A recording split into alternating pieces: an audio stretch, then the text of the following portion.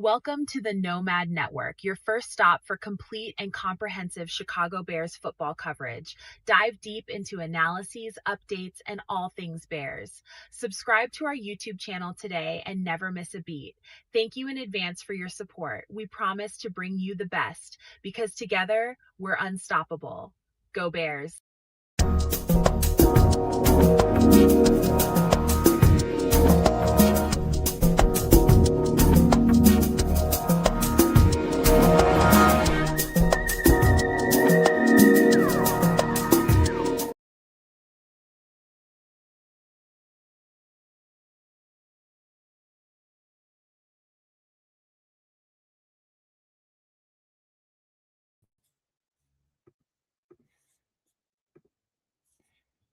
Put your kids to bed. It's some extra sauce, man. Yo. Welcome on in, y'all. Sorry we're late. BSing around in the green room like we always do in every damn show. But welcome on in, you guys. As we're getting started, man, it's a lot of stuff to cover tonight, man. It's a lot of, let's just say a little bit of breaking news and some big breaking news towards the end of the show. We're going to talk about that everybody should know about by now, but give you a little small description of what we heard, maybe show you some things to that news. But hey, welcome in. I'm having a great day. It's been nice out there. Been out there doing some physical labor. We'll talk about that as we get into the show. But man, it's nice to be in here on the show tonight with you guys. We got a good one for you. A lot of Bears information, a lot of conversation to be had about that. So you will not be let down in that department. Plus other stuff to talk about, like we always do every week on the show. So without further ado, bounce past to Canada and let's see what happens. Oh, we're gonna do like the kids and pop deep 20-footer three and go from 0 rebounds. That's the game today, kids. That is the game. Makes me angry. It upsets me quite a bit.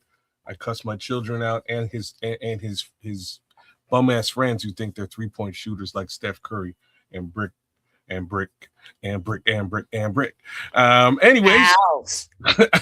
my day. I'm just saying, man. I'll never forget it, man. I went to my son's basketball game maybe 3 or 4 years ago, and one of the kids, and like they're twin brothers. I can't tell them apart. You know what I mean? These two boys are twins. I don't know which one's which, but one of them can't shoot. It's moral of the story. One of them can't shoot. So he would pop up, post up about 20 feet deep, and just hold that pose, man. He'd hold it. And then there's air balls. There are, you know what I mean? There's bricks. There's nothing is going in, but he looked good. You know what I mean? He's still holding that. He's holding that pose like he did something. And I'm like, boy, if you don't go get that damn rebound, boy, man, I was so mad. I had to cuss him out. Like I thought the game was done. And this is a tournament. He did it for 2-3 games, and it just got worse and worse. And I was like, man, what the hell? What's wrong with you, bro? Told you were Steph Curry. You ain't Steph Curry. You ain't even chicken curry. Everybody got the hoop dreams. Hey, play your ball, pop your shots. But damn it, go get the rebound, though.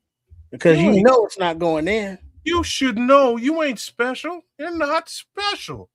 Go get the damn boards, man.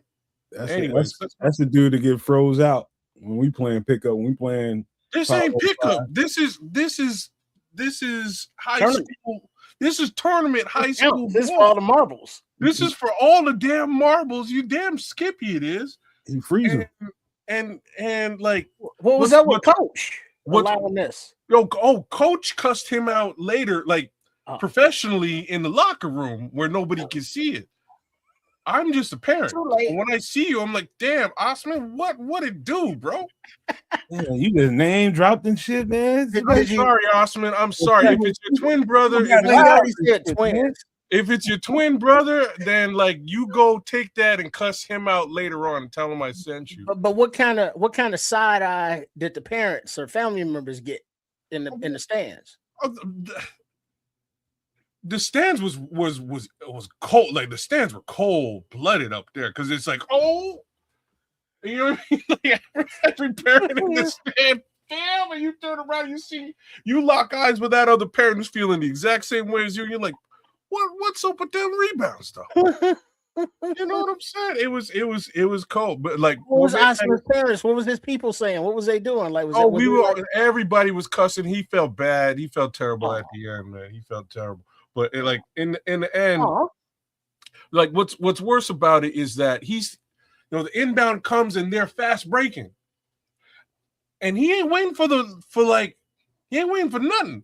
He's got green. There's nobody under the basket. He's the first guy to get the ball, no defender on him, and he's popping three and airballing it all day long. And I'm like, bro, at least wait till people get set up or something, man. Like, this is just wait for a rebounder. Bad business, dog. Bad business. Hey, what you gonna do? I'm sorry. You know, it's all good because sometimes, you know, we got to go through those experiences as I'm sure your son had to learn that sometimes your teammates be trash. Oh, he don't know. Well, okay, no, he knows well about that. Actually, yeah, he knows. You know what I'm saying? And sometimes you got to learn that humility and not be cursing out, you know, the little chillins from the stands like you suck. Well, it's his friend, so he ain't going like. And this is the thing, like he known these boys, since he was like 4. So that's your man. Like, what's up with your man? Well, that's what I said at halftime. I'm like, what's going on with your homeboy? Because if this continues on, I'm gonna have to. When I see him, you know, I don't mess around. I will cuss him out on site. You know what it is. Like if we're not driving him home, are we? Because if we driving him home, he's gonna feel it all the way home. You need that. Ted's that type of dude that go to the drive-thru, buy everybody some ice cream, and be like, "Fuck you, Asaf." You need your ass whooped. That was an accurate description. Everybody getting ice cream. You on the team? Yeah, man. You play good. Fuck you, Osman, man. Both are horrible, man. Hey, you know, you can live past that. Your own damn hey, man, over to you, Trip, man. imagine. No, check this out. Imagine watching a real live game, somebody getting crossed up and throwing your hip out, completely throwing your hip out, trying to defend it. What's funny? I did that to a teacher in front of my whole class on a bet, brother. On a bet, my drafting. This is legendary. My drafting teacher, you know, used to play ball when he was younger or something. I don't know. And he was like, "Hey, like, I watched because our drafting class had a pane window, and you could see the outdoor basketball court. And I'm there every day. So he's just watching me. I don't know he's watching me. He's like, "You're good. I'm better." I'm like, "You are, sir? There's no way you're better than me. You're 35. I'm 15. Like, I'm just saying, I got a couple of years on you in youth. I don't think you can really hang with me." And he's like, "You don't think so? Okay, here's a bet. I'll bet you an A+ on your next test. You didn't even have to come in and write it." I was like, "You're kidding me." I control the grades around here. You know what I mean? Like, the way that he put it. But let's go outside right now. If I beat you on the court, we'll play to 7. If I beat you, you get an A+. I look at the class. I'm like, "All right, boys, let's go outside." And everybody's like, "Sweet," because they get, they don't have to do any work. So we all go outside. I start playing teach, man. And my word, I think we got to 3. You know what I'm saying? We didn't even get to 7 or anything like that. One cross up, and he busts his ankle, and they had to call an ambulance, come drag his ass out. Hey, when that happened with me, kids, I was terrified, man, because that guy was alien. When I say alien, it was like deep. I mean, it was like, oh shit. Because all right, so imagine you standing in front of a basket and somebody's in front of you guarding, right in front of you. And to your right, there's an open garage door with a car sitting right there, front facing the garage door opening. And I kept telling the cat, man, this happened kind of recently for me, you know what I mean? And I kept telling him, whenever somebody I knew came around, first thing they want to do is get the football and just throw the football and be running around out in the street. He can see that we athletes, right? And he just always wanted to challenge me. I'm just like, oh man, this guy's probably about 60 years old at the time. I'm like, dude, that's like, dog, you. And his brother would just be bigging him up. He's like, you know, he was all-state this and all-state that and baseball and basketball and all this. I was like, dude, you don't want to play me in basketball, man. You don't want to do that. I'm not saying that you wasn't a bad boy at some time, but you ain't no bad boy no more, bro.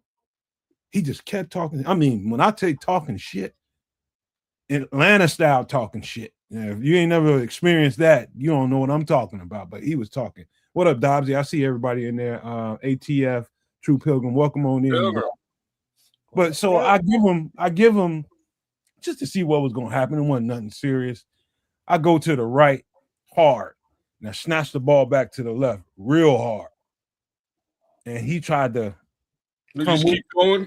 just keep going in one direction. I mean, and when he landed ear first into the front of that car. And I thought that was the worst of it. First thing I hear him moaning, first thing I'm thinking, I'm grabbing his head, seems to be bleeding. He's got a little cut on the side of his head, but that wasn't the worst of it. My man threw his whole hip out, man. Damn. I was just like, I told this man. We had to call an ambulance and everything. His mama came out. It's her son, and both of her sons is living with her because she's like 90-something years old. So I mean, it was bad, bro. It was real bad. Like, you gotta, like, I hope I never get to the point where I can't realize who I am at a certain age. I hope I never get there. Hang them up, baby. Hang them up. It's hard to realize that because, like I'm telling my little story. What's funny about my story is, I thought the teacher was kidding, and I was like, "Oh, it's all good, coach." Like, he fell down. I extend my hand to help him up, and he was like, "Nope." Call 911. You know what I'm saying? I was like, "Are you all right?" He's like, "Nope." Okay. I'm gonna go to the office and make sure somebody comes and gets you. And we the whole class stood there until the ambulance came and took him out.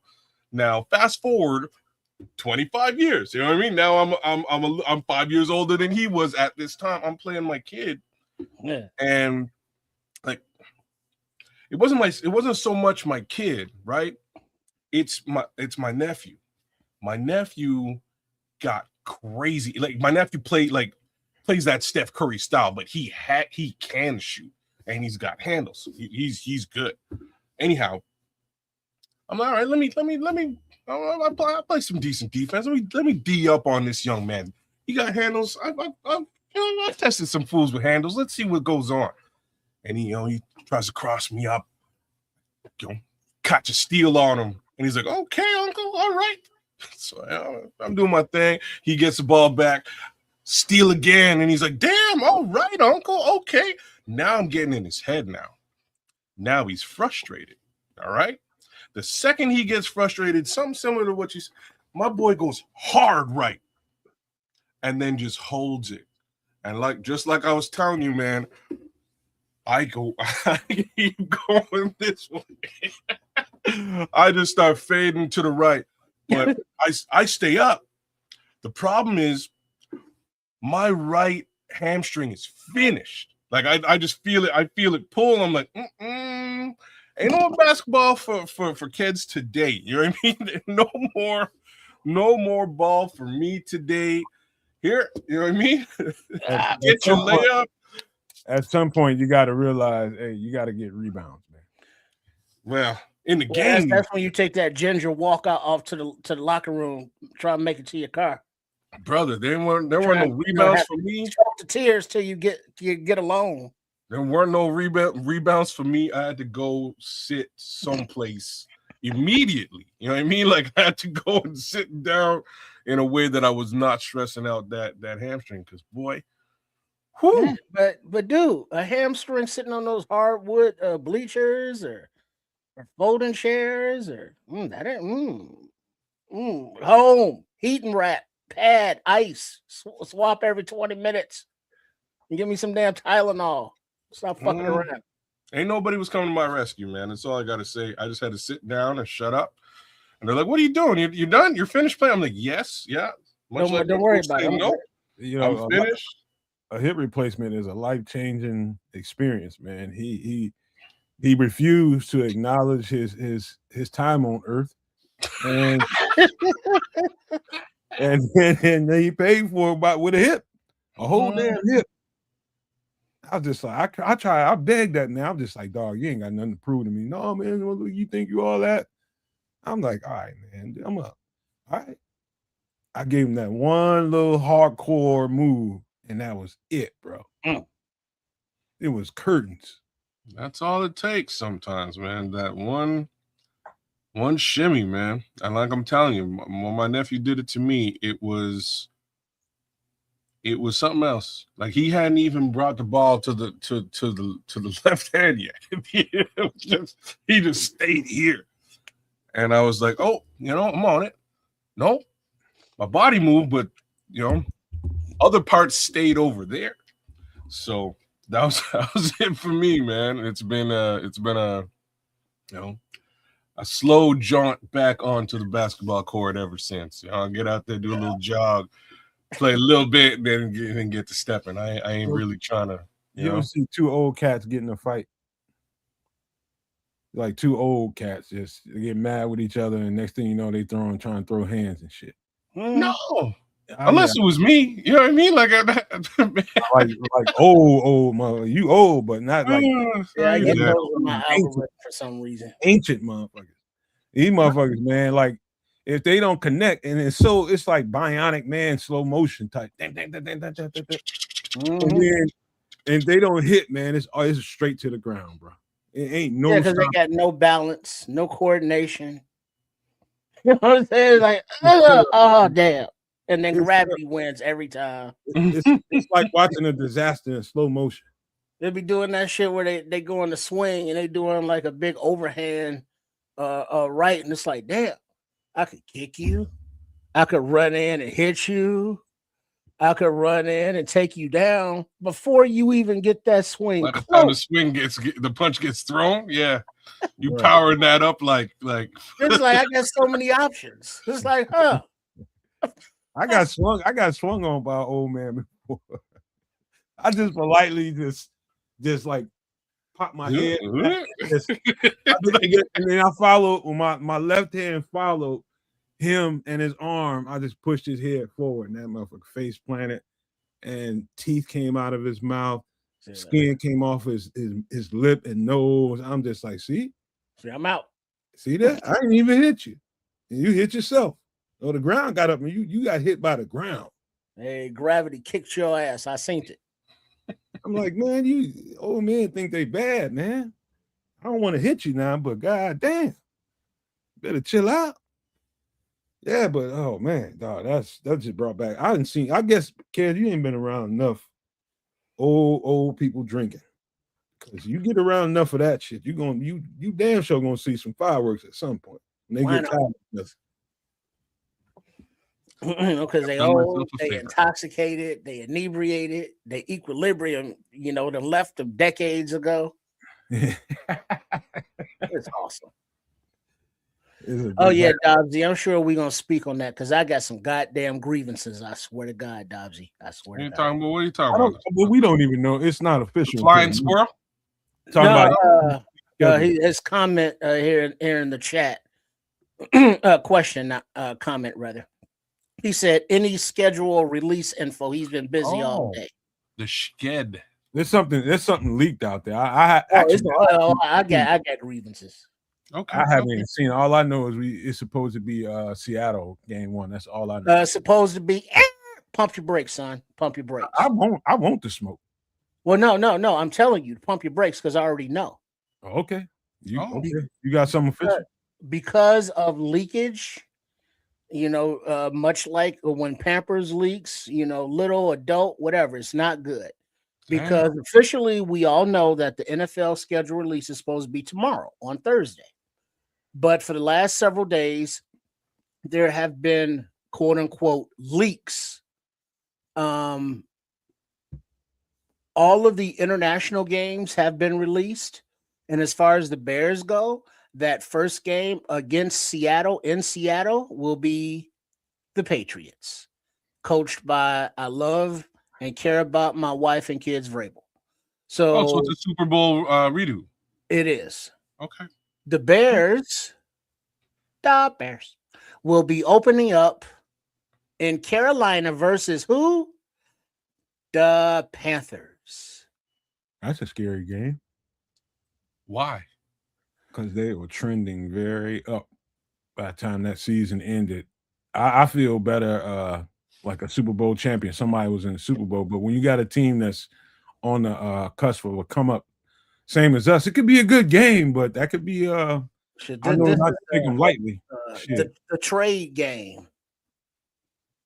You know what I'm saying? Because they got Bryce Young because of the trade Brian Poles made to get, ended up with Caleb Williams. So you got that storyline. But other than that, you got as far as coming up, Panthers won their division, Bears won their division. I'll tell you what, Trix, hold it until we get to the Bears, and I'll let you cut loose. You can unleash when we get to the Bears conversation. I'll get to you first with that, and we'll lead with that. But just so we can get on around the horn real quick on how live's been going, so we can get other parts of the show going. How's life been treating you this week, Mr. Canada? Things are pretty much the same. My boys here, which means I'm spending a lot more money on things I didn't realize that I'd not been spending money on. But at least he has a little bit of money and he can spend some too. So it's not terrible. A lot of arguments, as in we talk a lot of shit, both me and him. And yeah, it's been great. That's like basically been the bulk of my week. Outside of that, hey, I got a question for you and your son. Yeah. Well, he even though Styles ain't here, but let me ask you this: how is life now treating him as a quasi adult and having adult conversations with him and not father son? Like are you able to separate them? Are you you always running into father shit when you're talking to him? Define father shit, sir. Father shit is everything, man. It's too much. The definition is way too broad. Are you always trying to teach him, or are you just having conversations, talking shit? Or are you always giving some kind of sage advice? I don't know if you guys have noticed, I'm always giving sage advice as it goes in as a general broad statement. So really what's cool is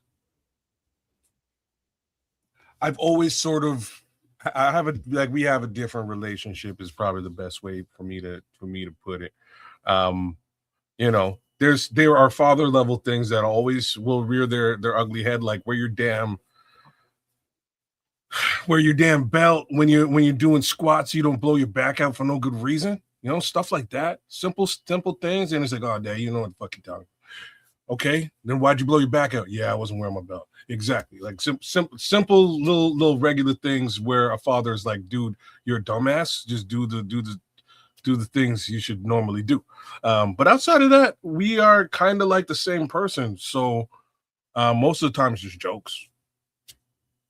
95% of the time is jokes. And it's like, oh, you did that? I did the same thing, except it was worse. I'm glad that the results for you weren't as bad as they were for me. That's it.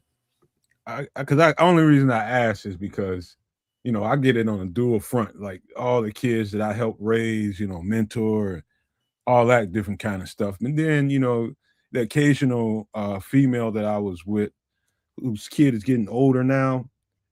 It's like a different conversation that I like. I haven't been in a relationship with this girl for ages.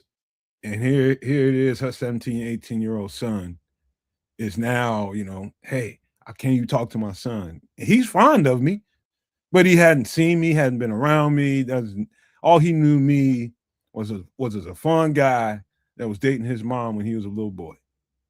And trying to, bridge that gap is an MFer, but that's how I knew him, a small little toddler running around, being mischievous and being a kid. And now I gotta, have these grown ass conversations with you, like, dude, like, let me tell you something. Once you get to a point, and then I'll just give you a little tea into what was going on. I said, man, if you don't learn to use your verbal acumen you're going to find yourself in a physical problem for a long time because you don't know how to talk through stuff and you don't know how to separate yourself if the stuff gets too thick for you. I said, number one, you have to, at all times, whenever you start getting involved with the female, you lay the groundwork right then and there.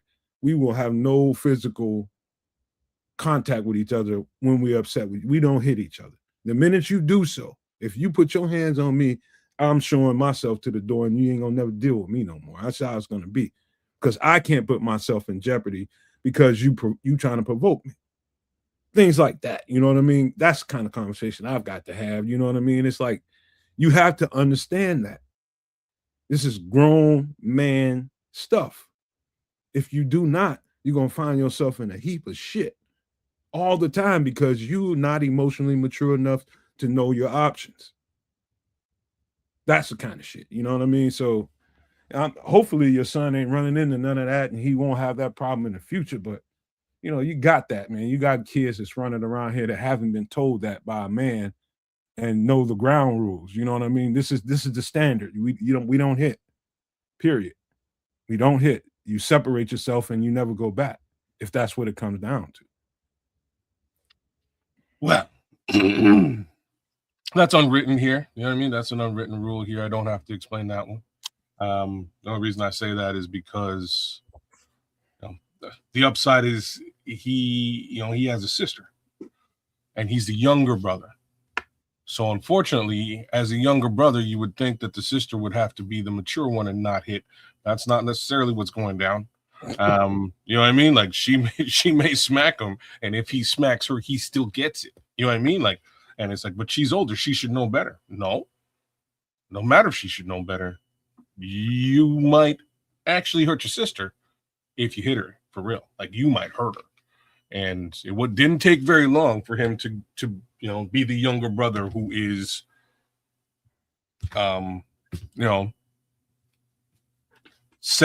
to 10 to 12 inches taller than the sister, couple 80 pounds heavier than the sister, and just had to be the more mature of the two. She give a fuck? She don't.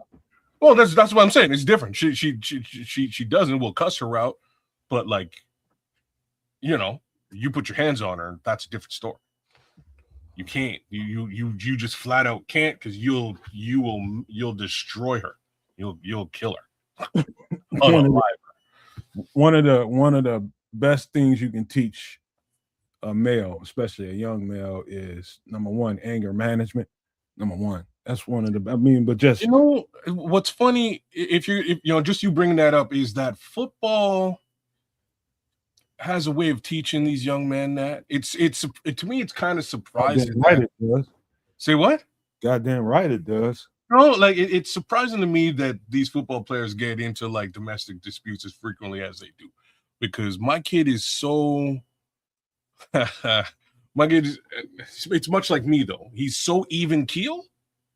It takes a lot to get him to that point where he's angry. But what's wild is like, if he's angry on the football, like there was one game he was playing, man, and they just got their fresh uniforms, just got his number, and he's representing out there, and he's playing, and some player like drop tackles him from the back, and he weighs more than the player, so the jersey goes. You know what I mean? The jersey's ripped in half, and he's like, man, I just got my jersey. He's angry. The next player comes to like, I don't, and he's on defense, so I don't even understand how all this happened with the jersey. Long story short, the front now of the jersey is now ripped in half, so he's just wearing tatters in this one game, and then he gets hurt by the same player who ripped the jersey the second time. So as soon as he goes off the field, like as soon as he realizes he gets hurt, he's on the field screaming and cussing. And he don't cuss all that much, but I'm like, yo, he's mad. He's mad. Like I can tell he's mad. And he comes over to me and he's like, Danny, oh man, they destroyed my jersey. I'm so mad. They messed up my ankle. As soon as I get back out on the field, that guy's mine. And I'm like, okay. And I look at the coach, and the coach looks at me, and we both shrug our shoulders. The kid goes out there and starts playing, man. And now he's on fire because he's mad. He's young, 3 quarterback sacks, tackle for loss, tackle. He's all over the field, just flying around, pissed. And the coach comes back over to me and he's like, yo, man, so that's all we have to do? And I was like, what are you talking about? I was like, so we have to get a player on the other team to destroy his jersey and piss him off every game. And he's just Aaron Donald. he's the Incredible Hulk as long as he's pissed off. And that's just kind of how it works. Hey, kids, let me tell you something. That's not very uncommon, man. It's a lot. I've been around a lot of football players. I'm a self-starter, man. You know, the minute I know it's a game, I'm already revved up. You're turned up. I don't need no motivation whatsoever. But then my personality type is different. And I know it's not the same as everybody else's. When I start realizing that, I was probably 9-10 years old. You know, I started realizing like, man, if something needs me, I'm talking about Pee Wee football. If we need to make something happen, I'm the only one. I have to make it happen. So I developed a mentality from that. Now, on the flip side of it, you know, you got people that don't really know themselves and don't really know how to get to their motivation. You know, if whatever it is for you, you need somebody to get at you a little bit to get your piss a little warm, then you need to get with somebody and piss you off. Get some reason. You know, if you're gonna play football, you need some reason to play with a little certain type of temperament. We got a linebacker on your shoulder, man. It's true. Yeah, you got to, man. I mean, it's the game is best when played that way. You know what I mean? For you and the people that are watching that entertainment, you know what I mean? But more so for you. When you have motivation, it brings something else out of you that maybe you didn't know you had in you. Just got to have some kind of motivation. So if I was to tell Styles, I was like, man, Styles, whatever it is that about that dude that pissed you off and you felt like he wronged you on that field, like it was unnecessary, you need to dig in your files in your brain and think about some of that stuff and use that as like the picture you're looking at. Yeah. Moving forward. You know, I speak about my nephew who plays ball, and he's a thick kid, just naturally, and he's athletic. So he's out there learning the different moves, the counter moves, you know, different positions. So he's doing a lot of thinking on the field. And when he just plays, he's thinking still, but you know, so he's not really being athletic or using his weight and, you know, leaning on these kids. So something happened, he got held or hit, or the ref didn't call it, and he started crying, you know, literal tears. It's on now. And then he went back on the field and he was like, give me your lunch money. Mm-hmm. And he turned up another level, as the kids say. It was like, oh shit. And then he started throwing and slinging these kids. I was like, yes, that. And it's like, you harness that shit. It's like, you know, when your sister be pissing you off, save that shit, you know, for the gridiron. You know, when your daddy be yelling at you for doing that dumb shit you be doing, you know, learn the lesson and stop doing that dumb shit. But save that frustration and anger for the games. And so he'll, I believe, learn that and continue to develop that, because naturally he's not aggressive like that. You know, he's not soft, but he's just more chill, you know, kind of go along. When he gets frustrated, like any kid, he'll deal with it himself. He wants to be alone, and then he'll, you know, come back and everything's everything. He's, you know, typical 9-year-old boy, you know, never clean his room type shit. So harnessing that desire, that emotion, that unbridled passion that helps players on the football field, it's in there, but it has to be brought out, developed, if you will. But once you tap into it, we see how games can elevate. Hey, we had guys on the team that were like that in high school and in college, man. I've seen some bad stuff happen. Some of the teammates that want to provoke that player. I've seen somebody get drove completely through a screen door out off the porch into the grass. I mean, like a big heavy duty screen door just bust right through it. Pissed them off. We were in there drinking and they just trying to get him fired up. It's like somebody that doesn't know their own strength needs to see an example of how your strength can really dominate people. And I've seen that happen a few times, man. I'm telling you, it ain't pretty. And it's almost scary, but that's what you need on the football field. Mm-hmm. You need that ain't pretty, almost scary kind of football player. But if they ain't wired that way, it's hard to get that out of them. But They don't work like that. They just don't work like that. I don't know how much it might be related, but I sent kids a message earlier that one of the draft prospects that came out this year, it's like not one of the retirements, but what's his name? Quintavious Hutchinson. Mm-hmm.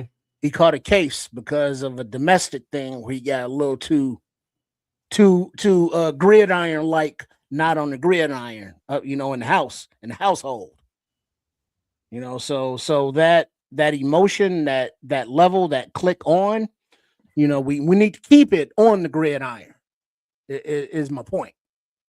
Yeah, that's a maturity thing too. Is learning how to bottle that, and use it in the right place. Like Doc is saying, football was about that for him. Or sports, it's the release. You know what I mean? And that's what it was for me. It's just like, hold on, I can just tee off on anybody I want to, and people love that. Right. Oh, it's on. You mean the more violent, the better? It's on. I was already aggressive to begin with. I grew up in a house with big ass brothers and shit, always fighting me and wrestling with me and bringing that side out of me and making me be that way. And so, being raised like a goddamn on pit bull, you're gonna do pit bull things when somebody put a uniform on your ass. Dog gotta eat. Shit, what it was. Shit, and all them other kids were just my damn victims or something. That's how I looked. I'm serious, man. It was bad. But yeah, man. Anything else, Trips? What you got going on this week before I spin off? Just see, I got the spectacles on. Looking at screens, doing some coding, getting everything popped off, coordinating with the crew over at Sport Chicago Style. Follow they're here on the YouTube at RRSCS. Meeting with the guy, we got the winds of change at Hallis Hall, the theme for the departures as well as the new arrivals that the team has made thus far this offseason. As everybody has gone on and have been recording, and we gotta pay for an editor because there's so much stuff backing up. But Chef Trips got his channel over there at Chef Trips, and we see him at the end of the month, the last week every month here, on some extra sauce, MF in the kitchen. Make sure you mark your calendars and have the notifications on for that. But then Coach Tripping and Trip with their Trip Kundo and the self-defense thing, it's still a thing. It's just getting it them but yeah, harnessing stray cats, I think, is the expression. It's what it's like managing, all these different personalities and sometimes divas and contractual obligations and people wanting top billing and dressing rooms and close up. I don't want to get into it further. But yeah, it's going well. So Sport Chicago Style, keep up with everything going on, and everything's cool. Yeah, let's keep it rolling. All right, so let me take you guys into my world. So my mother, she kind of knows I've developed a nice little green thumb. And this ain't the first time she tapped me to come over and do some stuff for her. She wants me basically to start it off. She's got a bunch of remember all the trees I told you I had to go over there and cut down last year. All that shit's still there, but the stumps are there. Stumps are still there, and she wants the stumps removed. So she needs to level the land because she wants to put an add-on onto the house. She wants to build onto it, and her plan is great, but it's only going to cover a certain part of the backyard. So there's probably another third of it that needs to be dealt with. But that part that has the area that she wants to cover has a lot of stumps over there. So she wants to have me come over there and remove the stumps. So I don't know if you don't live in Illinois or in a Midwest region, you don't know how fertile the soil is here and how strongly rooted, and even in Canada, I'm sure, how strongly rooted trees get into the ground. Like trees in happy soil. If the soil is happy, so are those trees, and they just grow. Oh, that's happy little soil. So we're talking about bushes, small trees, and it's friendly. Things that are rooted thicker than your leg. I'm talking about a corner bush on the property are rooted thicker than the thickest part of your thigh. Oh, nice thick bush. And I haven't even counted because I'm scared to do that. But I've been doing that all week.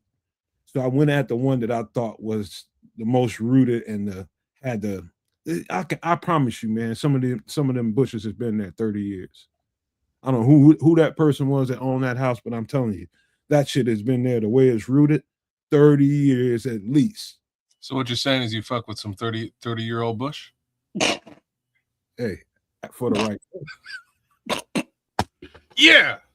Nice. You look at nasty ass Wendy. Somebody likes a love me some thick bush. That's it. Stay out of that. He right there with me, man. See how I lined that one up, man. Knocked it out of the park. Let me tell you, I don't know if you guys have ever tried to tackle a job like that. I've tackled some thick bush in my day, man. Oh yeah, when it's all like BDBs and nappy, or curled up and twisty. Y'all motherfuckers can't get right for nothing. You can't get right. All right, let me finish the story, man. So anyway, I've been over there the past few days. So I've been over there and I just finished clearing the thicket. So I had to clear all the land first, so I can see everything. This is too easy. This shit, Trip. Come on, man. Try to keep. I'm sorry. Continue. Focus. I didn't do that to you, but I'm sorry. Continue. All I'm trying to tell you guys is I'm going to transform that backyard into something beautiful, and it's not going to be easy. I'm going to be over there for a long time trying to get that. So if anybody got suggestions, I know it's probably some people going to say, hey, go rent this piece of equipment and you get them right out of the ground, man. Ain't nobody got money like that right now. Well, is it her property? Yes, it's hers. Yeah. Is it out in the country or in the city? Oh, it's in the city. So she can't burn? No, you can't. You can't either. If you own the house in any city around Illinois, you better get a permit to be doing that. I mean, not open flame, but like a burn barrel. Put a barrel around the stump and just keep the flames going inside the barrel, and it eventually goes down to the roots. I can see how some city employee would come up and be like, hey, what you got going on over here? Yeah, because I know some jurisdictions have, like in the springtime, it's allowed to burn yard waste, from the winter before the summer, and so there's certain days that, burning is allowed. So certain provinces, man, like anywhere, like if you in the city of Chicago itself, there's some structure there that's going to say this is how you do it if you're going to burn. Then you get outside, so you go to Naperville, you go to Bolingbrook, any goddamn where the shit's going to change from jurisdiction to jurisdiction, right. How you can go about that. And so I just say universally, in Illinois, if you're gonna do anything outside of a fire pit, you better go to get you some permission or something, or you're gonna probably get a nasty ass ticket. Well, it's either that or get to digging. That's where I'm at, man. I'm gonna throw every tool I got in the tool book at this. I might have to go to a saw.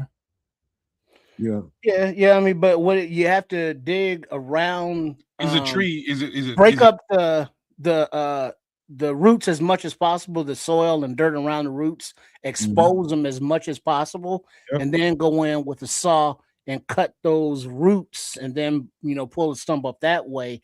And that's the the easiest manual way, short of having a little those little, what do you call those little fucking bulldozer things, but the little bitty bobcats. Yeah. Or some kind of actual industrial tractor type equipment that you can chain and pull it up. They have a piece of equipment that is out there that actually absolutely uproot stumps, but you got to either buy that or rent that for a hell of a lot of money. But what you're saying is what I just did today, and I'm just now getting to the digging part of it. I just got to the thickest one that I thought, and I just now exposed the root and got to cracking at it and pecking at it. I got at it pretty good, but it's still solidly planted in the ground. So I don't know if you guys have ever heard, but the old ladies down south, you'd be like, hey, you ain't gonna be able to get that tree out without about 3 or 4 people because it got man roots. Yeah. What does that mean? That means the roots are shaped like a man. You got a thorax, a head, and 4 limbs. They thick. They rooted like that. And so those are actually supposed to have, talk to the old ladies in the South, medicinal quality once you can get them out of the ground. I'm just saying. Well, ask them if they know how to dig them out. Pickaxe, that's what I had all day today, Wendy. Pickaxe. That's how you break up soil, because you can't saw or cut through dirt like that. And you got to have, roots grow down and out and spread. So it's, in order to, shave that bush and nice and get to expose those roots, also nice. You got to clear a lot of soil, and that's just straight up labor. And you know what, Trish? That's the second worst part about it, is because it's in a section where it's covered with a whole bunch of, you can tell somebody got a bunch of river rocks, and that's the entire section of it. It's got river rocks all around it. So it took me a long time. So you can't even pickaxe it. Damn. I did. I bust my foot up today with the shovel trying to get through some of that sediment, and I hit a spot that wouldn't move and kind of. How many curse words did you use out there today? Man, no, I didn't, man. I know the job, man. I did it here on this property, man.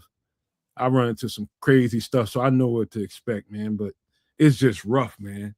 But once I get a sound system on how to get them things up and get that part about it over with, it'll be smooth sailing, man. I'll get it. Yeah. Then you got to refill in the holes and level it all out. Yep. And then, match up the grass and get that seed all down and shit, and then do that part of it. So, you got several months of work ahead of you there, my boy.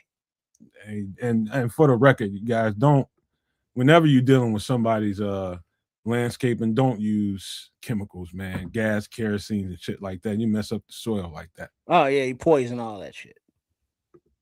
But because no burning, so no kerosene anyway. Yeah, this soil. So the most you might be able to use is a chainsaw, but that's only if you got the soil cleared, and that doesn't help if you got one of those man roots going at an awkward angle. Bro, it's gonna take some work. I'm game for this. It's mom's. I'm game. Right on. His mom. She got lemonade and sandwiches. Don't be bullshitting. She got Popeyes. Shit. Well, you see that's anti-work right there. You know what I'm saying? Popeyes. Well, Mom, you gave me that Popeye, so after lunch, that was a wrap. I need something on white bread, whole wheat. Maybe some lunch meats or something. Maybe some tuna, something light. Something give me some energy, you know, a couple hard-boiled eggs, keep working. I'm gonna stink, but don't worry about it. You know, because I'm gonna be out here working. You know, Popeyes, like, and big thick ass biscuits too. So you gotta wash it down with something. Nah. You know, then you need a little something sweet after it. You know what I'm saying? Now you need a nap. Hey dog, we went over there yesterday. We went to Popeyes after I got done. Man, they gave us the smallest little pieces of chicken in the world. Told you I'll be using little baby chickens nowadays. I mean, them pieces of chickens were so small, man. A 10-piece looked like a 4-piece, man. Mm-hmm. You gotta mean mug the server sometimes, man. You know what I mean? It ain't their fault. They don't grow No. I need a breast. You know what I mean? You gotta mean mug them motherfuckers. But breast be 8 cups, kids. You know, we want some triple D's. That's what I'm talking. We want those kind of breasts. They ain't got triple D's no more. They got 8 cups. That's what they got. Damn. She was like, she was like, you want me to go back? I'm like, no, I'm too hungry, man. I ain't got time to be fussing with this motherfucker, man. There's the Museum of Science and Industry. When we were shorties, that we'd always take field trips there because it's a huge spot. They got all kind of different shit going on. And I used to love the trains, the coal mine down below, and then they got this part where they got little baby chicks. And you watch them hatch, you know, in little incubators, and they run around. Then it's like, oh, they grow up to be chickens. And it's like, nah, they don't even wait for them to grow up to be chickens no more. They just take the chicks and then they sell them as chickens. Yeah. I think it should be a class action lawsuit myself. Very dinky pieces of chicken. And I was quite upset, but I was hungry. I ain't had time to be fussing and arguing with folks, but I shall remember. However, man, you know what I've also been doing? Checking out some cocktails. Y'all ready to get into some drinky drink? Okay. Yeah, sure. And also, too, man, I've been drinking quite a bit of water, so I might have to pop out quite often tonight, man. Drinking all the water, trying to rehydrate from all that sweating. So I'm kind of with you there, man. I may have to do this very shortly as well. Right on, Red Baron. Your wife even there, all smooth and hairless. For short shorts. If you do wear short shorts, and that's on some old school shit. Now this is the Hurricane and not the movie starring Denzel's. All right, this consists of simple syrup, orange. God damn, you and your backgrounds, I swear to God. Orange juice, passion fruit syrup, grenadine, lime juice, dark rum, and light rum. Oh, that's 2 rums. The dark meets the light. So what am I looking at here? Syrup, orange juice, passion fruit. So fruity, grenadine, that's that bright red stuff, fruity. Lime, that's a little tart to offset all the syrups and sweets. And then 2 liquors, dark and light. Yeah, there's a lot going on in there. All wind whipped up like hurricane kids. You got me with the citrus, so I'm in. That's it. About that simple. If there's citrus involved and rum, I'm about it. Let's if do you that. About it. You ever want to drink a drink that is totally? Of course, the ladies gonna love this. This tastes beautiful, man. That passion fruit, man. That passion fruit sticks out in this drink. Don't worry about the dark and light rum. There's probably trips. It's probably been going on. If you drink mixed drinks, if you had mixed drinks, probably more times than you can count. And you just didn't even know it. But this is a favorite of mine when I'm hanging out and just being around females and doing something for people that's around me. You make this drink right here, and everybody's gonna drink it. Guys, girls, everybody just loves this drink. Especially down south in Atlanta, man. They effing love this drink. It's a winner at your party. I guarantee you make this drink, it's going to be a winner. Everybody's going to have a good time. This is like a solid punch. Yeah, this is definitely what do you call it? Obviously punch, but what do you call? Is there a special name? Let me use my words for those drinks that are drinks, but when you drink them, they're like punch. You really don't taste the alcohol. Well, have you ever been to a happy hour where you got the mixed wells for like $2 and $3? Yeah, many. That's basically what you just got through describing. So it tastes like fruit juice or fruit With a little or liquor. punch, but there's a lot of liquor up in there. And some places have a lot more liquor in it than other places, you know, depending I on mean, where so this is basically your Boone's farm type shit. No. This Boone's Farm ain't got shit on this. You get a tall enough glass like this one. Mm. By the time you get to the bottom of that B, where them ice is gonna be. Trust me, bro. If that thing is made right, you're gonna be like, oh, okay. Let me get this next one. I'm gonna sip the shit out of this. Because you're gonna run right through it because it's that tasty. That passion fruit is a star. Yeah, but I think I would rather run through these than something smooth like a Long Island iced teas. They're the same. It's the same kind of shit, though. Well, this ain't got as much alcohol though. Nah, that's what I'm saying. The LI iced tea, you only taste that booze sips 1 and 2. After that, it's just iced tea to me. You pound them things down.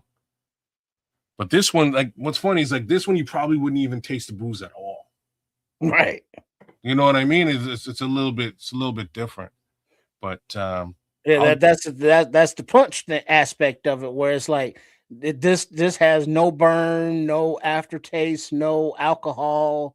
You know, like ooh, bitterness. You know, this is just passion fruit, orange juice, syrup, grenadine, lime juice, and other stuff in there that you really don't taste. Well, Trip, let me ask you a question. What do you think? So there's a difference between a bartender and somebody that's a mixologist, somebody that really does this shit. And like your average bartender, what do you think? Because a bartender is just going to pour content on top of content, is going to hand you a drink and get their money. That's just what a bartender does. Yeah, bartender gets you fucked up. Yeah. A mixologist entertains you. So no, he knows how to mix that drink. Now, if the bartender gives you this and you stick the straw in there, what do you think you're going to taste first? Well, but here's the difference though. I think your preference of mixologist or bartender for the evening depends on your mood and the occasion of your imbibing. If you want, to get where you want to get and get there with less fuss, less muss, you want a bartender. But if you want to kick it a little bit, get a little smile, you know what I'm saying? Maybe have some smell goods on or something, you want a mixologist. Yeah, I ain't got no need for it. Fix my shit, do it right. And because you don't want no mixologist, you know what I'm saying, at 1 in the afternoon when you just want one shot, one bourbon, and one beer. First of all, if you in there at 1 in the afternoon, you got some other shit to talk about. And yeah, to a bartender, not a mixologist. Because what is a bartender's other job? Therapist. They're a psychologist. You're damn right. Yeah. You'll talk about all them problems. Where's the mixologist? Like, look at me, I'm pretty picking up ice and shit. Okay, out of all the ingredients in here, what do you think has the most dense properties to it? What do you think falls to the bottom first? The grenadine. Probably the syrups and all that. So what you're gonna taste when you stick that straw in there is probably fruit juice. Oh yeah. And so which is why the later on that drink goes, the better it gets. So all you tasting is the tasty. And then it waters down the fruit juice, which kind of stretches that out even more. And then you sucking on that ice. It's like, this ice is good. You don't throw that ice away. You eat that ice. Because that ice got all that sweetness up in there. And like, that's some good ice.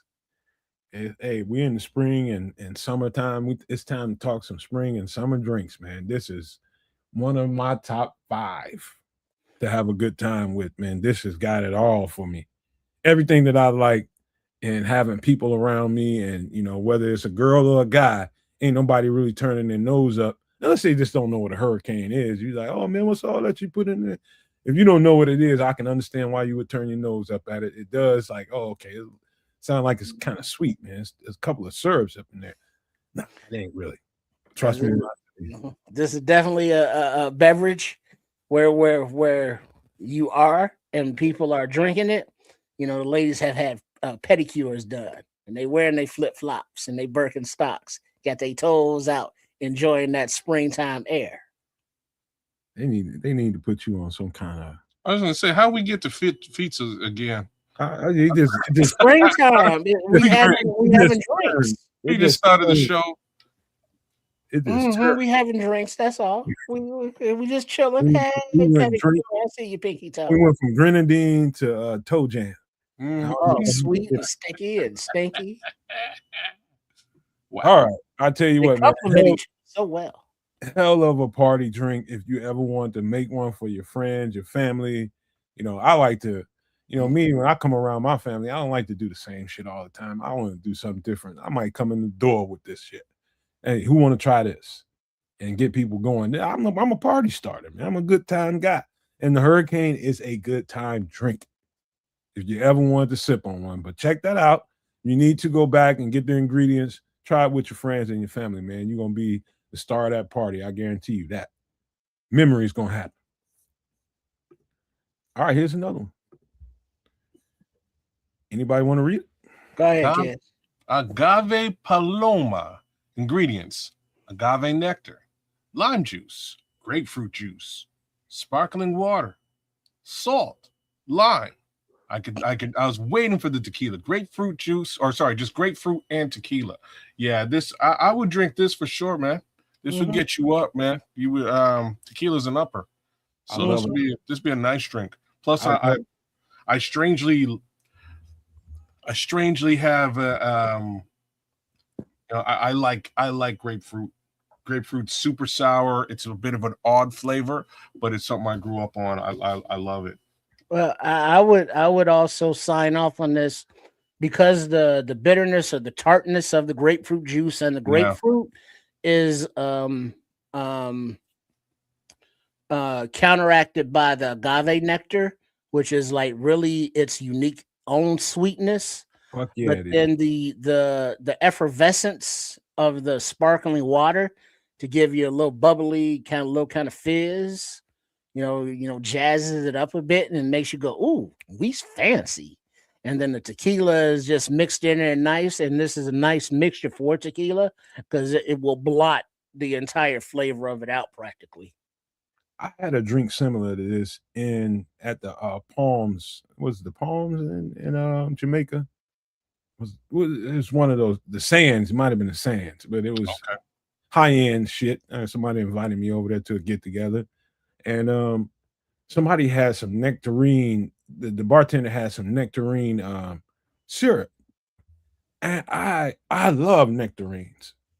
Forgot how much I love nectarines until I had a drink similar to this with some tequila and a salted glass. That's the key to it to me. It's tequila, and if you're gonna do that, salt that glass up. Yeah, man, it'll cut right through the. That's why as soon as I saw salt, I was like, oh, there's got to be tequila in the mix, and that'll kind of cut the, just cut the kick of the tequila out. Now you just got no more bite. That's it. It puts a muzzle right on that bite. Yeah, man.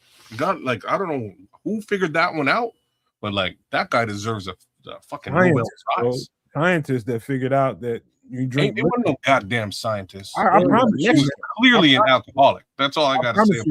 Some of these liquors go through tests and experiments, and they go through a lot to get clear. And I'm telling you, I realized, older after a whole lot of hangovers, that anytime you put salt in your body while you're drinking, you're helping your body, because alcohol is absorbing a lot of salt out of your body, and you don't even know it until later on that night or the next day when you're hung over and you can't get right. Salt, it might be science, but for a long time, bartenders specifically have been serving, shots of tequila with training wheels. And, training wheels consist of, a wedge of lime and salt. So, I mean, it's just kind of a thing that tequila has always been kind of associated with, with those condiments, if you will. Mm-hmm. Tequila is, if I had to pick a liquor that is my favorite of all liquors, it's got to be tequila. Which one? The agave, the white, the dark, or the medium? I've had both that 3? I've had them both, man. It's hard for me to pick one. But man, tequila. No, you got to go to a place with the lady, do a flight tasting of the tequilas, because there's the anejo, the agave, and the other one. Fuck, I gotta Google some shit now. But there's 3: the light, the medium, and the dark. There's 3 levels of tequilas. I've had them all. You just didn't know, because when you say give me a tequila, if whatever they got, that's the bartender. The mixologist might ask you what kind. But like the one with the worm in the bottle, in the bottom of the bottle, that's the white. I know that much. All I know is what it does to my body chemistry. I heard kids say tequila is an upper to him. The kid got some weird. I got it. Okay. Hold on, fellas. Education. Let me get my spectacles. All right, here we go. Types of tequila: blanco, white, silver, unaged, bottled immediately, a strong agave flavor. Respado, rested, aged 2 to 12 months in oak. It's smoother. Anejo, it's aged 1 to 3 years. It's richer and has caramel notes. And then there's extra anejo, aged 3+ years, and it's very complex. Who you calling anejo? Cristiliano. As soon as you turn your image off, we start doing that. You know what I mean? What the hell? Filtered to be clear. And then mixto, less than 100% agave, but often contains other sugars. So that's 1, 2, 3, 4, 5, 6 different types. Go someplace and order like a flight of tequilas, and like there should be like a sample of each one of the 6, and then have you some tapas and some snacks, and then make sure you take notes, because after 6 tastings of tequila, you're gonna be feeling kind of forgetful. I'll tell you why I swear by tequila so much, and thank you for that description, Trips. That was very informative. One of my boys I met in Georgia doing emergency response, his name is Vicente. He's from I can't remember what village in Mexico, but he's a country boy. Man, we went out one night and he was looking at me while I was ordering this tequila. He's just like, man, Migo, why you drink that, man? I was just like, what the fuck are you talking about, man? He's like, man, cheat is bullshit. He said, you want some tequila? I bring you some tequila. And we hadn't had that conversation again for 3 months. All of a sudden, Vicente went on a 1-week sabbatical somewhere, and he went to Mexico. Came back. I don't remember what brand it was, but he was telling me a story before he even let me take a sip of it. He is just like, man, 100-some-plus-year-old women and men, and they live a long time in my village. They drink this shit all the time. All the time. And I guarantee you, this was the smoothest tequila you ever put your lips around. I mean, good Lord, it was so smooth. I swear by tequila. To me, it's the best liquor. If you're going to drink liquor, I think the best thing you can do is find you some good tequila that's not as commercial as all this other stuff out there. I'm not saying it's bad stuff, but if you find some Latino people that really, really do this shit. And in Mexico, they do this shit, bro.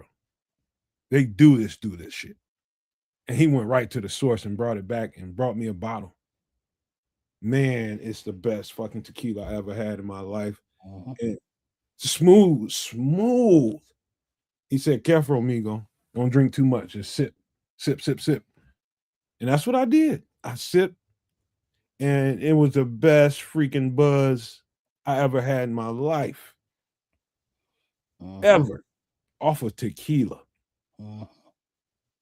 So I swear by any tequila mixed drink, I'm all over that shit. You'd have to put some toilet water in there to keep me from drinking it. I'm telling you, because I just swear by a tequila mixed drink. So agave paloma. Any more thoughts about that before we move on to other things? Well, just remember, you've had like bourbons and whiskeys that have been different aged? Oh yeah. It's the same with tequila. So, those flavor profile changes the more or less that it has aged. So yeah, but yeah, it looks like a nice, refreshing little beverage there. It is. I bet it is. I've had something similar. Great looking stuff. All right, we're gonna take a trip to the wild side, gentlemen. When I say the wild side, when I pull the first meal up or something to eat up, you're gonna see what I'm talking about.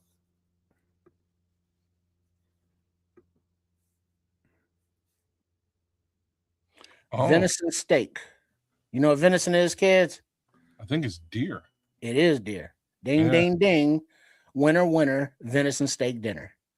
Oh. Directions: you got to soak that for 24 hours to get all that gaminess out of it and tenderize that shit. Well, I'm just giving you guys my way of dealing with venison after somebody else has dealt with venison. This is my way of handling Oh it. yeah, yeah. But however you do it, you got to get that gaminess out of there. But so you got onion, scallion, olive oil, orange juice, rendered butter, and you pan fry it with that rendered butter because it can withstand higher temperature. And venison is delicious. It has its own unique taste, and it is kind of gamey because of what it is and what they eat. And it's unique. You know that you're not eating cow or beef or pork. But it's good. It's different than lamb. Different consistency, different texture, but it's protein enriched. I believe it's very low carb, not a lot of fat, very, very lean. Yeah, it's a different experience if you ever have the opportunity. Yeah, you hit it right out the park in the first place.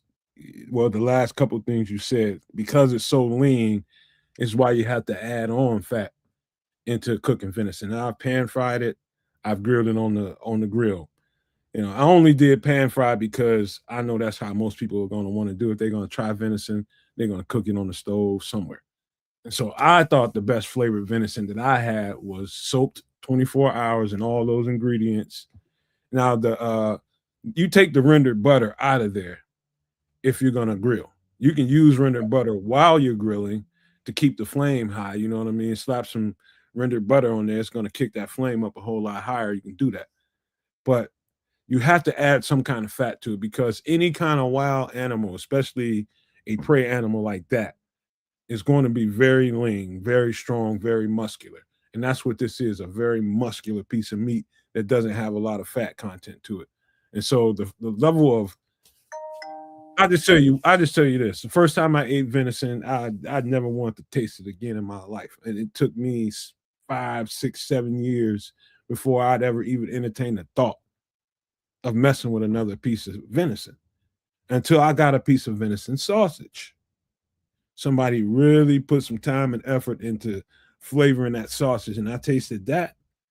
That changed everything for me. And so after that, that's when I got a hold of a venison steak after somebody else made that steak, and I was just like, it's all right. Still real way too gamey for me. The flavor profile just really threw me off. Now, when I did it myself and just took to it like I would do a regular steak and add some things to it, because right away I realized how it's kind of dry. You know what I mean? And just no fat content to it whatsoever. It's just all meat. And I'm just like, that's cool, but let me add some flavor to this thing. And that's why you see all the stuff you see on the screen. Scallions is a really strong flavor, especially in a soak and a marinade. Very, very strong. You throw that in there with some onions, and that's gonna really punctuate the flavor of that meat. And so that's where the gaminess is gonna come out through those two things. What are y'all guys doing, man? Y'all watching phones and shit? What the fuck? Yeah, I'm looking at the schedule released leaks come out.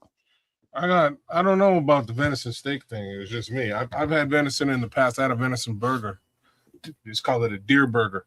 It was okay, and it's everything that you guys have sort of described with respect to that gaminess. You just chewing and chewing and chewing and chewing and chewing. It was all right. kind of had a. Even after it was soaked, it was still chewy. I don't. Well, like I said, I don't know how they prepped it. It was a burger, right? I don't know if they soaked it or what. I can only assume they did, but I don't know. It was chewy as all hell. It was all like. It was okay. Like there was a burger joint right. Like I mean, like a 3-minute walk away from my apartment when I was I was about 20, my first apartment. And they had some crazy burgers. They had a venison burger. They had a kangaroo burger. That's crazy stuff. So you go down there and like just a regular hamburger over there at the time was like massive. It was like a big old burger. You pay $10 and you had a big old burger. But I used to go down there and cop a regular burger. And I'm looking at this. I'm like, well, one of these days I'm gonna do the rest of these burgers. So eventually I made my way through, kangaroo, venison, whatever they had. But I didn't particularly like the venison burger. Like the flavor was okay. It was just the gaminess that kind of threw me off. And like I'm saying all this, kangaroo is so much worse from a gaminess perspective. You eat a kangaroo, you eating a guy. Say what now? You know who? You eating a guy. That kangaroo. Oh, that ain't never going. That ain't going on. Y'all ain't gonna eat nothing that can put hands on me and just beat my ass and box me and shit. I want to eat that guy. Oh, see, Nomad fell in love with Matilda. What? Who the fuck is Matilda? You like that movie with that boxing kangaroo named Matilda. It's a boxing kangaroo, man. What movie you talking about? Matilda. Yeah, that's the name of the movie. I don't know if it was Disney at the time, but it's about a kangaroo who boxed, and her name was Matilda. Oh, I'm definitely not going to eat that. You nailed it. I was gonna say like that one from Looney Tunes that that you might get confused with. Who was it? It was like a rat, and the rat would disappear, and the kangaroo would come and whoop ass. No wonder kangaroos want to beat people ass so much. Weirdos eating kangaroos and shit. That's half a human, man. Apparently, put another roo on the Barbie. Apparently, the kangaroo population in Australia is larger than the human population in Australia. If they piss those kangaroos off, man, one of these days it's on. Because it's not like cows. Cows ain't gonna, fight you. No, but these kangaroos will. They're right. Clearly athletic. So clearly, you better cook as many as you can. You might want to get to the barbecue right now. Why would you want to eat that guy? It's because it's meat. There's not a lot of cows out there. There's not a lot of pigs out there. You got to eat what's indigenous, and it's either roo, which are bigger, or koala bears, and they're just too damn cute. You can't eat no koala. People still wonder why sharks. Yo, that's Wendy, man. That's great, bro. Hey, kangaroos are like deer fused with Nate Diaz. I wouldn't want to eat that. This dude's got hands, man. Hands that'll touch you up too. But if you touch it up first, if you put them hands on the grill, they're delicious and crispy. Right? It depends on who wins the fight. The victor go the spoils. Let's stick with the venison here, man. Okay, so they're much easier. Your experience with venison kids has been I don't know how you got a chewy burger. I have no idea how that works. But it's just the Well, that's the thing, though. How he got it was like they probably didn't soak it. Maybe not. They might have just harvested it and cooked it with little preparation, because not everybody does that, or cares, or or cooks or seasons or flavors like that. You asked before, it's like, what's my problem with Dairy Queen? And it's like, well, it tastes like, Becky from the suburbs seasoned it. You know what I mean? It's just like, And it's like with venison, it's such a gamey meat, and anything on those plains like that, if you don't do the soaking, it just changes the entire flavor profile after you cook it. So it makes it not juice, like you're saying, there's no fat to it, so there's no juiciness to it. So it's very hard to keep it tender. So it can get tough, it can get chewy, and you have that just gaminess flavor of it in general. I mean, that's why it's like a very acquired taste. And you So- got to cook it right for it to be appetizing. So the last time I got it was somebody that I knew went and took one down and did it, chopped it up into steaks and different stuff, different loins and all kinds of stuff that he did with it, and he made some sausage with it. And this portion of the sausage he made his own seasoned version of it, but he gave me the uncut version of it so that I can do what I wanted to do with the sausage flavor. And so that's what I did. And so he gave me 2 or 3 nice tubes of it. And I cooked some up for some people that was around the house at the time. And I didn't tell them what it was. You're evil, man. No. I knew one Did of them. they think it was beef or no, it was different? It's fucking mystery. No. For real. First thing that happened, the country boy from Tennessee knew right away. Okay. Taste it. He knew right away. The other one, you've been shot some deer. He said, "This ain't no motherfucking deer." He was like, "Man, this is deer. I know a venison tastes like. This is deer sausage." He said, "Isn't this good?" I grilled it, and so most people will use that as a breakfast sausage along with some eggs or something like that. I put it on the grill and made a burger out of it. So it's a deer sausage burger, and them cats was tearing that shit up.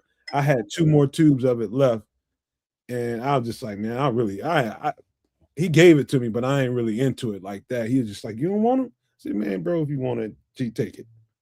Don't take the shit. You know what I mean? You want it, you enjoy it more than me. So he's from the country, Appalachian Mountain of Tennessee. They eat that kind of shit out there. So he's gonna get more joy out of it than I ever will. He probably got more recipes for that stuff, that than you would even know. Man, trust me. And then also just think like your buddy that gave it to you, if he did not soak it like you did, he could have made the same burgers or steaks and they would taste totally different. Man, my man was making meatballs and spaghetti with it. See? Yeah, everything that we use beef and pork and chicken for, they use venison, raccoon, possum, squirrel. Raccoon. You know the reason I'm doing this tonight? Good eating. You know the reason I'm doing it? It's a reason why I'm doing this tonight. Not to generate a conversation just about, who ate deer and who ate venison. It's because I got a feeling that we need to get acquainted with some more wild game the way the prices are in the grocery stores these days. We went to Popeyes the other day and it was 8 pieces of chicken for a meal. 8-piece meal was like $42. Kiss my ass. And so when I start thinking about that and I'm preparing this show, I'm bringing up this conversation so that people can start getting acquainted with it. I'm gonna be honest with you. The first time I tasted venison, because it was different than anything I'd ever tasted as far as the meat went, I was the same with lamb. The first time I didn't like it. I didn't like freaking deer, man. I was just like, oh no, I'm gonna stick to what I know. But guess what? What you know is costing an arm and an effing leg.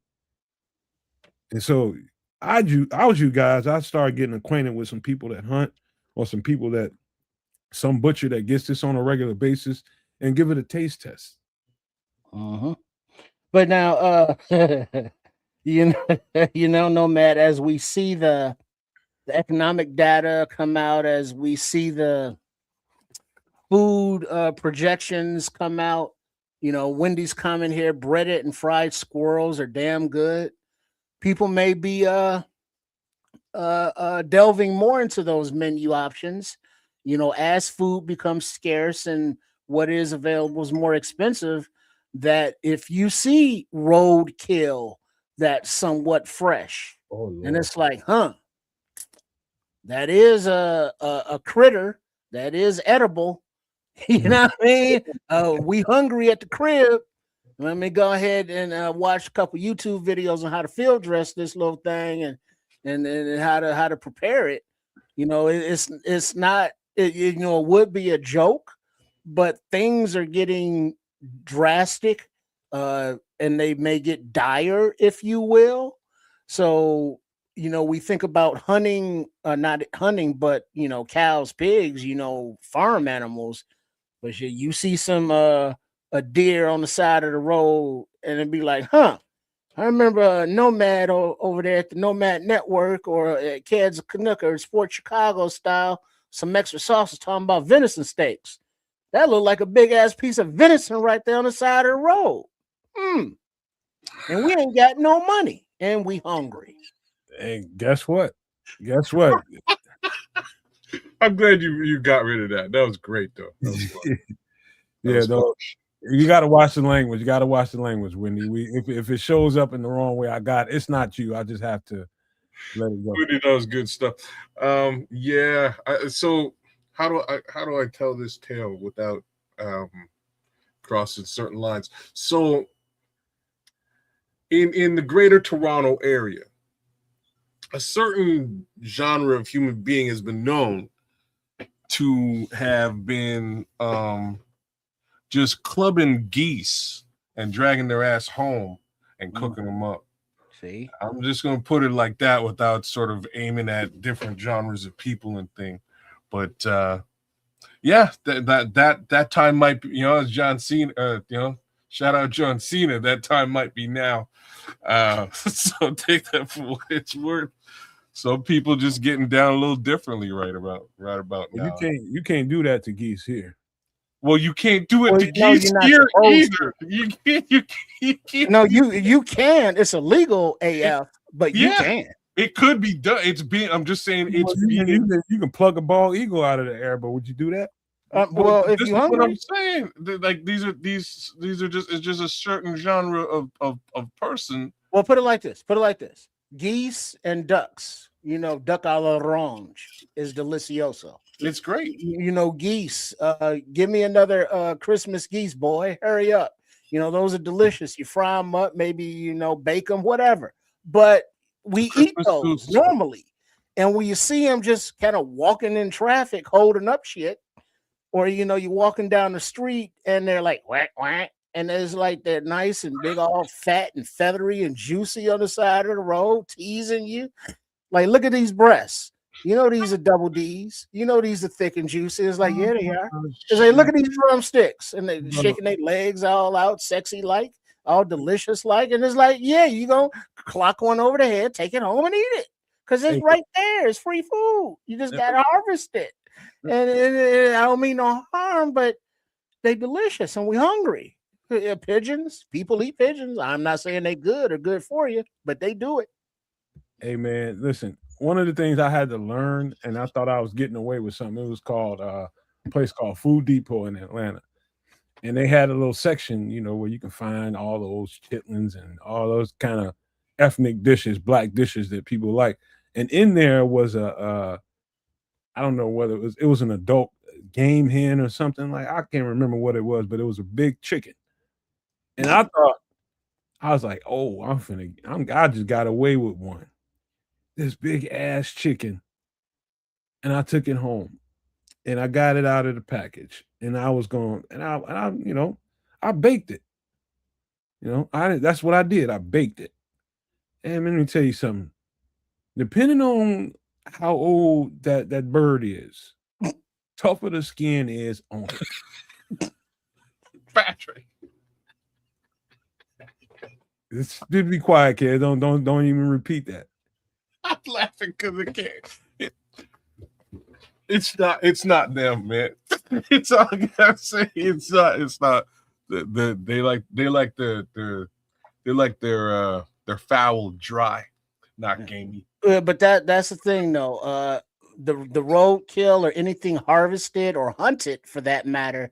You know, if you're out with your just hunting, you know, trying to live off the land, the ticks, the viruses, the bacteria, you know, we don't know what the hell's, you know, out there nowadays. So just don't think that you can just pick it up and it's all good. Like our current, what is he? The health and services coordinator. Motherfucker talking like this. He be picking up, stuff and just eating it raw. But don't do that. You got to cook it properly. Oh, And you gotta have to, you gotta make it safe. You gotta make it safe. Any wild game, you better know exactly what season you're getting it in. Get it at the right season. Number one. Some of these animals that run wild like that with no jurisdiction over them. After you take one down, it's not like you're gonna take it to somebody from the FDA and say, "Hey, is this good to eat?" You're gonna be Even like, if you did, no. You just got to know what season, because sometimes worms run through some of these critters at certain times of the year. Well, you should. Little do you know. But that's the same with fish. That's the same with birds. Anything wild. Because wild animals live where? In the wild, and they consume wild stuff, and we know the poisons, the pesticides, the just things that are not good for us to consume. But when we consume the meat, we consume what it has consumed. When we consume the vegetables and the fruits, when they pull it out of the soil, we're consuming the nutrients from that soil or lack thereof, or whatever's in there. So, just be aware of like where you're planting, where you're harvesting, the materials you're using, the pesticides or natural, whatever you do, you don't want to poison it, or you don't want to, make it a very bad harvest. Let's just say this. Just for if you live in somewhere, some region of the world where, let's say you got question that the wastewater coming out of your area is questionable, and you got a lot of deers popping up around that wastewater containment area. Don't try to take one of them deers down. You live anywhere where they might be messing with nuclear materials, and it's a lot of deer popping up in that area surrounding it. Don't mess with that deer. Anywhere where there's toxic chemicals supposedly in that whatever facility that is, and there's deers popping up out of there, don't mess with that deer. That deer has been consuming everything in and around that thing, and whatever it's been eating, you just ate. Not just the deer, but everything, all the fish, all anything edible out of there. Don't mess with it. And that's hard to tell nowadays because we don't know anymore. Mess with it all the time and gain superpowers. Or there's that. A super fun guy, huh? Right. Just saying. All right. Let's get to the next. Whoa. Before we leave this, wash your food, people. Wash your food, man. If you got it, like I and cook it thoroughly. I sometimes wash my food in vinegar or in alcohol. Different types of alcohol. Make a marinade out of it and sit it in the alcohol marinade to kill any level of parasite, worm, etc. that might be in my food. I do it all the time. Something that I do because I don't trust anybody. Well, I tell you how to deal with that, kid. This is old school Southern knowledge. Like say for instance, you about to boil down the chicken before you want to boil it down a little bit before you start picking it and seasoning up the water. That froth that comes on the top of that stuff when you're boiling, that brown looking shit that's sitting on the top, that pour all of that out. Get rid of that. Put that chicken to the side. Wash that pot out a couple times. Give it a good wash and rinse a couple of times. And that chicken as well. Don't wash it with like soap, but give that thing a good ass rinse.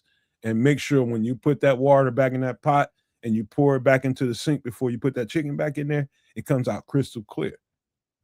Then put the chicken back in there, then fill it with water, then start doing your seasoning. That's how you get rid of the toxins. The same way you clean the chitlins. Yeah, you can boil them out, you can wash them off, you can soak them, you can marinate That's true, it. Patrick. That's true. All the above.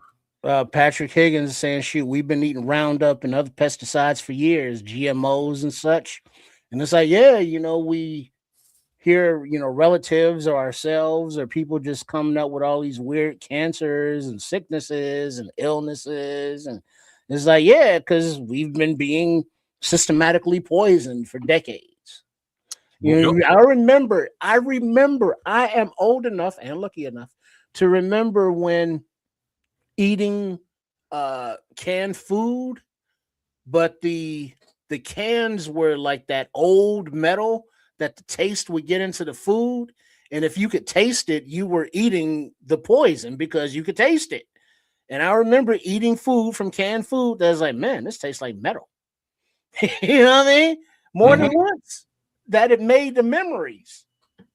One of the little troubleshooting things is any meat that you're going to cook, whether it's a deer steak, whether it's a chicken, whether it's some oxtails, whatever meat that you buy from the store, the best thing you can do is boil it, get that froth up to the top, get rid of all that, take all that and wash your meat off. Yeah, and whatever you're going to do with it, fry it, huh? Yeah, those are your toxins and shit. Yeah. And then whatever you're going to do with it, fry it, bake it, fricassee it, whatever the hell you're going to do with it, do it after that. But boil it first. That's the best way to get toxins out of your stuff. You boil it out. Mm-hmm. And but even when you do that, True Pilgrim's bringing up a good point. He's saying he's not a great cook like Chef Trips. Oh, stop! You're gonna blow his head up, and he's already a diva wanting close-ups and shit. Settle down, True. We can't let him hear that. But handling raw chicken scares me. Yeah, that's true, because even if it's healthy, raw chicken will, can give you salmonella. If you get the juices or your utensils or your cutting board that you've used to handle it and you don't wash them, directly and promptly, that can develop salmonella, which can make you sick and or unalive you. If you leave it out too long, uncooked raw, and it gets to a certain temperature, now it's bad. Trust your senses. If it smells off, don't fuck with it. Don't you know what I mean? If it smells like, all right, it smells like, raw meat, you're good to go. When I know that when Chef Trips does his handling of the raw chicken, he washes out the actual sink and cuts it up in the sink and then puts it into the dishes or pots, whatever he's using, and then actually washes out the sink. So it's stainless steel, and always wash down your backboards in case of splashes. And anytime you raw chicken or anything raw like that, wash those dishes immediately after you're finished preparing with them. So that reduces the opportunities for the salmonella to develop. All right. I'll tell you what, we got another little trip on the wild side. It tastes a whole lot better. It's funny that it's called salmonella. Speaking of critters, rabbit. Wow, we're going right down the rabbit hole with all this. I had to stop before I said it, but smothered rabbit and gravy. I was trying to think of a Little Miss Muffet reference, or who went down the rabbit hole?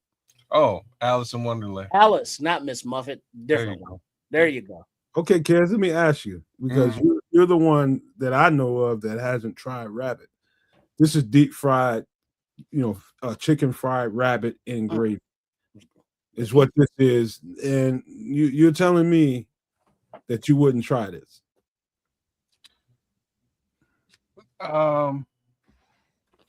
Look, I would try it, but it would have to be like a situation.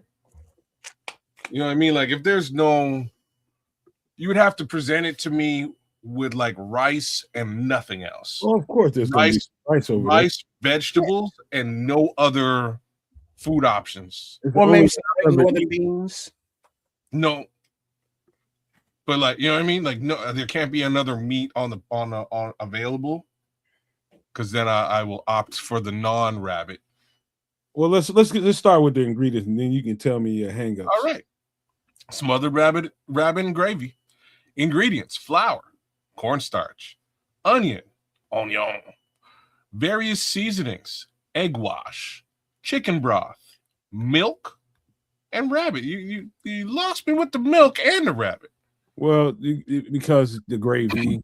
No, and Yeah, another thing too, when you're getting rabbit, they say the best thing you can do is soak that thing in milk. which takes the gaminess out of it. Yeah. Okay. I'm just not a fan of seasoned milk on top of that. Yeah. Not a fan of the milk in general. You know, I try to avoid it if Well, possible. I mean, it's you're not drinking the milk, and you know you're not getting the lactose from it. The chemicals, the ingredients in the milk counteracts the gaminess. You know, like we were talking about the venison with the salt bath. It's the same premise. You know, because rabbits are gamey, because they live in the wild like that, they're going to have that gamey taste. And instead of a salt water bath, this is more of a milk kind of thing. But then you also have the milk for the gravy when, you know, you make, you know, gravy from the drippings and stuff. There's, or heavy cream or whatever you use for that. But there's a milk bath actually that, you know, you put these meat pieces in and just let them soak. And then once they're tenderized or whatever the actual term is, and you pour the, you know, discard the milk, pour it out. Patrick's asking sorry, he's asking, is this lean meat night? Yes, another very lean meat. Not a lot of fat on rabbits. This is real ass. People need to start paying attention to what's around them, and in case you need to supplement your diet because you've been priced out of the goddamn grocery store. Mm-hmm. Sure. So, and we know that rabbits and squirrels got personality, but when you hungry, you hungry. And so if you look smack in the middle of there, kids, I want you to look at it real close. Smack in the middle of there, you'll see kind of a bone sticking out of it. That's a thigh leg. That's a thigh leg quarter. Yeah. That's a thigh leg quarter. Just like a chicken, except smaller. And you can see in the middle of there is probably the breast of the rabbit. Rabbit might have nice little B cups, maybe some C's. Okay. Some ribs and back on the side there. Man, this is the only way I've ever eaten rabbit. I got it introduced to me as a kid, and I didn't even know I was eating it, but I was tearing it the fuck up in Kentucky, my country ass relatives, man. Man, dog. They say it tastes like chicken in there, right? Especially when you do it this way. So I don't know what it might taste like in any other way of delivering it to your palate, but this way it definitely tastes just like chicken. Y'all ever have frog legs? Oh yeah, delicious. All right. But let's stick to the smothered rabbit and gravy. What about this turns you off? The rabbit and the milk. That's all. The milk, again, you're gonna pour that right off of the thing. Okay. It doesn't have any rhyme or reason other than taking the gaminess out of it. It has no. I mean, it's like the venison's not going to be salty because it's soaked in a salt bath. Look, if we're in a situation, I'll eat whatever I gotta eat. And real talk, like the other side of this is like you could kind of quick whip up like a rabbit farm because it's like rabbits have rabbits. You know what I'm saying? You could quick whip that up. You have like 150 rabbits in no time. So, worst come to worst, you become a rabbit farmer and you're good to go, Yeah, because they're, I mean, what do you call them? Coops, pens? What do you put rabbits in? Yeah. You know those things?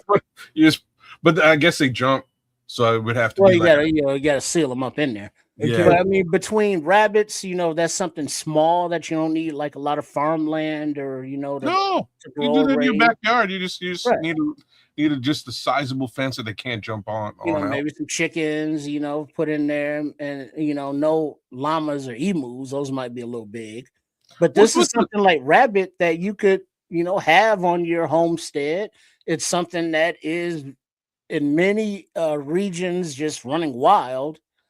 And, while Bear Truth 9 says you'd rather stick to chicken, you might not have the option because chicken ain't on the menu that night because the chicken ain't running through that little bush right over there where the rabbit is.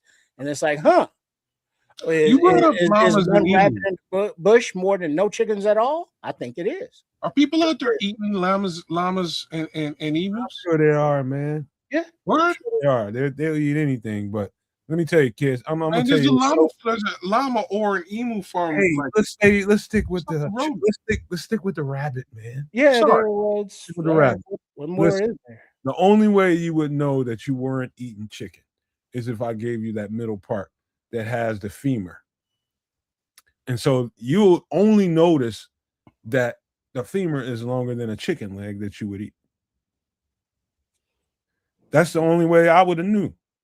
I remember in Kentucky, I'm just like, man, this chicken leg long. And my cousins were looking at me like they was busting up. My uncle was busting up everybody in the kitchen. I'm looking around like, what the fuck y'all laughing about? Hey, boy, that ain't no chicken. Like, what is? And I saw him unalive the rabbit in the alley. I thought he was just trying to keep it away from the garden. And he went out there and took a little rifle and unalived it. And he grabbed it and took it. But I was so busy playing with the dogs out there that I didn't know that he was taking it, into the side of the house and skinning it. And I didn't know that. I was just like 4 years old. But I was so busy playing with they had a female Doberman Pinscher that had puppies. And I was just having a ball with those puppies. And I seen it. He got it, went out there and got the thing, was still kind of jerking a little bit. I was just like, dang, man, he just killed that rabbit. And yeah, it ended up being in the meal. And they was laughing at me by the end of it, but I was tearing that shit up. I just knew it was chicken. That's cold-blooded that they had you over and tell you what was in the food. They knew I was a city boy. They knew I was a city boy. They couldn't just tell me you're gonna eat a rabbit. Well, you should probably. Yeah, they should and probably. And probably is like it don't matter if it was rabbit because there ain't nothing else on the menu. It's cold. That's okay. So you make so the you don't eat what's on the plate, what's on the table. What we all eat. No. Like the answer to that is like yeah, but you should also have the option not to. You can consciously choose. Wait a minute. I like Bugs Bunny. I watch him all the time. Well, I'm not gonna eat his real life cousin. Well, but ain't nobody, twisting the arm. I mean, I'm sure if he'd be like, well, I'm not gonna eat the rabbit, well, ain't nothing else. You can eat all the side dishes and don't eat the rabbit there. You hungry, son? Go to bed hungry. That's on you. That's what I'm saying. Like if they let you know, you could make an educated decision, as they say. But then a lot of times you just don't think about it. It's like, well, why do I have to specify and tell this dude what we're eating? It's just we're eating dinner. That's what we eating. Sit down, eat, or don't. I was for man. They could. I mean, it was just introducing. I was there for a reason to get acquainted with my relatives from another part of the. They live differently. You got acquainted, all right. Mm-hmm. And then that's as far as it went. Was that rabbit? I ate it. They say another time. He was scarred for life. Patrick said. No, I wasn't. I wasn't scarred until I found out about it. In that moment, it didn't bother me whatsoever. Man, but yeah, it's funny because you're like an animal guy, man. I guess you just don't have a soft part in your heart for the rabbit. Is that it? Well, hold on, wait, Phil, for the rabbit. The rabbit was in my stomach. What I'm gonna do, man? Right, it was delicious. But look at Bear Truth now. He said, "Keep talking, Trips. You might find yourself on a barbecue menu." Well, shit, wait till the aliens get here, fool. I'll be on the spit roasting right next to you. Damn. Talking about it's hot here, ain't it? I hope they treat us well in their tummies. Soak his big ass in some apple cider vinegar. Shit. See what happens. Yeah, I'll be the one that be like, "Hey, aliens, let me tell you how to season us. You need me. You need me." He mess around and find himself with a job. Hey, if you go to the store, now I've seen them in the store. I don't know if you've ever seen them in the store. If you go to the store and you see one packaged up, don't be afraid to see what that's like, man. Try it. It's a rabbit. Yeah, it's better than you might imagine. Don't be afraid. Don't be afraid. Don't be I afraid. think Man. It's a good, it's delicious, especially like this, right? What you're looking at. Yeah, I'm good. Oh damn! Look at Nice. that. Looking all security wise and stuff. Look at your red Baron. I see Rabbit you. is good. ATF came in and gave it a cosign. Look at You that. just need somebody's fat arm auntie.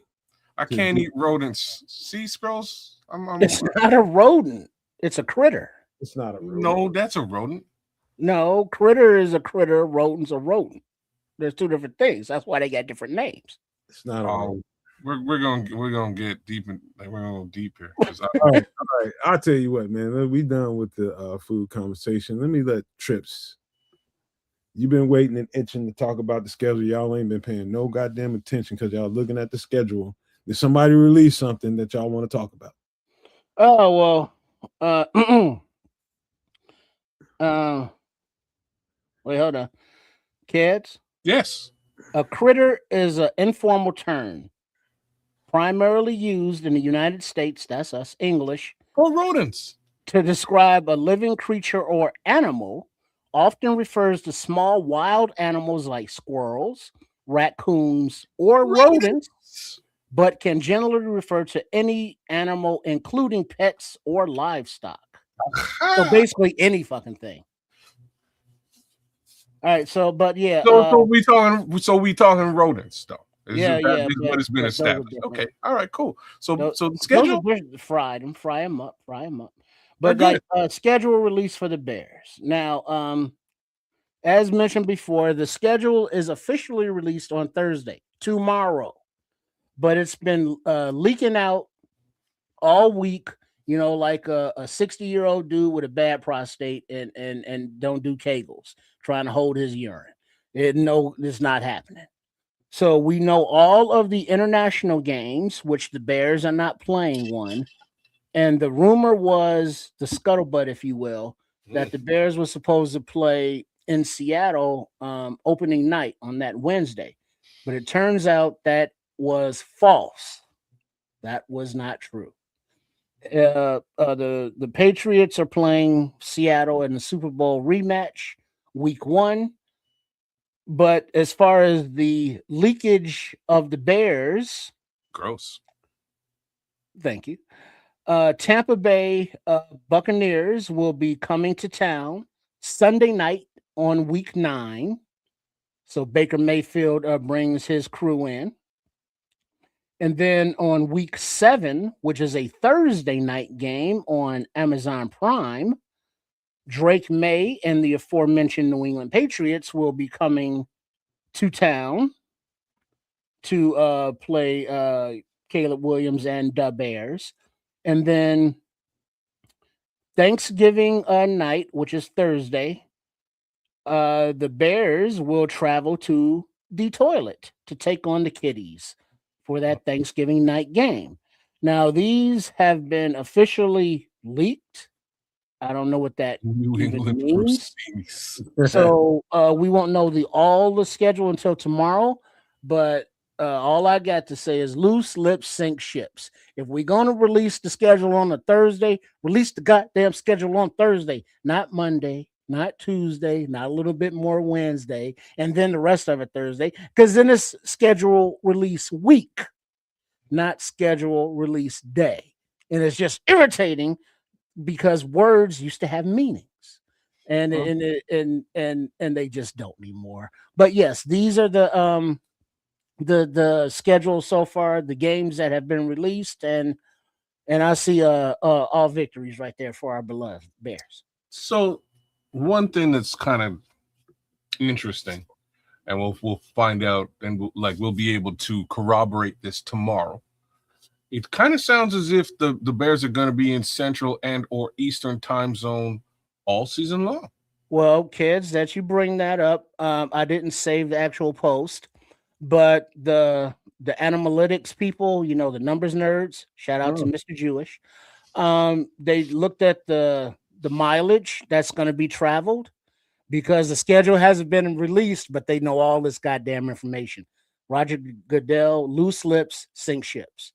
But the Bears only travel west of the mighty Mississippi one time, and they travel the least amount of air miles as opposed to the San Francisco 49ers, who travel the majority of the air miles for the teams this year. Oh, interesting. I hate the 49ers, so that's great.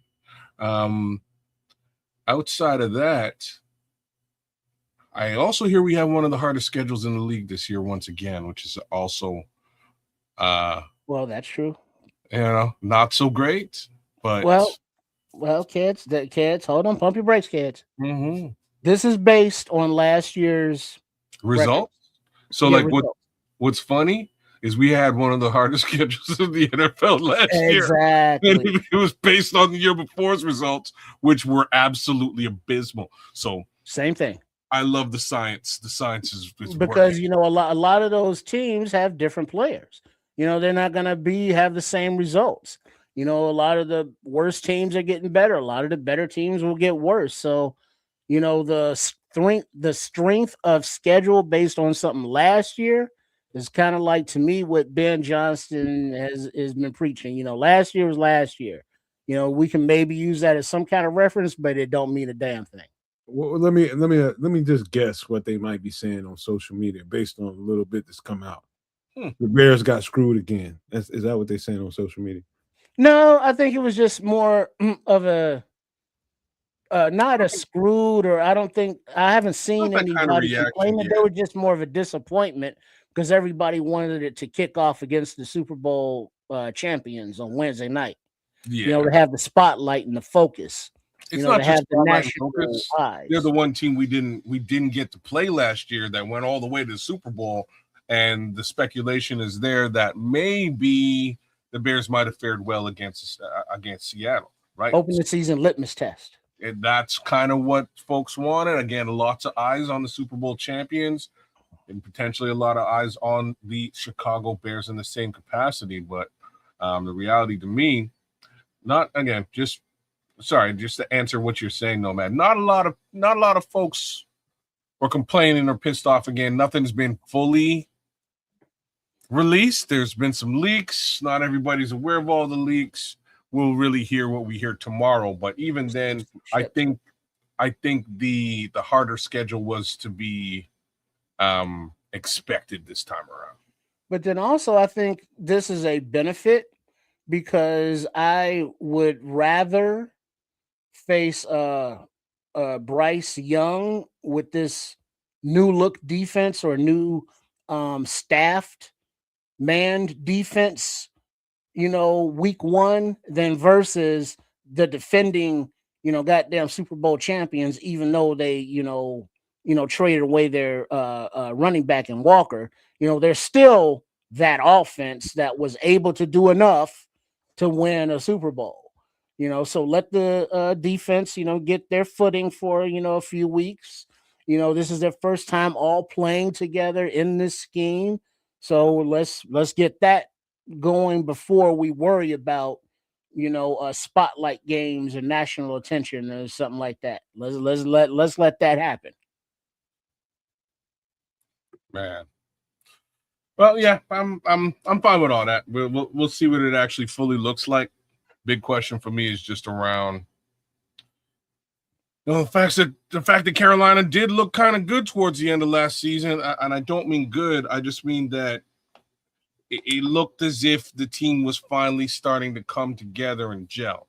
So they do have a working defense. They made some decent selections in this year's draft, and the offense they kind of put together last year just wasn't clicking until closer to the end of the year. So we'll see what that looks like up against these Chicago Bears, and hopefully it's a freaking blowout with respect to our team and Mr. Johnson.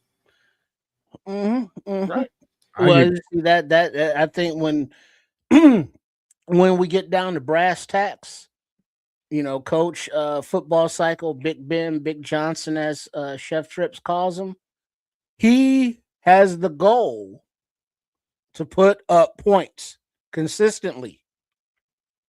he has the desire to run up the score every week, and he's putting together the team and the players to do just that. So let's strap it in, folks, because this ain't the Chicago Bears team that gets off the bus running. You know what I'm saying? Let me give you guys some thought. I really don't care who we play when, but if I had it, if a schedule came off in a way that I would want it to come off, okay, you got a couple ways of thinking about it.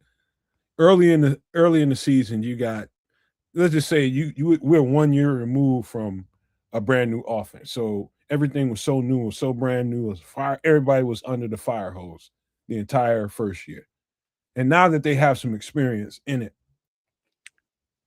I would say because you got so many young pieces that are coming along right now, you want to play let's just say lesser qualified opponents early because it's a good warm up. Because really, until you get to game 4, everybody's not oiled up and ready. You're gonna have some shortcomings all over the field. Till about game 4, that's when they really start to sink in.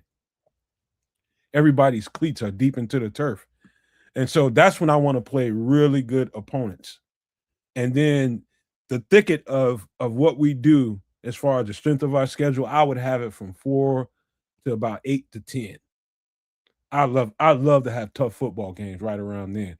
And then towards the end of the schedule, everybody's going to play you tough at the end, because if it's not a playoff, caliber team at the end, it's going to be some team that's scrapping to try to bring you down, to try to snatch you off the pedestal. But that's how I would love to see the schedule play out.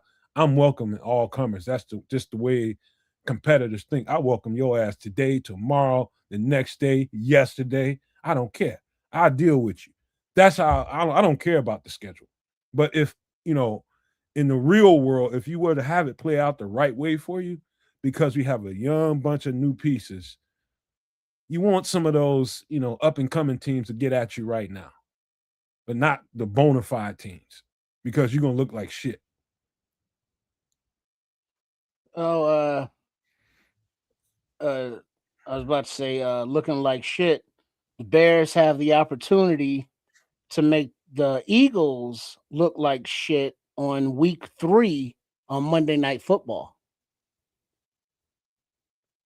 Not bad.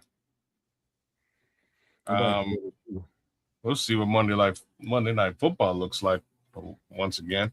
I wonder how many primetime games the Bears have this season. I bet you there's a bunch.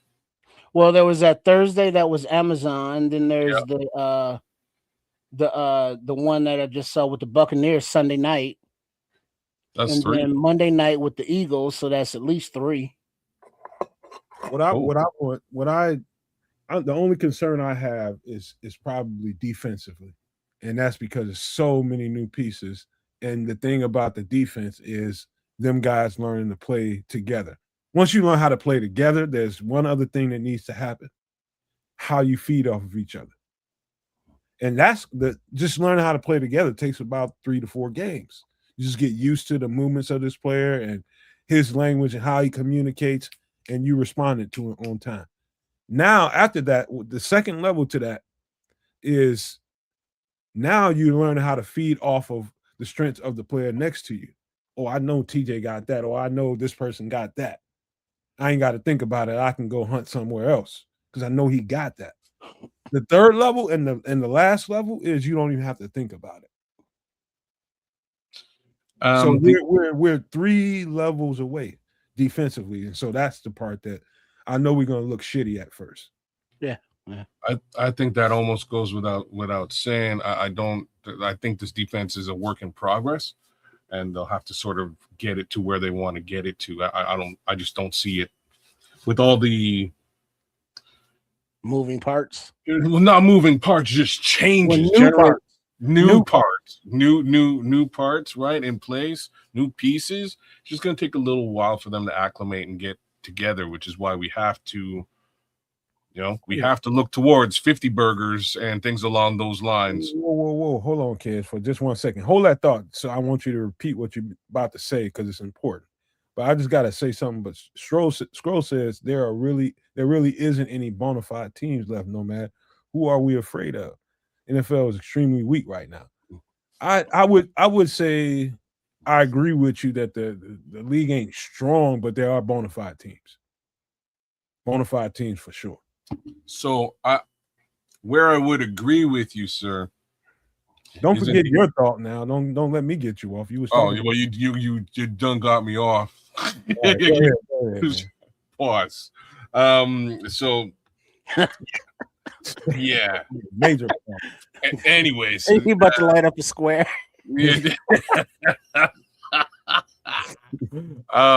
Shoot, yeah, this is I'd say actually the NFC ain't so great. AFC is a little bit of a different story. And then if you look at our division is super tight, right? And you say the NFC ain't that great. I don't think the NFC is as powerful as it has been in many years. You've been watching the NFL kind. You mean this year the NFC is not going to be good or going to be good? Which was it? I don't think there's a lot of teams for us to fear in the NFC, with the slight exception of, and I'll name them. I think we should be worried about the Rams. I think we should be worried about he capped the Super Bowl champions. I think we should be worried about the teams in our division. But that's about it. He's capping. I ain't capping. On any given day, everybody we at the beginning of last year, we saw Carolina as a team as a bottom feeder, right? Now on any given day, Carolina getting your ass. Don't say the NFC is weak, bro. I would not say at any time, like this is yet to be proven. I would not say that Carolina is a team that the Bears should fear. Wouldn't say that at all, ever. They'd have to whoop on us first in order for me to say that, and that hasn't happened. Carolina has since Cam Newton you left the team. Carolina, you know what I mean? Like, Carolina has quietly assembled quite the roster. I'm not going to argue with you. I'm not saying that they haven't done the work and they didn't look really nice towards the end of last season. I just actually finished saying that. But I wouldn't say that they're a team I would fear at all. I get what you're saying. All I'm saying is, and we're talking about the team at the lower rung of the NFC that are getting your ass from any given Sunday. They're getting your ass, and we're talking about that. Now we're talking about Seattle. Now we're talking about Philly. We're talking about these other teams that, I mean, come on, dog. I'm not as afraid of talking about Green Bay. We're talking about Minnesota. I said in our division we should be worried. Getting your ass. In our division, we should be worried. That's straight up and down. The teams outside of our division, I'm a little bit less worried about. Cowboys. I think we can beat the Cowboys. I think we can beat the Niners. I think we can beat the Giants. Oh, wait a second now. Let me just say this out loud now. I'll tell you what to say out loud. I think the Giants might be the sleeper team in the NFC East. Like, I have to say that. I think they might be a big-time sleeper, and nobody's really looking at them. They made the right changes. What you say out loud is, I fucked up. I shouldn't have said that. No, I think the Giants are going to be a serious team this year. Some of the AFC teams are some of the weaker teams out there to me. Well, here's the thing, though. We can look at strength of schedule. We can, debate about what teams are stronger, but something that was kind of a throwaway line that Nomad said a little bit ago, any given Sunday. But here's the thing. We already know that NFL is Sunday and Monday, and we've also gotten used to Thursday, but we've also gotten used to Friday. But what we're seeing a lot more this season are Wednesday games. I don't know the exact amount of how many Wednesday games there are, but it's notable that there are a lot more Wednesday games. And speaking of Thanksgiving Eve, which is a Wednesday, the Packers will be playing at the Rams.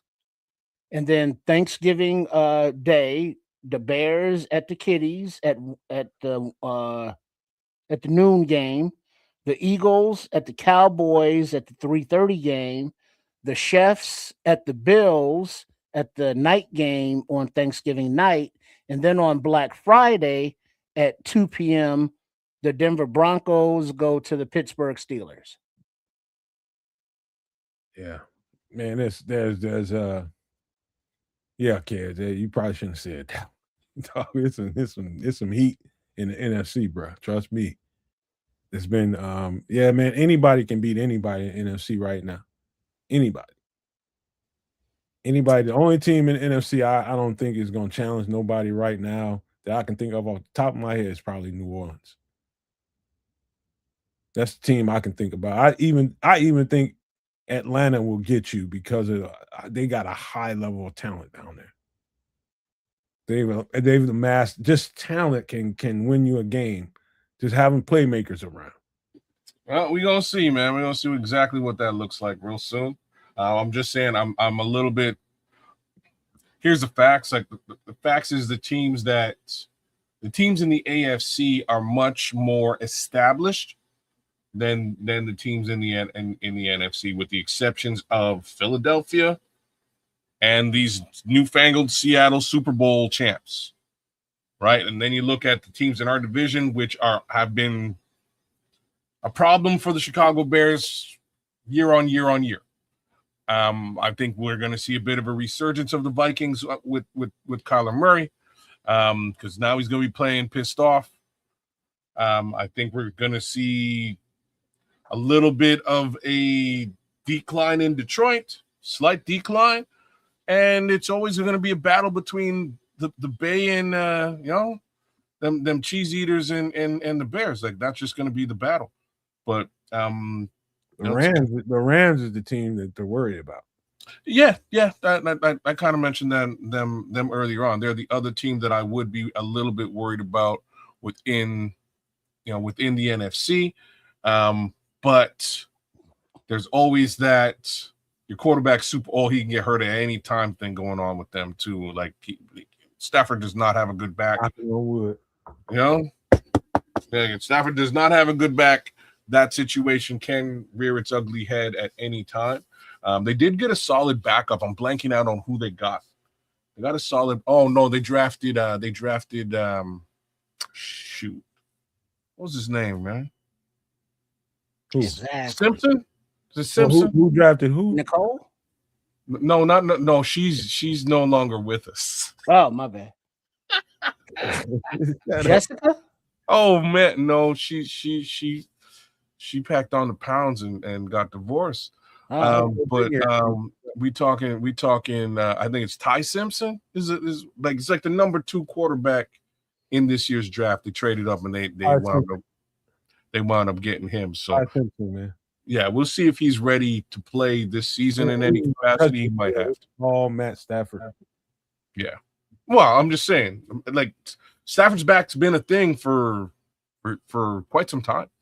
Stafford's job is to keep his ass on the bench, and he will remain on the bench so long as Stafford wants to play football. As long as he has life, Stafford. Well, that's the best place for him, and like he'll learn a lot from Matt Stafford, man. He'll like just being on that bench.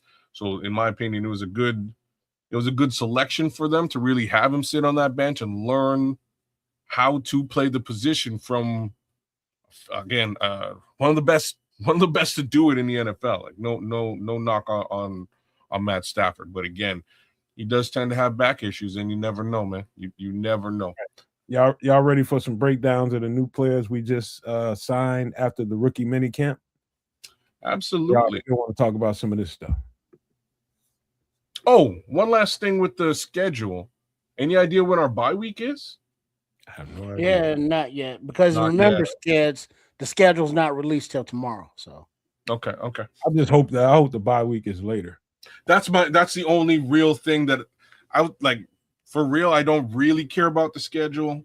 I expected it to be pretty tough, but I would prefer that the bye week isn't quite as early as it was last year. Last year was ridiculously early. The upside, like week 4 or some shit? It was week 4. Like the upside was they got to like get out on the field, new head coach. He figured his stuff out, and then he could make major adjustments. And those major adjustments came at the right time for that season. So worked out well. I don't think we're going to be in the same I don't think we're in the same boat this time around. I think we're in a bit of a different situation. And I think a bye week a little bit later this year might be a better situation for us. But yeah. All right. Any last thoughts here, Trips, before we move into these breakdowns? No, I'm good. All right. Let's get to the least of them, in my opinion, on the list. And not because he's the least of them as a player. But this is John Radigan, linebacker. I think more recently out of the Raiders. I think maybe I might be wrong there, but this is purely a special team signing. This is Dennis Allen, and not Dennis Allen, but I forget the special teams coach's name. But this is him saying that we need a piece here to compete with somebody there on the roster. So we're talking about one of the rookie UDFAs or maybe even a draft pick. They're using the back end of the roster to push the guys up front. And so this is purely a special team signing. And when he did get his reps in wherever he was at, whether he was in Carolina, whether he was in Seattle, whether he was in with the Raiders, it didn't matter. He played his butt off and he made plays. He made tackles. He's a great hole filling and gap filling linebacker. That's what he does. Physicality sticks out.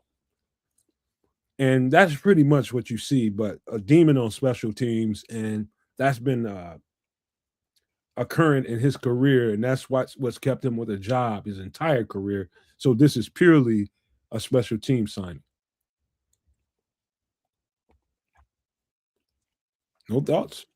Not a whole lot. So he was drafted by Seattle, wound up, he started with Seattle in 2021, played for them for about 3 years, and then wound up with the Raiders in 2025. I think you're bang on, man. Not a lot to really talk about here by way of snaps even. My opinion, he's probably truly just a special teams body, and it might just be for the preseason case scenario more so than anything else. I don't have much to say here. Yeah, you know how Nomad is always going on about we shouldn't put limitations on players. We don't know what they could be in the right situation, but historically, everything from Mr. Radigan's career, screams linebacker depth, but special teams is where he eats, gets his meat and potatoes. That's where he's contributed. And so, Coach Hightower, who's really had the come ups on players and pieces and tools to use on punts and field goals and coverage, kickoffs, and all that. This is a piece that he would definitely be working with the most. But yeah, he just seems like a veteran to push, the young guys. But, between Hampton, Elliott, Sanborn, Jackson, Bush, Hardy, special teams can only account for so many roster spots. And it's hard to see Radigan cracking the defense at all. So yeah, camp body, to keep the younger season legs kind of fresh for the season. Well, you know me, you're right, Trips. I'm never one to try to lessen a guy or try to make it look like he's no more than this or that. However, in this case in particular, I do think he's there to add motivation to some of the guys that are, if nothing else, they feel like some of these young, later drafted guys, I'm gonna get a spot on the special teams, or some of the UDFA, I got me a spot on special teams. You bring in a veteran that's done this, and nobody's comfortable.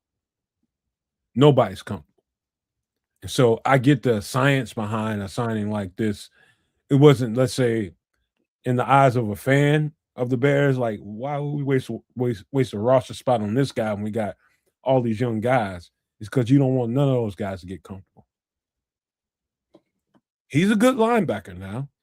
but he's likely never going to see the field of play during the regular season. You will only see him in preseason. If he's on the field during the regular season, that means some stuff really broke down. Not And if because he is on the field during the regular season, it's against it's on run downs. yeah. Yes. Not to say that he's a bad player, but he's not, let's just say, combined, compared to some of the talent that we have around this building, he can't compete with those guys in the play in and play out category of NFL linebacker. He's not as fleet of foot. Yeah, he's a great supplement at the end of the day. That's just being real with the shit. I said he was slow, kids, but I didn't. I said it in a nice way. You did say it very nicely. I'm proud of you. That being the case, yeah, not a whole lot to say here. I don't. To me, this is a camp body. I'm not sure if he gets much further than that. All right, let's talk about a little bit more fun conversation. Okay. It feels like we talked about this guy before on the show, but I don't know that we have. We talk about so many guys, and I've made so many graphics on so many different players that even I forget who we've talked about because there's so many graphics I have. But this is linebacker Wayne Matthews out of Michigan State. Now, this guy was definitely on my list, and I did not get to finish his tape. He got 2 stars from me. Anybody that gets 2 stars from me, 3 stars from me, and get their name circled, that's a bad boy. So he was already in the 2-star category. I'm going to say this. Now, I was wondering during the draft process, why didn't anybody draft Wayne Matthews? Until I went to some of the tape again, and it starts with, some of the stuff that goes on. You might see a short. You might see a quick highlight. And I didn't realize that Wayne Matthews had a scary neck injury during the game this year. During this year's game this year, and got carted off the field, face mask removed, the whole 9 yards. It was a friendly fire incident. It was just 2 of his teammates they collided, and it ended up being less worse than what it was. However, I can see how a player of his caliber, and I think he's a high-level linebacker. And I'm talking about, when I think about linebackers that kind of play the Will and the Mike mix, you need a guy that's heady, that's on point, that can guide guys around him. Number one, you need also a little speed, but you also need to have the temperament of a terrier. This guy, if you've never owned a terrier, you wouldn't know what the hell I'm about. You'd be like, Nomad, what the hell are you talking about now? I'm about to explain it to you.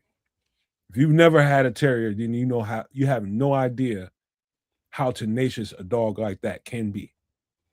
And not to compare Wayne Matthews to a dog, but the mindset of Wayne Matthews is equivalent to a terrier.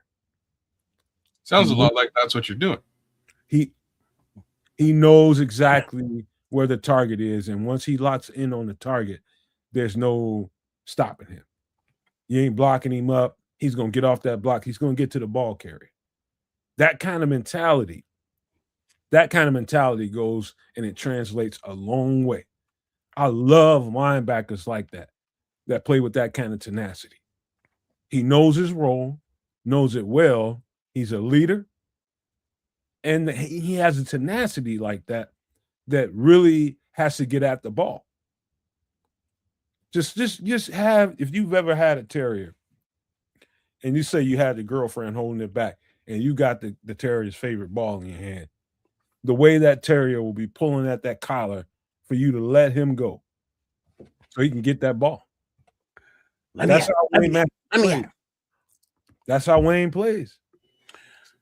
Well, it's good because he's 6'2", 230 pounds. There was no actual official testing for him, maybe because of the injury, but it's good to see that he is, he has a dedication and he's healthy enough to not only be able to compete, but to actually have made the team. You know, obviously UDFA, so nothing's guaranteed a roster spot, but he has the ability to, you know, have a position, you know, on the 90-man roster, have a key card for Hallis Hall, you know what I mean, to have the opportunity to compete, because that is what, you know, a lot of these guys have wanted their entire lives. And we've seen, you know, retirements come from UDFAs just out of the blue. You know, we saw it with Squirrel White. We saw it running back Le'Veon Moss, who was a rookie. You know, they get to camp and they realize that everybody's fast, people are hitting, and maybe some injuries that may have been lingering, you know, are inhibiting their opportunity to compete. So they walk away from the game, you know, and that's, you know, sad to see because they've worked so hard to get there. But it is refreshing when someone like Wayne Matthews can recover and come back from such a serious or scary, you know, situation, incident on the field, and still have the wherewithal to want to strap it back up and get back out there. I'll give you a hot take, and you guys, after I explain this a little bit, maybe you guys can. I'm not asking you to agree with me, but in a nutshell, I think this is Ruben Hippolyte's push, because Ruben Hippolyte had a certain amount of expectations on him. You expected to take your role and excel in it at some point during the season, but the opposite happened. Ruben Hippolyte had something happen. He was kind of shelved for the rest of the season. Tight end Washington from Pittsburgh happened. Maybe so, but that doesn't explain why he was shelved for the entire rest of the season. You know, this is Ruben Hippolyte's push. I think they still expect a lot out of Ruben Hippolyte, and I do think he can get there, but he has a lot of Ruben Hippolyte qualities, minus the speed. Now I'm talking about nose for the ball, physical, has the body to be able to withstand the physicality of the game. If you were to put me on a truth serum, I would tell you that I think Ruben Hippolyte ran into a problem with the physicality of the game. I think he couldn't hold up, and that typically happens with rookies in the NFL. I'm saying to you that they bringing this guy in here to show you that, hey, this is how you handle the physicality of the game. He's physical, he's around the ball, and he's nonstop about it. He has no let up in his game. I think he's there to push Ruben Hippolyte. I think he might die in this conversation. I think he might, like, the possibility of him pushing Ruben Hippolyte clean out is also there. And the reason I'm saying that is very simple. They didn't sign him to so the gentleman we were just looking at a minute ago, the previous linebacker, Rattingham, they signed him to like a no-year deal. It was like just a very simple signing to get him in. They signed Wayne Matthews to a 3-year deal. Just wanted to put that out there. I didn't even know that. What it do, King Booker? That sounds like they want to develop him. I had no idea about that, but and then you start talking. But what up, King? I do my little research here and there and look at different aspects of things, and this is what jumped out to me very quickly, is this particular young man received this is not a camp body, is what I'm trying to say. This is not a camp body. This is somebody who got a relatively extensive, an extensive deal. Give me 1 second. I do believe 110% he's drafted anywhere between 1 and 5 had he not had that neck injury. Wait, round 1 and 5, or you mean like 1 and 5, like off the board 1 and 5? No. Round 1 and 5 had he not had that neck injury. But I just had to throw that out there. But kids, go ahead, man. Okay, well, that says a lot. What says more to me is the actual investment the Bears have put into this particular player. right? UDFA, no UDFA. He's a Michigan. He plays for Michigan State. You know, Sparty. you know what I'm saying? He's a Spartan. He's doing his thing out there. I'm just saying that at the end of the day, they decided to put a decent amount of investment in this particular player, who again is a UDFA and is basically coming off of injury. That just means to me that they've seen what they need to see out of this player, and it's a question of developing him over time. Who's to say that the development of Ruben Hippolyte has gone well? I can't, because the Bears went out and secured 2 free agents to more or less step over top of where Ruben Hippolyte is in the depth chart. So that's a little bit worrisome for the Ruben Hippolyte fans out there. You know, we didn't really see him on the field quite frequently. Again, because they went out and got a D'Amico, what was that? Sorry, Jackson? Bush. Mr. Jackson. Well, they got Mr. Bush too. Sanborn, right? There's a few guys there. They clearly felt that linebacker core wasn't what they needed, and they've made some maneuvers and machinations to try and solve that problem. Meaning it doesn't really sound to me like Ruben Hippolyte is the answer. So take that for what it's worth. I don't know. I didn't throw that out there to create controversy, but it's just the way I'm seeing it. I don't think you did. I don't think you did cause any controversy. I think the fact that Ruben hasn't really, like, they put him on the field a couple of times last year. Don't get me wrong, but he got his job taken very quickly. And then they refused to put him back on the field for the better part of the season. And this is in a situation where there's a lot of linebacker attrition. Like, linebackers were getting hurt last year. That should have been. I'll say that I wasn't being facetious. He must have some fans somewhere. Ruben, he did have fans all year. People were just like, "Hey, we need to put Ruben Hippolyte out there," and I'm just like, obviously, I kept saying, obviously, the coaches are seeing something we ain't. Well, I'll say the opposite. We all wanted to see him on the field to see what they got out of this overdraft potentially. And it just doesn't sound like they got what they wanted to get out of this particular player. So, you know, they went out and got some bodies to really shore up that linebacker position.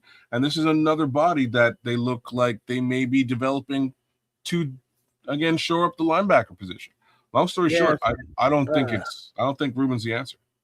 And it was September 21st, 2025, so later in the season. He was carted off the field after that friendly fire play with partial paralysis. Oh, my. That ain't good. No, but he's obviously been able to come back. He's got a clean bill of health, enough for, you know, them to be confident enough in, you know, to make that investment, you know, for his development.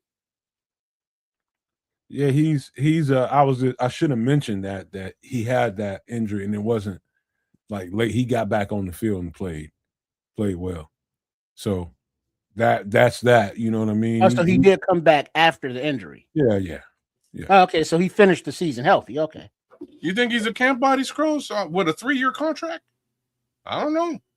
Now, if that's true that he's got a 3-year contract, he ain't no fucking camp body. He does. Because now, if you have a 3-year contract, you can still be put on the practice squad, though, right?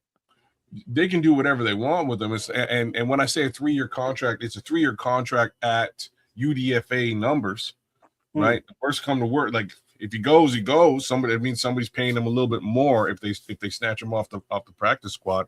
They're not paying a handsome fee for this young man, but again, they've decided to give him a multi-year deal.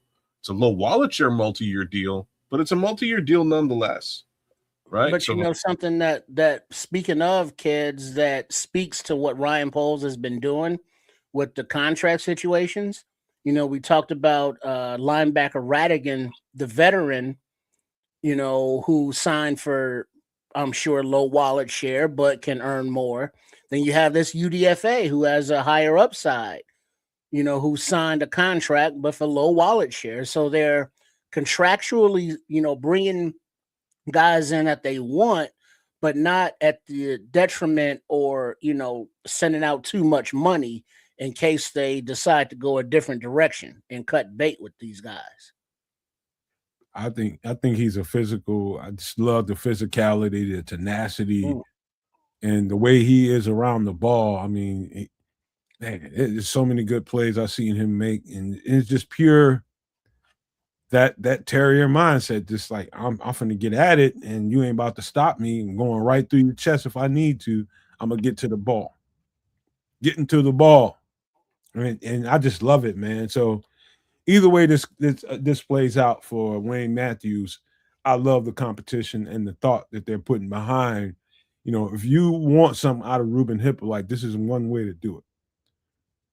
Make sure you're bringing somebody up, and he kind of, to be honest with you, Ruben Hippolyte exhibited some of that kind of tenacity at times during his state. I remember, you know what I mean? But this guy consistently does it. Consistently. And when the games are the toughest, he shows up the brightest. Who would you who would you say his game reminds you of loosely? Loosely? Yeah. Oh God. Everybody kind of looks like man, dude, that's a hard, like, it's so many linebackers in my head. But just like theoretically, is he more of a Tremaine Edmonds, a TJ Edwards? Talking about a Bear? No, not a Bear specifically. Or just he reminds me of Briggs. If we want to stick with the Bears, he reminds me of Briggs. Okay, so not as fast, but football smart and aggressive. Football smart and physical will knock your ass out off you. Okay. He's when you can make up for long speed by just the coach not putting you in positions to test your long speed. You got other fast guys around you. You don't have to make a linebacker carry a slot receiver. No, you don't need to do that. You need him around 15 yards and in, busting people to F up, getting the people, making tackles, getting guys on the ground, and you need him to be aggressive about it. That's what we got here. That was Briggs. Okay. I don't know how many times y'all seen on replays where it was a rare sight when you seen Briggs running more than 40 yards down the field. That was not his thing. Yeah, that was mostly Urlacher. A will linebacker is a guy that cleans up horizontally, left to right. A middle linebacker is more of a vertical guy. Somebody that covers the middle part of the field, middle right, middle left. You might have to carry a tight end. You might have to carry a running back. Anybody down the middle of the field, you might have to carry. But a will linebacker is a cleaner from the left to right. Speed is definitely going to show up on tape. Tenacity to get to the ball and make the tackle, that's going to show up from a will linebacker. It's a different role than a Mike. Similar could be said about a Sam linebacker, but the Sam linebacker is mostly there to support the run.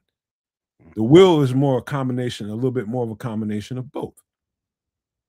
So this guy is a will linebacker with some Mike linebacker football IQ. That's what Wayne Matthews is. So you'll be able to cross-train him, but he's definitely going to probably get more will reps during the Bears camp than middle linebacker reps. It's not going to be enough of those to go around. Yeah. You're right. They are going to cross-train him, though, because it is good to have another guy available, worst come to worst, if push comes to shove. But yeah. All right. Any last thoughts about this guy? Let's go. Yeah, somebody I'll keep my eye on because, again, with that extended contract, odds are he's going to be around for a while. We'll see. But this last guy, this is Kyron Hudson, more recently out of Penn State, but he did play with Caleb Williams at USC, which is why he's wearing the USC uniform. This is a big receiver. I don't even know his measurements, but I imagine he's about 208, 205 to 208, about 6'2", 6'3", maybe. But Wow. If he makes this team, if he looks up and makes this team, I'm telling you right now, you can argue with me, fuss with me. The closest second that I would give to anybody on this team to having hands anywhere near as good as Kyron Hudson's would be JP Richardson. Oh, nice. Yeah, he's 6'1", 216. There you go. 23 years old. There you go. And he runs a 4.640. Which is why he got slept on. But boy, this is a fun tape to watch. More so at USC, but even so at Penn State. But this guy's got vacuum cleaners for hands. If it's touching his hands, if it gets to the mitts, he typically comes down with it, man. His hands are incredible, man. Kyron Hudson's hands are incredible. You just put the ball anywhere in his vicinity. I don't know how, but he somehow has the body control, the sense of timing, getting up and getting to the catch point before the defensive back that's on him. But he just has a sense on how to come down with the ball, play in and play out, time after time after time after time. Saw it too many times on this tape to just think it's just, all right, it's just here, it's just there. Nah. Dude has a knack for coming down with the ball in pressure situations, crucial situations. One-on-one, you throw that ball in the 50-50, I'm going to say 85 to 90% of the time, Kyron Hudson's going to come down with that rock. Competitive with the ball in the air, bro. Great body control. And his turn, I watched enough of him to know that he wasn't the same receiver from freshman to where he's at now. He's turned himself into a pretty nice route runner that really understands the art of route running. But he really excels when that ball is in the air. And he's one-on-one with somebody on his hip. He just excels there. He just has a dominance to him that I'm getting this ball. I don't care who you think you are, but I'm coming down with this ball. And time after time after time, Kyron Hudson comes down with the football. Playmaker. That's what it sounds like to me, kids. Trips, what did that sound like to you? Well, yeah, from that and from, just the brief looking at highlights, he's very adept with moving with the quarterback in the scramble drill.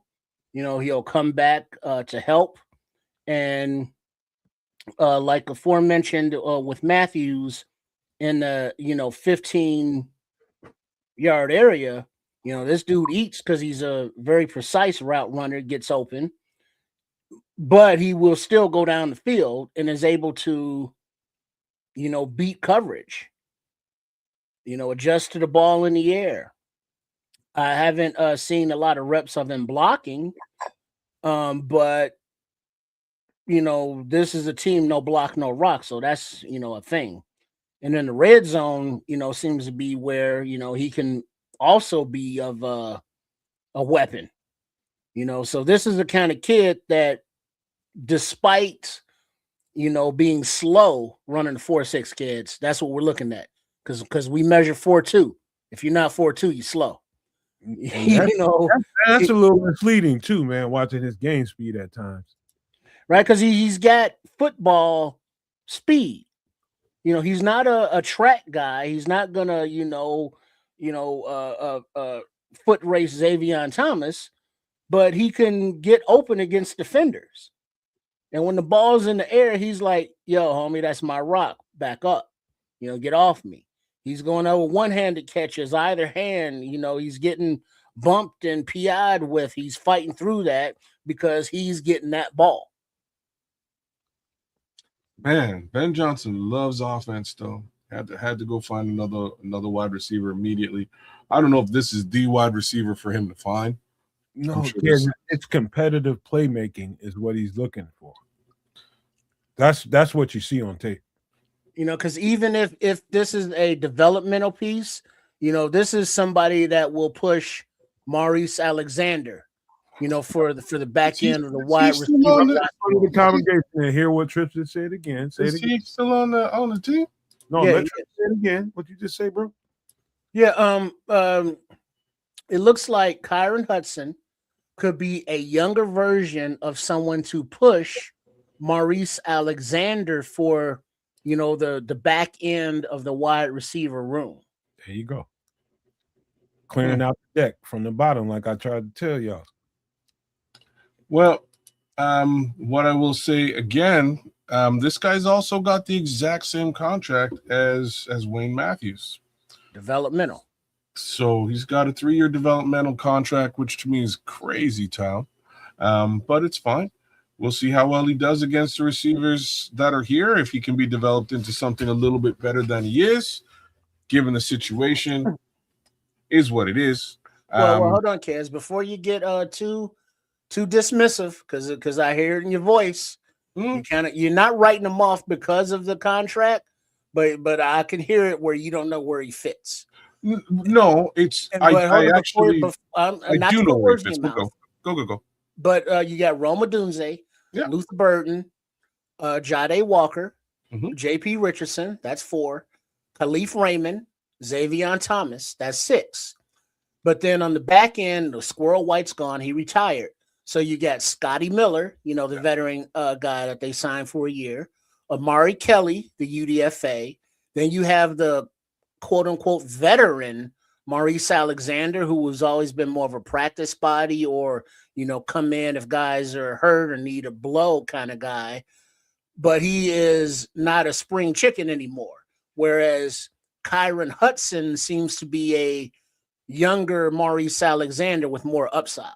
Ooh, I was waiting for this, Scrolls. If John Jackson had a third of his talent, he'd still be on the team. This dude is wrong. Yeah, Red Baron said he's the new John Jackson. Scrolls, I feel that comment, but at the same time, they didn't offer John Jackson no 3-year deal. Hell no. You know what I'm saying? Like they brought him in and it was so this is an upgrade from John Jackson. League minimum for the time being. Then they brought him back the year after, league minimum.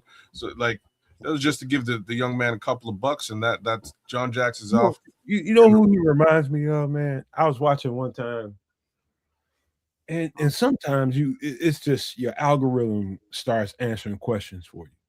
Watching his tape. You know whose tape popped up right after this? I do not. Freaking Sterling Sharp. Nice. Take it easy. And he was not fast at all. Not at all. That month probably ran a 4.7. But if you look at Kyron Hudson, the way his footwork, he gets open. He runs the entire route tree. And something that, I look at when I look at film, it's not only, I'm not looking at every rep. I'm not, psychotic like Nomad and all you other draft Nick fools. I look at the damn highlights. But not only looking at the play of the highlights, the catches, the route running, his movement, but the down and distance. And when do they go to these players? And it's 3rd and long, 4th and whatever, 3rd and whatever, 2nd and long.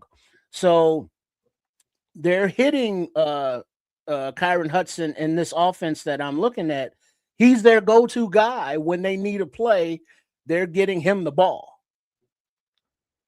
Man, and these are the guys that Ben Johnson is collecting. Sterling Sharp ain't running no damn 4.4. I don't care what the clock. I don't know what they did. 4.4 my ass. I don't know what they did at his school to get him a 4.4, but they was multiplying, not adding. Shit, they ain't no. That shit started with his career was he a 4.4? He ain't got no game speed. That he was quick though. He was quick. What are you? Wow. None. Don't disrespect Sterling Sharp. Man, it's not disrespectful that he was slow. That man run 4.4 and somebody busting caps at his ass. That's it. He was trying to beat his brother with his bad hips to the dinner table. I'm no damn 4.4, man. But man, listen, this guy, I will not have Sterling Sharp slander. That's all I have to say. I love Sterling Sharp, but this cat here. Sharp, as much as I hate the Green Bay Packers, I love Sterling Sharp. He's the one The one thing on that team that I actually appreciate over X amount of years. He was timed at a 4.44. I don't believe that. And there you have that. 5'11", 202 pounds. I don't believe it. And there you have that. It. Debate has been once again, Nomad, look it up. Debate has been closed. I'm saying that he didn't time that, but I don't believe he ran no. But he just he didn't never looked fast like that. Blazing speed never indicated no 4.4 speed ever. That's all I'm saying. Because he was always covered. He just made tough plays. You might have a guy that runs a 4.8 in a 40-yard dash during a combine that I look at his tape and I'll argue you until your face is blue that this ain't no 4.8 guy because his football speed indicates something different. Now I'm telling you, even if he did run a 4.4, I never saw a 4.4 when I was watching Sterling Sharp ever. Not once. And I love Sterling Sharp, but I can't tell you I saw 4.4 speed ever. Excuse me, I'm sorry. FYI, the Bears will host the Kitties Week 17 NFL schedule leakage. Towards the end of the season, hopefully Detroit's out of the conversation by then, so that's perfect. All right, let's finish this breakdown on Kyron Hudson. Yeah, Kyron, I think he's your new depth piece in development, that we're gonna be seeing I agree with you, around on the practice squad or on game days if the wide receiver room is depleted for some reason. Mr. Hudson, your table is ready. So Mo Alexander's been with us for how long? Like any idea how old he is? Just off the top of your head? Top of the head, no, but I'll look it up. 25, 26, maybe 27 at the tops. He's young. You're probably closer with 27. Let me finish telling you the thing that slowly gets to you while you're watching Kyron. 29. Yeah. So let me finish the breakdown, please. Talking about Kyron Hudson. The thing about him is you slowly come to the realization as you're watching like routes, like as the ball is in the air and he knows the ball is in the air, and the corner is slowly realizing the ball is in the air.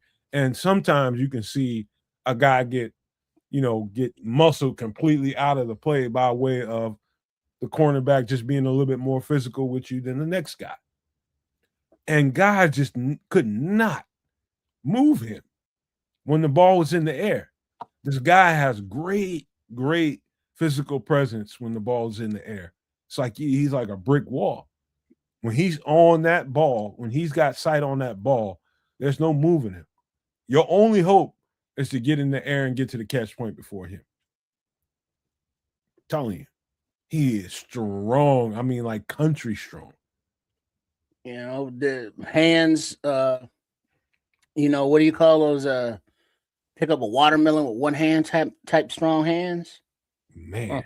And Mo Alexander's 29, 5'10", 172. So Kyron Hudson is taller, has more beef on the body, and he's 7 years younger. So 6 years younger. The thing about the 7 years of age, if you will, odds are Mo Alexander would be getting into that area where you can't put him on the practice squad anymore if he's towards the bottom end of that depth chart. So I think you probably kind of nailed it here. It's smarter for them to have a developmental piece as opposed to a veteran that you actually have to pay that's still going to likely wind up either being either commanding a salary or falling off, right? Because you can't stash him on the practice squad anymore. This is a guy you could stash on the practice squad and develop over the course of the next couple of years, given a 3 year league minimum deal. So it makes a bit more sense when you look at that Mo Alexander situation. Unfortunate for Mo, but just, the realities of football business. I think he's a nice piece, man. I think he's a slept on piece that, watching his tape, we had a couple guys. I was very impressed with Kyron Hudson. I mean, very. I mean, I just don't think anymore that we can consider some of these guys that are brought in as UDFAs or in for a tryout. That's what he was brought in for, was for a tryout. And he made it through rookie camp and got signed to a 3-year contract. That could be, I guess you can fudge that if you're looking at him as a developmental piece to try to keep him on the practice squad, and that can help, some other team to sign him easy. I don't know, man, but all I know is what I saw on tape. I'll let people that deal with that kind of stuff deal with that. I'm no expert in it. What I'm an expert in is looking at the film and knowing exactly what we're dealing with here in Chicago. And I just gave it to you. We just gave it to you. Well, that's the thing, though. Looking at that, Nomad, when you look at like the veteran Radigan, the linebacker per se, versus the UDFA Matthews, you look at the veteran in Alexander versus the UDFA of Hudson, but we are not throwing limitations on players, or this is a camp body, or we won't see much of him. We can't do that shit no more, because this coaching staff is looking for players. And if those players produce, be like, oh yeah, this guy, this young linebacker, he was, carted off the field late in the season, but he came back, signed a UDFA agreement. Now he's, a starter, or, they work their way up. And this coaching staff, if they can develop the way that we've seen them develop, and that we hope they can continue to develop, they're getting the pieces that they want with the traits that Nomad are describing, where they see how they fit in their vision of what they want their offense under Ben Johnson, or the defense under Dennis Allen to look like, how they want those pieces to be interchangeable or have the variation to disguise what they're doing, and have the aptitude and the brain power to process where they need to be, the plays or what they need to know, and the physical ability to achieve that.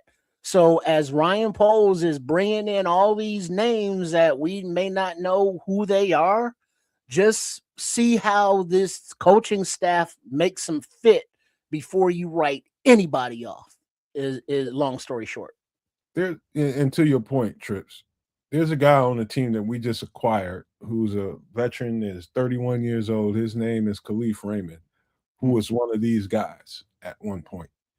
And over time, given opportunities, has made a name for himself. And so, got to have the ability to see around the corner a little bit, and there's some talent they brought. And I've said this at the beginning, and I remember when I said it the first time, that I don't think anybody really saw it that way, but I do think after the conversation that we had on the show about a week or two ago, I think people are starting to see what I was talking about. But I do think that the Bears were okay for the most part, and I say for the most part kind of lightly, with the top end of the roster on both sides of the ball. But more so on the defensive side of the ball, they were less impressed with the top end of the roster. However, I do think everything that they did, minus the Dillon Thieneman pick, was for depth, so they can be more comfortable with the bodies they have underneath the top end of the roster. And so I don't think you can, put that conversation to the wayside and understand exactly what they're doing right now. I think that's in the thick of what they're doing right now, making sure the depth is right. Well, you know what depth is? Future starters with development. Mm-hmm. Not every draft picker is going to be a come in, start day one, play one. Some guys are going to be drafted later. Some are going to be FAs, and we won't see them. until next season. Look at the UDFAs from last season that we still haven't seen on the field that people are still high on. We've seen the name JP Richardson come up in the chat, and how they remember he was a dog, but just needed to get in the weight room, to mature and develop a little bit, which he's been doing. Jade Walker, he's been in every video with Caleb Williams in offseason, working out with him, catching the ball, UDFA, all up and down the roster. So these guys are progressing. Dominique Hampton, the linebacker / safety, we don't really know, but he's been on the roster developing. And so these names, these young fellas that we've written off, are going to make contributions. I will guarantee that. Well, they are leaning on coaching, or let me rephrase it, leaning into coaching, right? So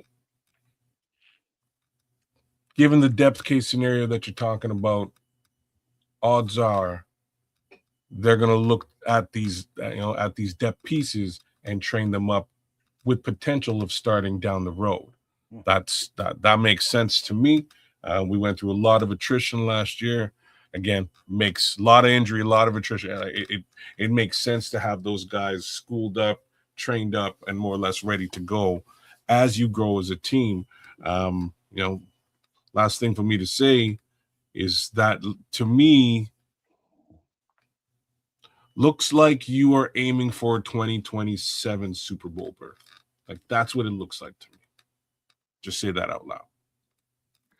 Hey, man. Listen, Cornell Bryan says, hey, damn, Nomad, the whole Bears schedule just leaked, but I keep my mouth closed. Well, they probably got more to say about the schedule than I do. I don't give a shit. It's still not supposed to be out till tomorrow, but right. The ships are sinking all over the place because the Bears will host the New Orleans Saints Week 11 at 12 p.m. All right. I'll tell you what, because we do got to finish this thing in a certain amount of time. Trips, we in your territory right now because we're going to start something. It's going to be very informative. Give me a second. Pulling it up.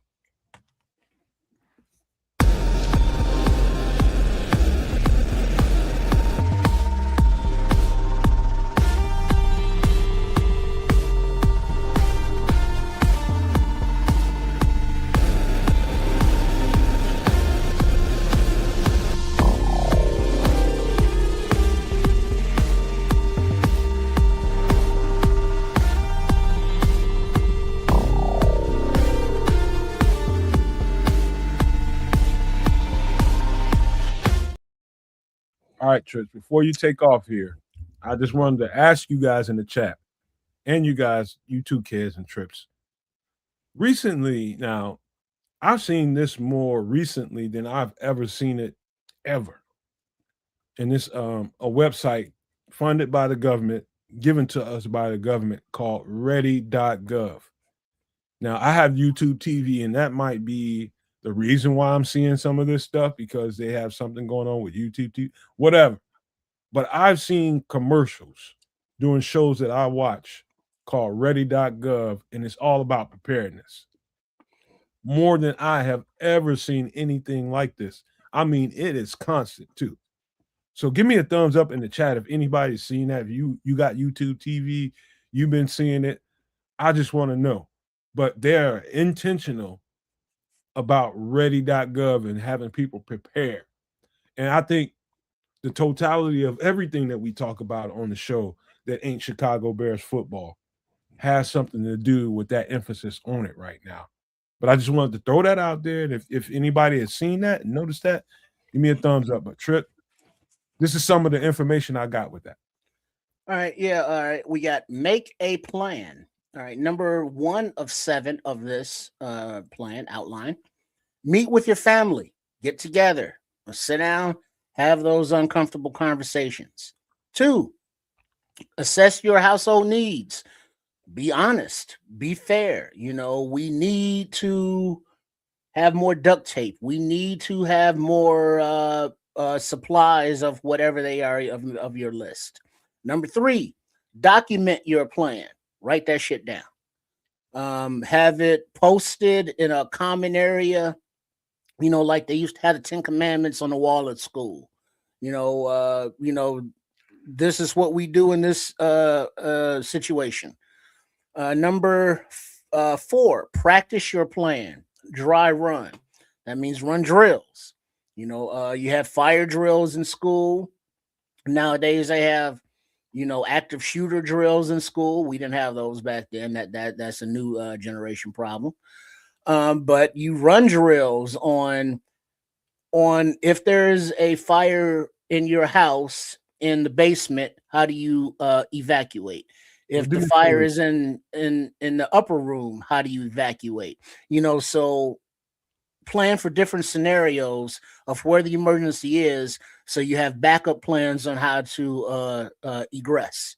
Well, just do me a favor. Just read them off, then we'll drill them down as afterwards. Okay.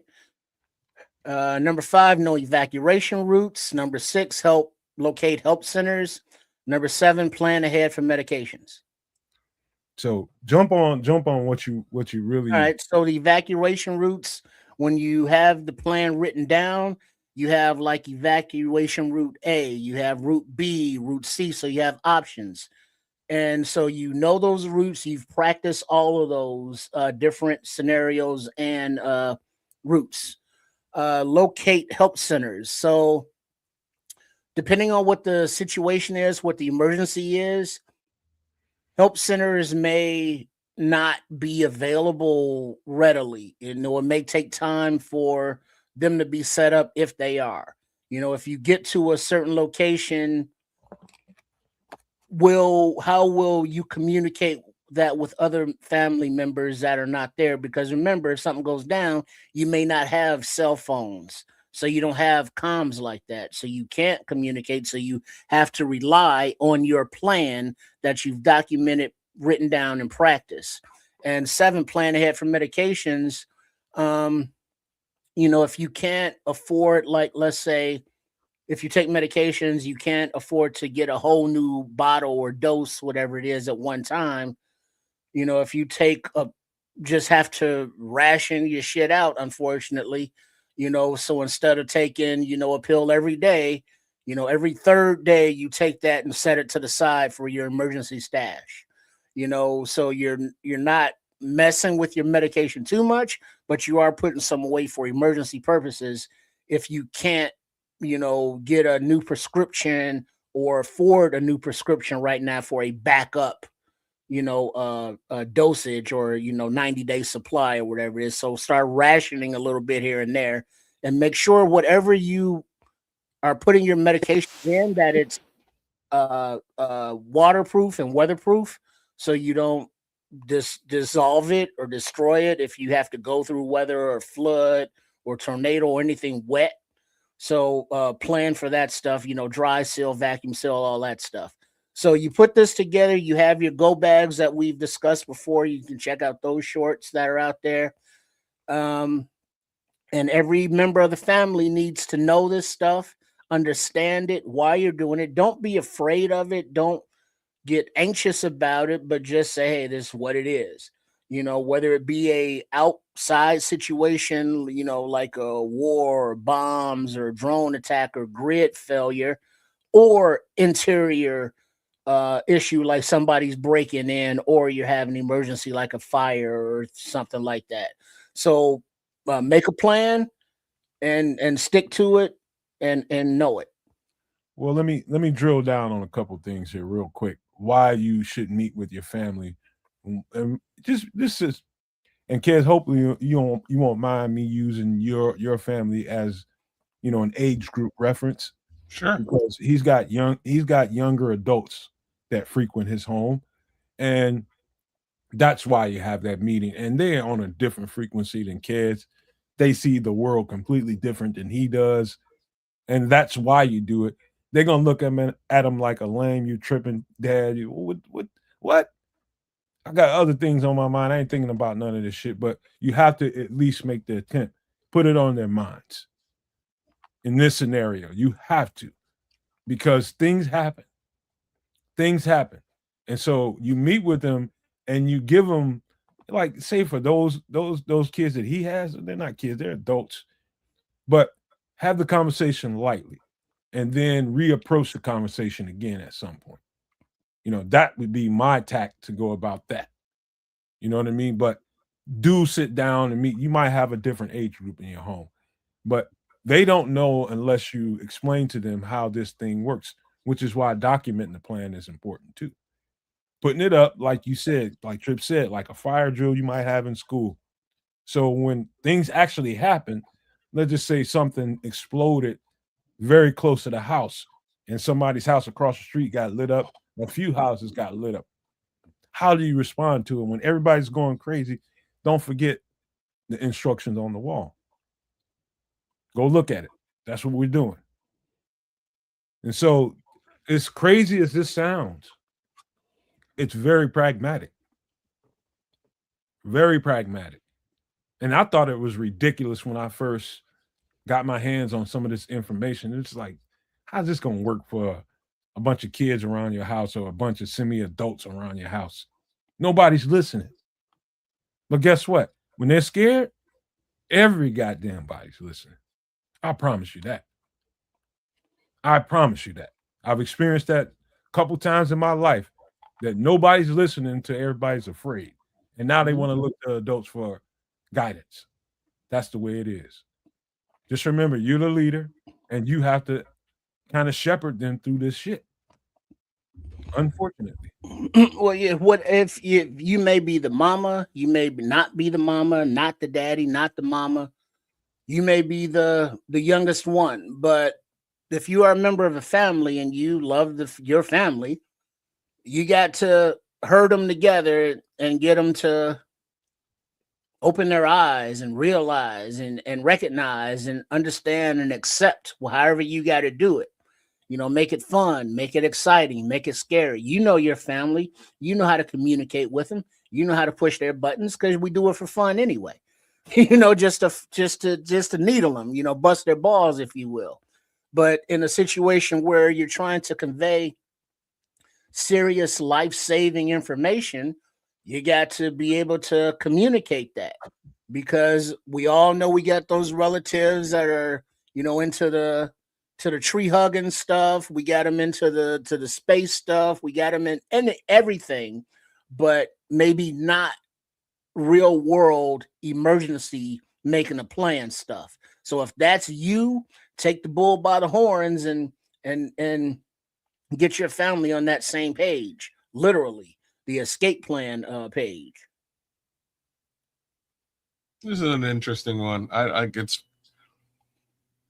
I just could never see myself sitting down with my family and really planning stuff like this out. I'll just be completely frank. Now, the flip side of that is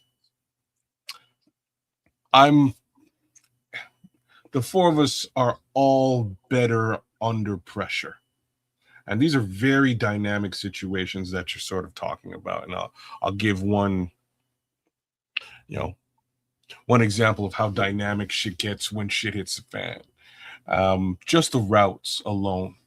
Now, you can plan your routes, but if everybody's trying to leave at the same time, traffic's going to fuck up all those routes. Mm-hmm. And there's nothing you can do about it. You can have your plan's awesome. You know exactly how to get out of your area in general status. And you can go and test that out. You can go, hit those routes in a dry run, practice it, plan it. But when shit actually hits the fan and that traffic is legit and real, ain't nothing you can really do about that. So I'd spend a lot more time, and it's just me thinking on my feet. Planning ahead for medications is a brilliant addition here, because that's just one of those things that if you don't happen to have a little bit of a stockpile of, you're ass out, right? And when situations become dynamic. But here's the thing, though, Kez, that you brought that up medically. Think about family members that have special medical needs. Yeah, exactly. No. I'm saying not just medications, but in a wheelchair, you know, quadriplegics, paraplegics, people on dialysis, you Yeah. know, that require, you know, those infusions, you know, regularly.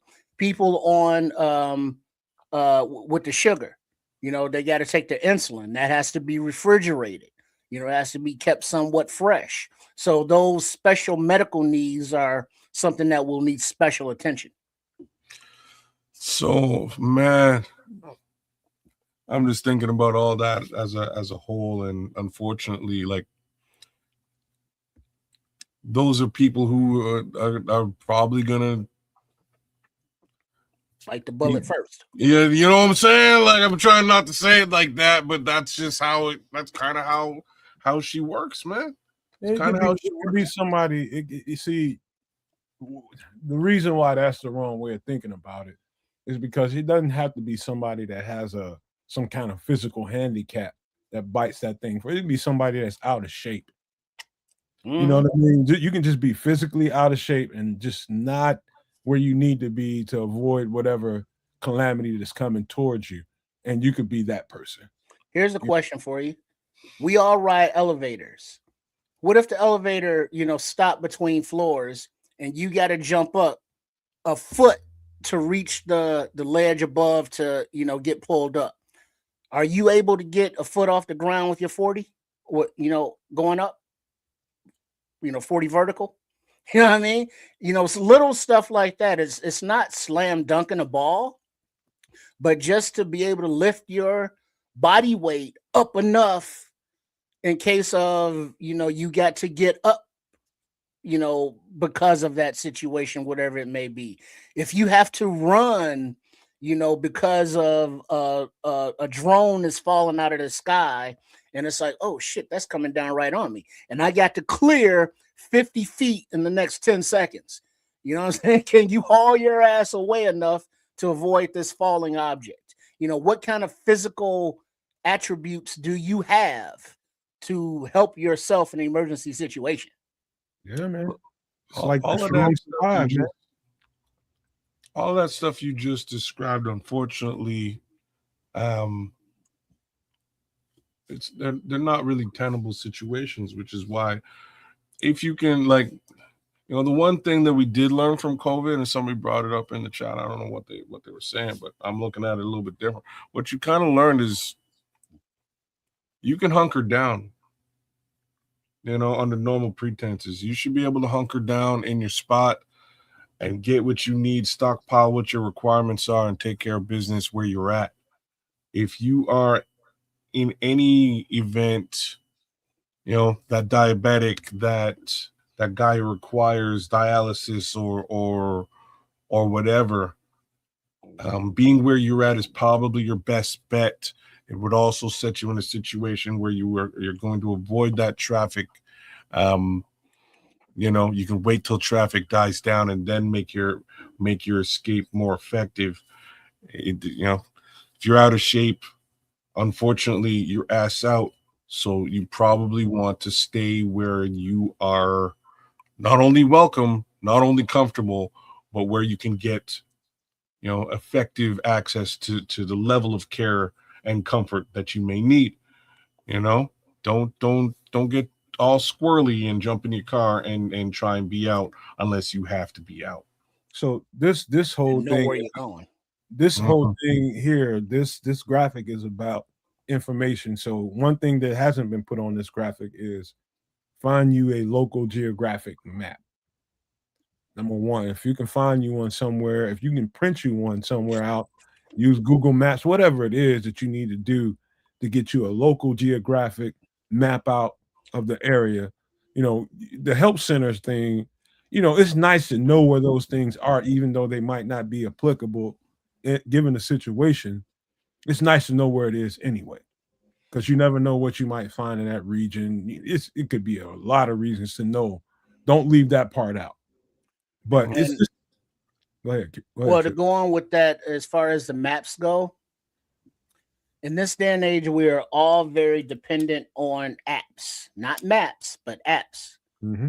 And a suggestion would be to, like back in the day when we had MapQuest, and we had to print out the goddamn directions because we didn't have the actual GPS.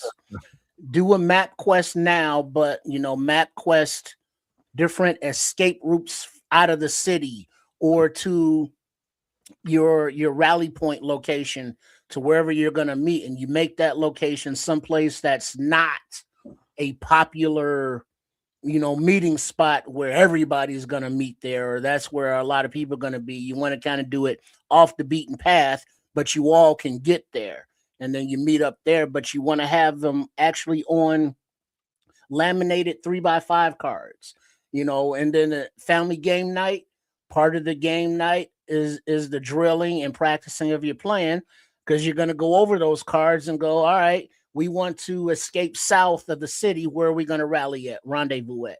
And then you all go around and you've read your cards and you test each other, and you make it into like somewhat of a game, even though it's not a game, but you kind of take the fear away from it to where it's kind of like just becomes second nature and routine, that you're not fearing it.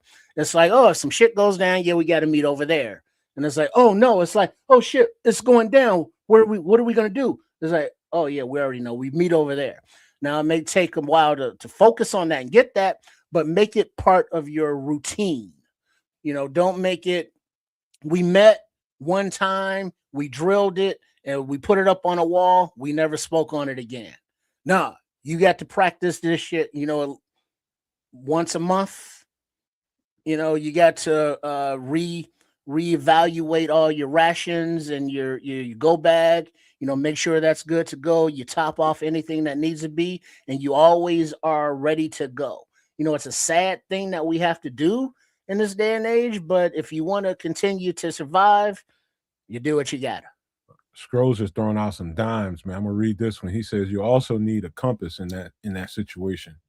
Maps will only take you down roads that are probably either won't be open or riddled with bandits. Very important. That's when knowing the topography of your area. Are there hills? Are there mountains? Are there trees? Know how to read that on the map. Know how to avoid the roads and the crossroads and the checkpoints. Know how to have the physical ability, if you got to walk through the woods, or forest to avoid a highway, you got to walk through the trees. So have those plans for, you can't plan for everything, but you can plan for a lot of things. You can make a game of it. It's like, all right, think of something to plan for that we have not planned for, and have the whole family brain tease. It's like, well, what if this happens? Write it down. Plan for that. Well, before you go there, Trips, I got a better one for you. This is the last part of it. This is troubleshooting. Now, in the event that, let's say, you always need to plan for, we might have a chance to go back home, and we might be able to rescue the situation at home, and refurbish what we have after this is over. If it's a short-lived event, but if you want to, Trips, you can read this off, and we'll go from there. Yeah. All right. Troubleshooting. All right. 1 of 5. 1, purchase a hazmat book. 2, insure properties. Keep copies. Number 3, know your alerts and warnings. Number 4, safeguard critical documents. And number 5, keep medicines cool and dry.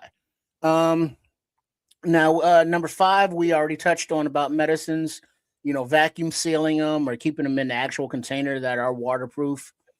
Rationing out and siphoning off some of your regular meds just to build a little stockpile. And I think that number 2 and number 4 kind of go hand in hand, because when you insure your properties or your possessions, you want documentation of warranties, of proof of purchase, of any written information that's critical to it, and you want to have that safeguarded in another cool and dry, waterproof type notebook. I'd like to speak to this real quick. Yeah. So the meaning for 2 and 4 is you want a carry-on version of all of that insurance property stuff in case you have to get mobile and get away from there. You want them so you can keep on you in case you have to go back. And the safeguarded critical document stuff, let's say you bought a safe and you put it somewhere and the safe is no longer there, you have those, you basically backloaded yourself, and you got, so if somebody's questioning you, if you're coming back, how do I know this is your property? We're in a disaster area. I've got this in my book bag here. Right. You got proof of ownership. Have, like, if you got a social security card, birth certificate, have copies of those documents sealed away in your go bag, because even though shit might have gone cattywampus, if everything straightens back out and you have to prove ownership or prove documentation for insurance purposes, you have that stuff, and it's not just gone with wherever your stuff is gone to. And number one here, purchase a hazmat book. Valuable. So what's what.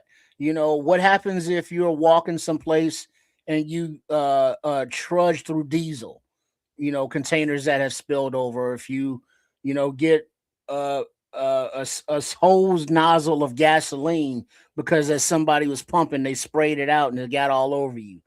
How do you clean that up? How do you sanitize yourself and protect yourself? And Nomad will go more into the hazmat stuff because that's his area. Go ahead. The thing about a hazmat book is knowing a hazardous materials book is so thorough. It's so thorough until you get your hand on a physical copy of it. You can go online and look at a hazmat book if you want to, but having a physical copy that you can take along with you and just have in case, there's so many signs you may have or may not have seen here or there, so many trucks you may have seen, in travel, that you have no idea what these signs mean. This hazardous material signs, but you didn't know exactly what the hazardous material was. Mm-hmm. Most hazardous materials have signs to them that is nonverbal. It might have some words that come along with it, but you will definitely see that sign, that patch on a truck or in some location near you. If you're anywhere near hazardous materials, it might say blank picture ahead, be careful, something like that, and not give you a description of what it is. Knowing what those hazardous materials are is a whole other game. And we use it every day and don't know it because of plastics. There are different grades and degrees of plastic. Some you can have food in and eat the food out. Others, if you have the food in a certain type of that plastic, now that food is contaminated because it's not food grade plastic. And there are little symbols on the bottom of every plastic container that tells you what kind of plastic is. But if you don't know, you're not paying attention, you don't know. You know what? I can do that same. Hold on, Ken, for 1 second. You know what? And most of the images you'll see are scary looking for a damn reason. It's scary shit that you're about to encounter if you're not careful. But go ahead, kids. I was just saying, I worked for, at one point, I worked for a manufacturer, like a chemical manufacturer. My job had nothing to do with chemical manufacturing, though. But I had to go through just about all the same training that Scrolls is talking about in the chat. I went through full hazmat training, and I'm like, I'm never gonna use this, y'all. But like, they walked me through the manufacturing plan. I messed with walked me through the chemical areas. They walked me through the whole place. Facts was, I'm never gonna be here again. You know what I mean? I'm never gonna be in this warehouse area. But that did not prevent them from saying, hey man, you have to do basically 3 days worth of training on all this hazmat stuff, because like, worst come to worst, who knows? You might get messed up in the warehouse if something just spills. I'll tell you where that can go wrong for you kids. Mm-hmm. If you get a relatively well-paying job in a place that processes sulfur or something like that, you just like, man, this pays well, gives good benefits. This is great. What can go wrong? I'm gonna manage this place and make some money. And you're around processed sulfur every day and not even thinking about, you just worrying about the money. I'm getting paid better than any of these jobs are asking me to get. I mean, come on. It's about knowing. It's about knowing. Like, say, for years when I was growing up, it was about asbestos. But there's so many plants that deal with so much crazy toxic stuff. And you just taking a job there to manage the place. You don't have to be directly dealing with said product. But the ramifications as a byproduct of you being there, subsequently, you might be exposed to some shit. I was in San Francisco a few years back and actually experienced an earthquake.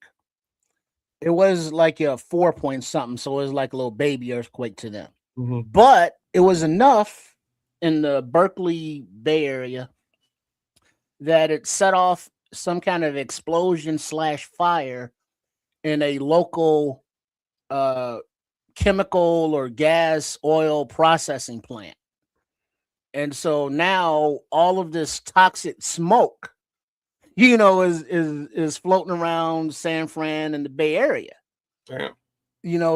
And this is a plant that, has been there for years. And they have the hazmat signs out front. As you pass by, is like, they're telling you what they got. You can see it on the big tankers, the big placards. It's got, whatever this symbol is in there. If you don't know what those symbols are, you don't know what they are. But if you had a hazmat book or that training that tells you, it's like, oh, this rectangle with the skeleton in it, yeah, that's bad. Yeah. So it's like, oh, I There's want a to bunch avoid of that different smoke variations of that one skeleton one. You know what I mean? Like there's a bunch of them. Like, And which you're right. skeleton is this? You're right. Well, what's funny is Nomad's right. Like they're trying to scare your ass for a reason, because all of them skeleton ones will fuck you up if you ain't paying attention. Like they all will. So But the problem is when it's on fire and it's smoking, you are at the mercy of which direction the wind is blowing. Yeah, if you because your escape plan, if something happens, is to the east. But now the wind is blowing that way and it's all shut down and you can't go that direction. Yeah. because it's blocked off, but because it's unhealthy. Because the wind's blowing that way. So it's like, all right, we can't you have to tell yourself, you have to plan for and practice. We can't go east because of this natural blockage. So we gotta, have a fallback plan. If we can't go east, then what's the plan? Do we meet at the north location or the west location? So you got to have those contingencies in these situations. This is this seems like do I really need to do all this? I don't know how many people are actually plugged into current events and are paying attention to some of how things are trending. And if you are plugged into current events and you can see the way things are trending, and you don't need, people to explain things to you, that means you're coherent and that means you're tuned in. That's what that means. Anybody that's thinking about this day and time in a nonchalant way, like whatever, let that person keep thinking like that. You can't do nothing about that individual. Nothing. You can't help them. You cannot deter them from thinking that way. They are already wrapped in a certain way, and they just won't see the world in that way just because it's uncomfortable for them to think about, and that causes them strife. And so just let those people go. Let those people go. It's best, whether it's family or friends, doesn't matter. And the bad part is, Nomad, is if it came down to a situation where it's like, I care about this person, whether it be a family or friend, but y'all not opening your eyes and realizing and recognizing. So when the shit hits the fan, I tried to warn you, but basically you voted for this, so that's on you. But they will be the very first ones to be banging at your door talking about, why won't you help me? Why you hating on me? Why won't you, take care of me? And it's like, dude, I've been telling you for years, this shit is coming. But now when this shit's here, it's my fault that you're not prepared, and it's my fault that I'm not helping you. Fuck you. You know what, Trips? People will, I'm gonna say it the right way. They will explain your ass to death. And I mean explain you. They know everything about the goddamn world. They know how this shit's working. And none of anything outside of how they think the world is going is irrelevant because they know everything.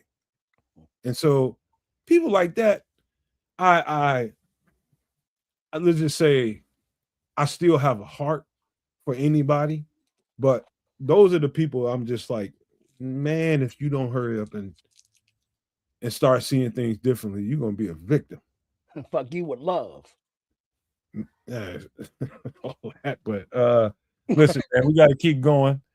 We got to keep going, and this next part is very informative, and we're gonna have to be kind of short with it. And I hate to be like that because we're running up against time, but I think you guys are gonna enjoy it. But we'll get to it right now. Give me a second. Let me pull this intro up.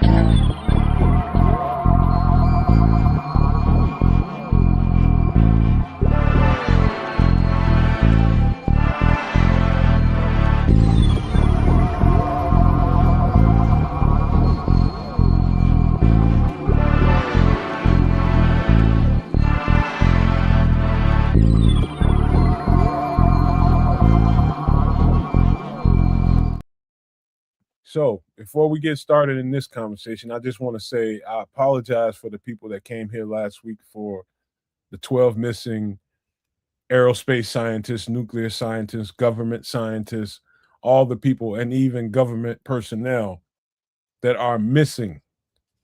I apologize for people that came for that last week and came for it this week because this information I'm about to give you supersedes it. And in a way, it still leads into the conversation. But if one of you guys want to read this, just to be a narrator here, be great. Sure, I got it. War.gov. The Department of War, bracket war.gov /UFO bracket, released an initial tranche of 162 classified records featuring 120 PDF documents, 28 video files, and 14 images. Highlights include Apollo-era footage, a 2024 star-shaped object video from Kazakhstan, and in 2023, an Aegean Sea military reports of an object making a 90-degree turn. I should have said objects. I messed up on that, but thank you for that. That was great, kids. Mm-hmm. Now we've gone past what Nomad and everybody else on the channel is speculating and things that we've been seeing. Now the government, and I'll be honest with you, this first tranche of information ain't a whole lot eye-popping here because some of the stuff, to be honest with you, we've seen on the show. We've seen some of it on the show. And so now we've moved past whether or not, oh, Nomad, you're a conspiracy theorist, and we moved past that now. They are releasing, and there's more to come, according to them. Even though I think of this release as a bullshit tranche of documents, I think it was there to kind of curve the narrative in the media about this administration, and I think it's conveniently placed. Now, I'm not discrediting any of the information given, but I think it was a deterrent, to be honest with you. I don't think very much of this stuff because of what I've already seen. We've already seen some of it. It's some of the stuff that's kind of new, but we've seen some of it on the show, be quite frank with you. But let me shut up for a second. And what do you think about them releasing this information? No matter how much of it you know about, but just tell me what you think about it. I think the worst things. It's mighty convenient to send this type of stuff out right now, just given the state of the planet. You know what I mean? Like this could not be poor. Like, it could not be worse timed. Well, yeah, granted, if it was made to be a distraction, there's just a whole lot of nothing to distract though. I mean, just true. more blurry, radar images or hazy pictures, or there's like no government, data. It's like, oh, we came across this object. There's no scientific autopsies of aliens. There's nothing that says, hey, we're the government. Here's what we've researched and found about anything. It's just more speculative stuff. Nothing's concrete. I'm looking at a bunch of it right now. It's very now I will tell you this. I'm just going to tell you what I watch a lot of stuff, man, and I'll tell you what's really what ties it all together for me. 2026, I'm talking about in a collective information kind of way I'm explaining it to you, is apparently the year of disclosure, where we admit that there's life beyond us. And apparently you can find out more information in some of the 2001 footage than you can find in this tranche of information right here. There's stuff that happened in 2001 that is really breathtaking, and it kind of went by wayside because people were focused on other things. Now, I'll say that as a side note. I would say this: 2026 is the year of we'll get this out in the open and let people start getting their minds wrapped around the idea that there's life beyond us. That's what I am starting to understand. And I'm led to believe that in the year 2027 is where we will see physical representation of some of that life beyond us. Now, that's just me and what I've been gathering. That's just what I think. I believe that. Now, I don't know about you guys, but it makes sense to me that they're kind of powder puffing this thing right now.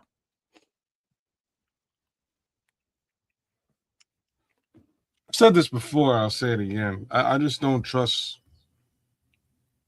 the government as a general statement to make out loud, whether we're talking about this stuff or other stuff.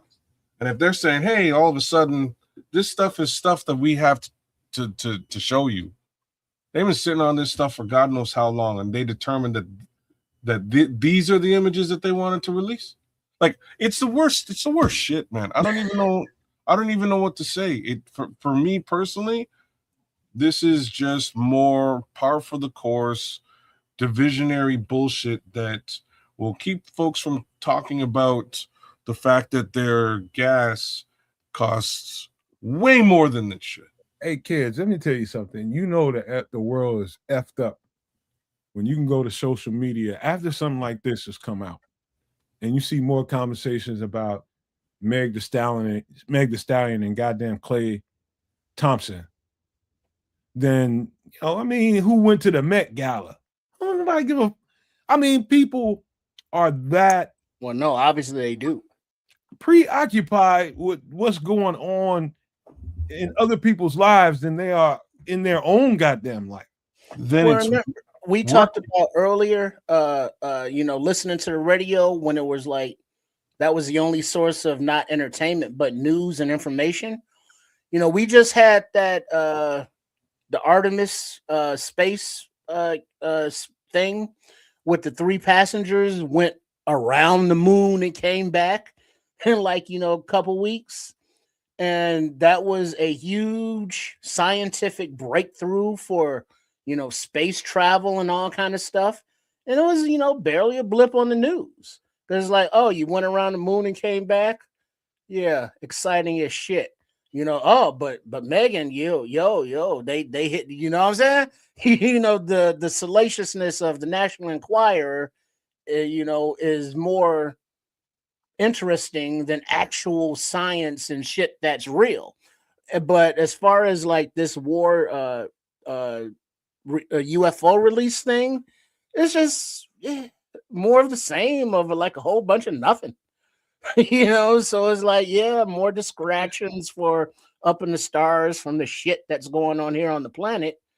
But there's the TR-808, wasn't that supposed to be here by now? And then there's some asteroid that's passing between the Earth and the moon sometime this week or some shit. It's like, I don't know, but ain't nothing. It's like, hey, Nanu, aliens, Alf, does he really eat cats? We got nothing. We just got, hey, look, you see that right there? That might be a UFO. Where? Right there, behind that grainy cloud. You know what you got? You got, and Scrolls just kind of put the icing on the cake. This ain't bullshit. It's just conveniently being used in a time when everybody's distracted. He's right. Even the Vatican admitted to alien life, which goes against everything in the Bible. See, I don't understand that. Why? You don't. This is one planet. This is one third rock from the sun. Of all of these other planets out in this heavenly bodies, why would one deity give one shit about this one little marble to have all of this control and lord over, and there not be any other life any place on any of these other planets? That's arrogant as fuck to say, for a religion. It's like, nope, we're the special ones, we're the only ones. This deity is the only deity, and this is the only planet it looks out for, and especially with this flag that we represent under. That, that's the only one. Oh, other planets, other life forms, blasphemy. Well, don't stray into that territory, man, because guess what, man? This was a convenient. I just, what I don't appreciate about it is why it's being put out. It's not that somebody in this administration was a pile of shit in this administration, cares about whether we know or not. It's just the pressure they were feeling about everything that they've been doing and costing us that live in the society, and they needed a distraction from it. What better distraction can you throw out there? And they used the wrong, it was a nothing burger. When I tell you nobody really outside of the people that are locked in, it was a nothing burger to everybody else. But let me just tell you, on its face, given that explanation, don't ever forget that they just gave you, they declassified things and showed you that this ain't bullshit that people are out here talking about. This is real. Now, we just use it as a tool, but it is absolutely real. And they're letting you know. And I know that there's way more to come, because some of the people connected to the declassification of the material are saying so. Like, this is nothing. This is nothing compared to what they're going to release. Well, like Red Baron is saying, trips, they're not from other planets, they're from here. They've always been here. Yes. Okay. They've been part of the development of humankind and man. There's two different things. Yeah. There's I mean, I'm not saying it's not true. I'm not saying it's true. I'm just saying I really don't give a shit, because there is no definition. I've always been a not a Matt Nagy why guy, but a why guy. I want to understand whys and what's. And there is nothing that can definitively say aliens or space or, from the inside of this planet. There is nothing that is concrete. There's like, oh yeah, there it is right there. This is what it is. There's a lot of speculation. There's a lot of innuendo. There's a lot of, well, if you look at this and put that there, yeah, it's like, I ain't got time for all that. So until some alien comes down and says either, hey, you look delicious, or hey, come to my planet, and we would like your knowledge, or take me to your leader. Until that day happens, whatever. All Because you know what? There are people out here now on Earth with video cameras trying to poke the bear.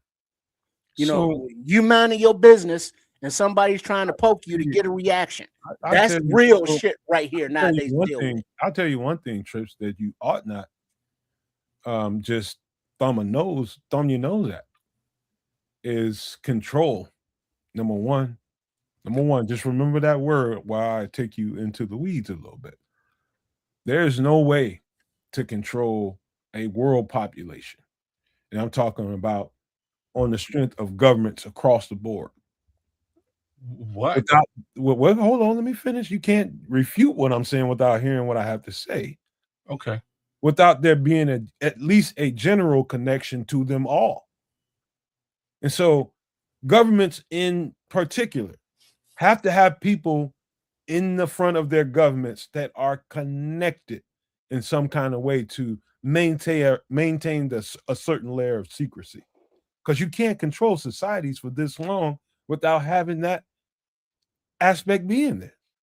Number one, and who knows exactly who or what those people are? If in fact these extraterrestrials are people that have been a part of human civilization forever, or have been involved, who's not to say that they've not been chosen and picked to be a part of what we've been going through this whole time carefully? And so I wouldn't thumb my nose at any of it, because all I know is what I see, but I can feel as well. And I know this, you can't get to a certain level in society without having some kind of knowledge of something and connected to something. And there's definitely some things that we don't know. As citizens, we just don't. So I'm going to refute a little bit of what you're saying here, because controlling society is it's kind of easy. So we're going to go back to our conversation behind the scenes before the show started, which is the radio. Radio potentially is a modicum of control, because what you can do is you can broadcast thought to a select area of people. You can then do the exact same thing to another select area of people. And you can control those thoughts, as in what is being broadcast. And that's at the radio level, which means it's more or less localized in a select area, right? We are so far fucking beyond the radio at this point that controlling the entire planet is easy. We're literally on the control modicum right now. You can pump this the internet itself in scope is the greatest mind, huh? It was never easy. None of it. Of course it was. No. All that you need, of course it was. All that it was ever easy. They've gone out of their way, and there's always been strong ass individual personalities that saw through any of it. It's never been easy. They've been ruthless about suppressing the real. No, it was easy, bro. And when I say it was easy, all that it took was a certain amount of money. That's check number one. The next thing that you need is a reason for doing it, which is hoarding the resources which come from the money. Check. There's check number two. And you need to have people in different locations that have the exact same general purpose, which is keeping more money and hoarding more resources. It's so simple. So now each of those localized areas that we're talking about, again, in the radio aspect, have their own delegated leaders, if you will, who are in place to ensure that the status quo is kept. The status quo that is being pushed down by the folks who are hoarding all the money and the resources. It's actually super easy if you really break it down and you look at it at the radio level. Yeah. Now multiply that out by the internet across the world, and you can control the whole fucking planet. But it's easier, kids. It's easier. Hold on, Nomad. When we were talking about Edward R. Murrow, The War of the Worlds, when he had that legendary radio broadcast, which was entertainment. He wrote a script about aliens. But the medium of radio, people listened to it and believed it was actually happening. Whereas the studio audience is seeing, the different actors doing the different voices and seeing the sound effects doing the sound effects. So the studio audience knew that it was not real. But people listening believed that shit, and a panic ensued until the government had to come out and say, hey, it's a play. It was a radio show, people. Yeah. Chill. But you don't think people heard that and was like, how many people thought that was real? And that they've built on that, and now we have the social medias and we have the AI propaganda and the bots, that are posing as one thing when they're really something else. And so they're confusing, they're misguiding. And the three topics of conversations that we are never supposed to talk about: sex, religion, and politics. And all three of those ways are the main means of control of people. And so you throw those in with now the updated paranoia and group panic of the internet, control is easy as fuck. Hey, and on top of that, kids, let me help you out with something else as an example. There's this thing called stock market led by Wall Street, right? Very successful, right? Before it was booming as successful as it is right now, there's this thing called Black Wall Street, thriving in the belly of a town here in the United States. Because it was so easy, they didn't have to do anything to that booming, thriving community at all. Tulsa, Oklahoma. Just let it live because it's easy. It's not easy. It's called Black Wall Street. Got burned to the ground. Then that's how they control. That's how they controlled it. What are you saying? They controlled it by destroying it. Okay, that's an easy way to control. Misunderstanding the point. No, it's refuting your point because you don't have to refute. It's just the fact. It's not easy. No, it is. It's easy to control. How many people went to jail for that? None. They shut the whole thing down, burned it to the ground. It doesn't exist anymore. If Black Wall Street was in place today, then if it was easy, that it would not be easy. If it was easy, manipulate and control, they would have had a need to do that. If it was easy, would they ever would have had a need to do that? Of course, because they didn't foresee or Black Wall Street is unfortunately a little bit further back. That's basically in the beginning of radio days. And again, we're talking about localized case scenarios. So when a localized case scenario, these guys start to thrive.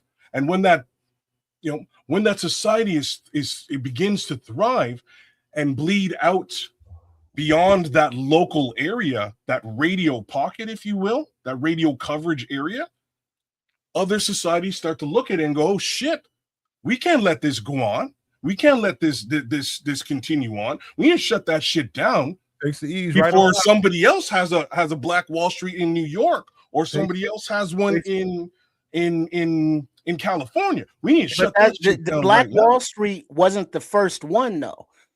Not of where former sharecroppers or just Black people in general came together to create their own thing. There was I can't remember the name of it. Somebody help me out.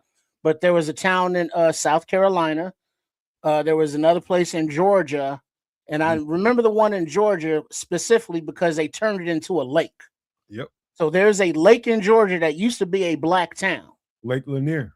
Thank you. And Black Wall Street was Tulsa, Oklahoma. So those communities of Black people progressed. They did their own thing. They had their own commerce. They were doing their thing, but jealousy, envy, hate, lust, and just devil mentality couldn't have that. So, the Klan and that kind of mentality, the Rebs, the South, if you will, they burn that shit down because they couldn't have those examples of quote unquote, the lesser of the darkies, the lesser of the race, being successful when they were still wearing overalls and fucking their cousins, but now easy now. well, it's the truth. Come on now. But We well, tell me the lie. YouTube, man. Okay, but it is still the truth.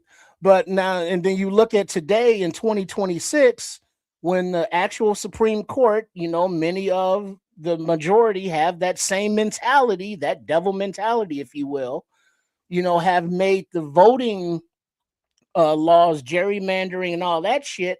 So the same states that we're talking about that got rid of these prosperous black towns are the same ones now that are getting rid of the black vote in 2026.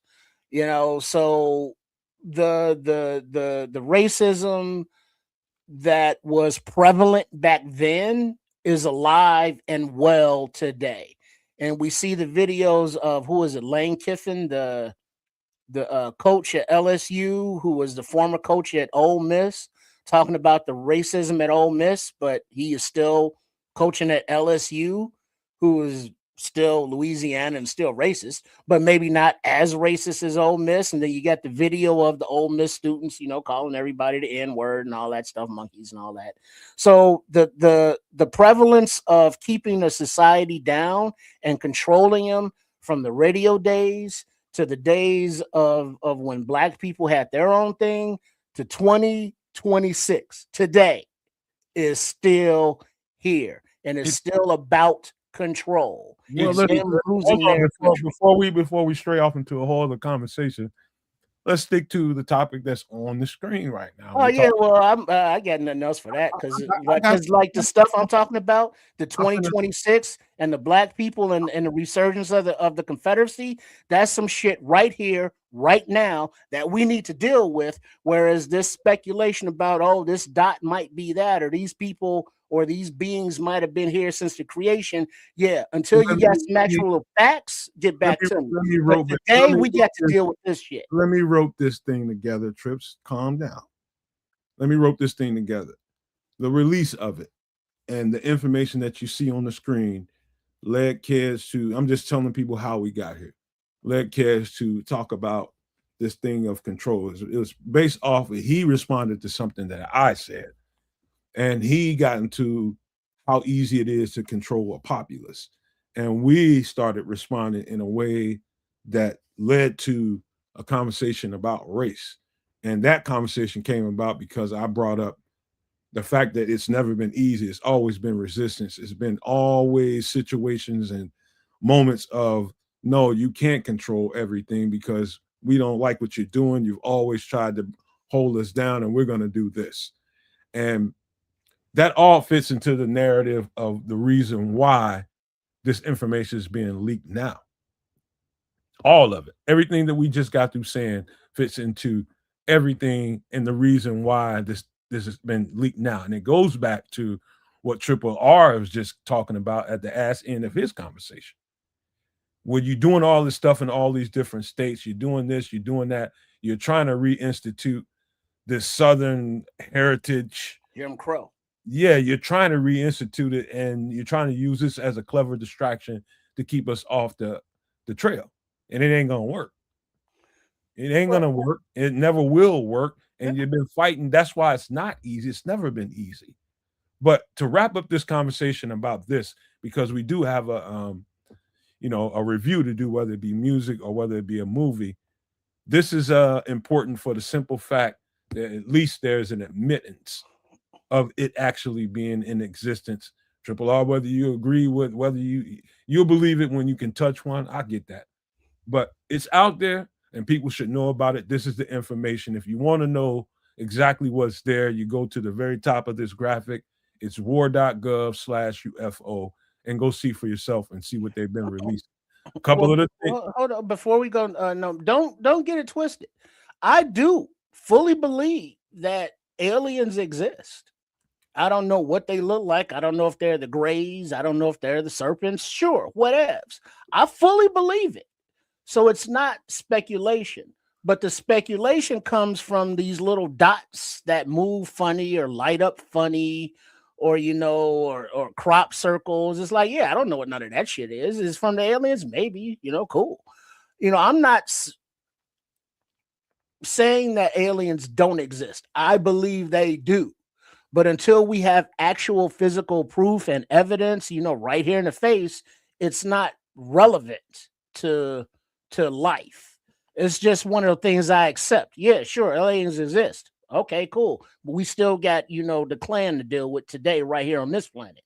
Until the aliens come down, and say, hey, I'm going to help you with this clan, or we going to eat all y'all. It's irrelevant about aliens to me, because we got some clear and present danger going on right here fucking now. You clearly let me know that this is a conversation that you really don't care to have, Trips. I get it. And it's just something that I prefer, to talk about, because I think it's going to be a prevalent conversation moving forward, and I stand by that, and that's the reason why I insist on doing it, man. Because hey, question, where's the TR-808? What? What was the name of that thing, kids? That's supposed to be the thing in the formation that was coming this way, and it's supposed to be here like now or soon. I forget all about that thing. It's got some numbers in it. Oh, I don't know what he's talking about, but really, you did 2 shows on it. Okay.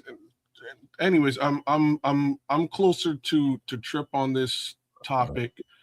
I am closer to. I don't believe that there's aliens in the capacity that they present it as. I don't. I believe that there is some level of extra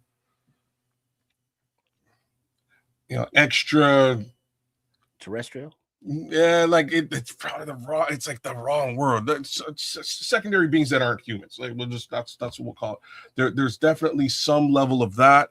I don't believe that any of the shit that they're showing us is legitimate or real. I don't believe in the timing that they're showing it. I don't believe in the purpose. Oh, all of a sudden they grew the wherewithal to decide that they want to share this with us, and it's bullshit that they're sharing. None of it adds up in any capacity for me. There's also the advent, and you see it in the chat, there's also the advent of AI that makes all of this stuff so much easier to produce, right? So it's really convenient and surprising to me, but once again, so much easier to control a population with an interconnected World Wide Web than it is to control a population with radio pockets. Well, either way, man, go to war.gov/UFO if you want to see exactly what they put out there. You want to read the documents. There is literally 162 classified records with 120 literal PDF files. Some of them are just straight screenshotted images, and most of it is from aerial communications. There was planes in the air, helicopters, whatever it was, seeing these things in restricted areas that they couldn't do anything about. And so it's a lot of stuff out there, and we're going to look forward to exactly what happens and what comes out next. And we'll scrutinize it the way they did tonight, and we'll keep going from there, man. But interesting stuff. Now, before we close the show, let's do something, man. Let's make a decision on whether we want to do a movie review or another music review. Now, just remember, if you want to do the movie, that's great. It's something you guys probably know well. You want to do the music, it's something you guys know well. Just know that. I'll let you guys call it. Dealer's choice, I'm open. Was it Atlas 44? It was Atlas something. Focus now. Let's review, man. So I went last week. I said music. I'll throw this at you, Trip. What do you want to do? Oh, fuck's sake! All right, let's go music again. Double up. All right. Again, like I said, I think y'all gonna love this one. Y'all probably have more to say about this one than I will. But here it is. Enter the Wu, 36 Chambers, Wu-Tang Clan, legendary. Period. Come on. I was. Let me just say, and I'll shut up for the remainder of this, but I liked it. But people it's become such a cult classic. It's like this whole movement has sycophants to it that it's like almost ridiculous watching some of the people and the way they act in response to this record. It's turned into a whole thing, and I'm just like, it was just a record, man. Come on. Wow. But but for those people, Wow. more power to you. That's all I got to say about it. Go ahead, man. Never been a Wu-Tang guy. Me neither, man. Wow. Okay. I like some of the MCs. Where do I like some of the MCs in the group for sure. Some of the MCs, kids. Not all of them. Well, you can't. Yeah, that's fair. There's always you, God. You know what I mean? Like there's a couple. Come on, you don't like the lyrics from Genius Jizza? He had one of the best lyrical records I ever heard. All right, Old Dirty Bastard. You didn't think he came out of left field with his shit? It's comical, actually. It's comical. Sometimes it is comical. That was, but it's deep. His lyrics, what he's talking about, is deep. Like Method Man. You not a meth head? Tequila. I love meth. All right. Don't worry about me. Break down the record. We'll talk about me later. Well, no, but we're talking about the members. RZA. RZA, Old Dirty Bastard, Inspector Deck, Raekwon the Chef, RZA, God, Ghost rapping at all, Tequila, and the Method Man. RZA has no business rapping at all. He should shut the F up. Who? RZA? Yeah. Oh Lord. And Jizza is all over the place musically. He's dipping in movies. He's doing soundtracks. He's a producer, is what he is. Yeah, that's exactly what he is. That's why he should shut the F up and make records. But the way he came with his production, with the influence of the movies, the 36 Chamber, the Shaolin. I came to bring the ruckus, bring the motherfucker. Oh, come on. And shame on when you try to write and then you look at the playlist. I'm looking at the playlist, y'all. I'm getting amped. I got to listen to this when the show goes off tonight, kids. But bring the ruckus. I'm good with this album. Like, this album is dope, but it leads into some other shit and was led into by other shit. Cream, cashews, everything around me. Come on. Yeah, bro. So like, you can't tell the RZA to shut the fuck up. And the reason I just did it. I heard you do it, and I'm telling you can't do it. The reason being is that the RZA showed up before this album as Prince Raheem and had a rap album rapping and doing all of his production before this album. He was originally an MC. He may not be the best MC in the group, but he was originally that's what he did. His cousin also had a deal being the Jizza. Words from the Genius's first album before he dropped Liquid Swords. This is pre Wu-Tang Clan. These two guys again are cousins who are rappers, and a couple of tracks were produced on the Jizza album or the Genius album by RZA. One of those tracks is a track with ODB, Old Dirty Bastard, Jizza, and RZA, again, the three cousins out of the group. And I believe the song's called All In Together Now. That's where they come up with that as a chorus throughout Wu-Tang history, right? That's actually the three cousins. That's where this whole thing falls out of. Unfortunately, the two guys lose their record deals. Kind of go back to the lab with their other cousin who didn't get a record deal, being ODB. And they're watching Five Deadly Venoms, Kung Fu movie with a couple of heads from the projects. They're watching it, and they're like, yo, it'd be dope if we all got together and we did this thing like the Five Deadly Venoms. Each one of us has our own style, and we put this fucking thing together. Who else can we get to, to really do this thing the right way? And they then bump into Ghostface Killer and Ray. They eventually bump into Meth, who I believe was going to school at the same school as Busta Rhymes. Tequila. I can't remember the name of the school, but I think that was the entertainment school, or not entertainment, but for the entertainment kids. There's like a Kinda like bunch Fame. of rappers who came out of this school, like Kinda like special Fame. ed. There's a bunch of them. Anyhow, Meth winds up as a part of this crew. U-God winds up as a part of the crew. They then invite Ghost and Ray into the crew. Ghost and Ray were doing their own thing. All right, they're doing their own thing outside of the clique. They came together. They decided to put this album together. I got access to the 12-inch of Wu-Tang Clan, Ain't Nothing to Fuck With. B-side being METHOD, man. I got that early, New York, and I brought that here down to Canada, and I was losing my mind. Like I played this for some of my homies here, and I'm like, dog, how did you even find this? What is this? This is insane. And it's just, I don't know how many there were at the time. I think there's 9 of them at the time. Just 9 rappers going crazy. Right. And that's all this was 9 rappers going crazy, and they're playing it everywhere. That was all it took to turn this beat, A side and B side into enter the 36 chambers, enter the Wu. Because now remember, at the time, kids, this was a legendary sound. This sound hadn't existed before because they all came up with it. And you got a whole posse of MCs up there, each with their different sound, but they're coming together. And somebody's saying they're trying too hard with the lyrics.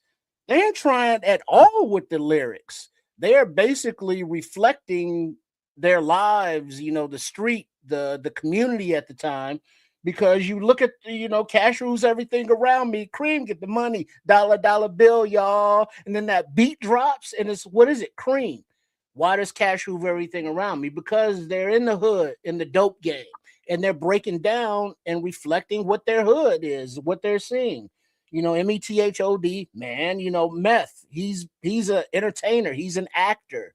He's an MC. He is still in the game, still doing movies. Top movies at that. He's comic relief usually, but that's who he is. Tears, a sad reflection on losing people in the hood, family, friends, drugs. The whole, Wu-Tang Clan ain't nothing to F with. This is our crew, y'all. You can't mess with us. And then the sound, it was so unique. It was trend setting at that time that it came out. So if we were around at that time, it was like, oh shit, what is this? Who are these guys?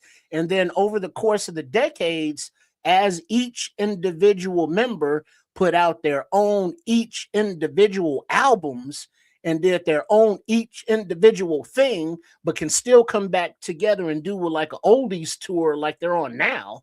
These are, the Rolling Stones of that generation. These are the Beatles of that generation. For hip hop, Wu-Tang Clan is that transitional group. Now, if you're coming into it after the fact, it may sound, like the old Rolling Stones sound when you come into it now, or the old Beatles sound, because at the time, this was the sound. Now it's been sampled so many goddamn times that it's like, oh yeah, I've heard this before. It's like, no, you didn't when this came out. Your Beatles comparison is actually super accurate. And why I say that is because, like, the Beatles is one of the first boy bands, for lack of a better thing to call them, to sort of break up and go out and do, 4 layers of solo shit and have it all be kind of banging and popular, and make John Lennon made mad dough, married an Asian girl and came back, did some other stuff. Paul McCartney left, drops Wings, and everybody's like, oh, this is whack. But then there's like 8 tracks on Wings that are killer bangers too. You moved on to Ringo Starr in the future, George Harrison in the future, doing their own things. Very similar. in with respect to Wu-Tang Clan and how things sort of shook out after the fact. One of the major things about this album, though, one of the major influences on this album, as well as on Snoop Dogg's album, is probably the other album that I would have to put, maybe even just NWA in as well. De La Soul, strangely enough, if you've ever listened to 3 Feet High and Rising, there's like 25 tracks, like tons of tracks on this album, but I'm gonna say maybe 10 of them are just skits. De La Soul is the original interlude. You know what I mean? The original interlude album where you just have just a minute or two of just jokes and comedy. Wait a minute. What year did I think they're 87, 88. I think that's when De La Soul came out. Daisies, you know, when they was kind of on that tip was like 87. I think it's 87. Daisy Age. Yeah, Daisy Age. Again, a lot of people sleep on this album. Five in the source. Why I'm bringing this up is that album was produced by Stetson Sonic's producer, Prince Paul. Prince Paul is a madman who's really all about them skits. Everything he does has skits involved. He's done a rap opera, skits all over that thing. He did not produce this album, but because of the way that it kind of spun out with the skits, etc., he winds up linking up with RZA and Fruit Quan and I'm trying to remember the other MC in this group, but that's the Gravediggers, and that's where that sort of came to Gravedigger. Horrorcore, different style of rap at the time, spun out of horror rap, right? Horror rap, and there's other groups who kind of went along that general subgenre that was only created by the RZA and Prince Paul. You know, you also look at like you can't have this conversation, without talking about the Purple Tape, right? The Purple Tape gets spun out of this album, and I don't care if you're a Wu-Tang fan. If you slept on the Purple Tape, you made a grave life mistake. You made a huge mistake in life, and you should probably go pop that into something or go download it and listen to it immediately. My favorite verse of all rap is on the Purple Tape. It's on a song called Verbal Intercourse. And it's not a Wu-Tang verse. It's actually a Nas verse. But this song explained a certain subset of life to me that I wasn't that I was being introduced to and didn't understand up until this song was played in my ear for the first time. I had a bunch of homies go, be incarcerated for long periods of time while listening to this album. And this particular song, Scrolls, I get it. Like EPMD, Enter the Wu, is spun out of EPMD too in its own right. Like the beats are similar, the lyricism is very similar, the style is very similar, as well as a lot of the stuff we talk about on this show from a conspiracy perspective. These guys were touching on in deep, meaningful ways on this album as well as on the future albums. But Purple Tape, man, and Verbal Intercourse, just that song alone explained to me some of the stuff that my boys are calling me, and they're like, yo, I'm in the day room. And I'm like, what's it? Like, I'm not going to ask because it just makes you sound stupid. I don't know what the day room is. I'm not doing time. I don't know what that is. You know what I'm saying? I don't know what a fish. Can I tell you a little story here, man? Sure. And one of my uncles, man, is he's like me. He loves to. This is where I got the music bug from. He collects records and shit like that. He was a DJ. And while he was growing up as a kid, this is the one that's like 14, 15 years older than me. And he said, like, during that time while the Wu was popular with a lot of people. He said, and he showed me pictures, man. He's one of them people that keeps everything, one of them types. It's a lot of kids walking around in school with them karate shoes and watching Samurai Sunday type shit and outside playing around, practicing karate moves and doing all that. And they related to this group in that way. It was just like, oh, this is us. You know what I mean? So they did that lyrically for the people that was, had these fantasies of karate stuff. You know what I mean? And that's when I started to really understand exactly what the phenomenon was. When he explained that to me and showed me, it was literally motherfuckers walking around with karate shoes on every day, like walking around with karate shoes on. And some people had the whole get up on, the black with the belt and all that. I mean, people were dressing like that in music videos and all kinds of stuff on record covers. That was a whole, and when the Wu-Tang came out, that fed, and it didn't hurt that, musically they liked the sound and it was unique. Like Triple R said, it was very groundbreaking. Nobody had ever done a record like this with this kind of concept. And so I understand it in a different kind of way after having that conversation with my uncle. And he showed me, I was just like, damn, people was walking around like that. Yeah, like, so I'll try and explain that a little bit. It's not quite the way you describe it. So how you gonna explain that and you don't live here? Well, no, it's a little bit different. What, like, I still understand people. You know what I mean? Like, you know what I'm saying? So,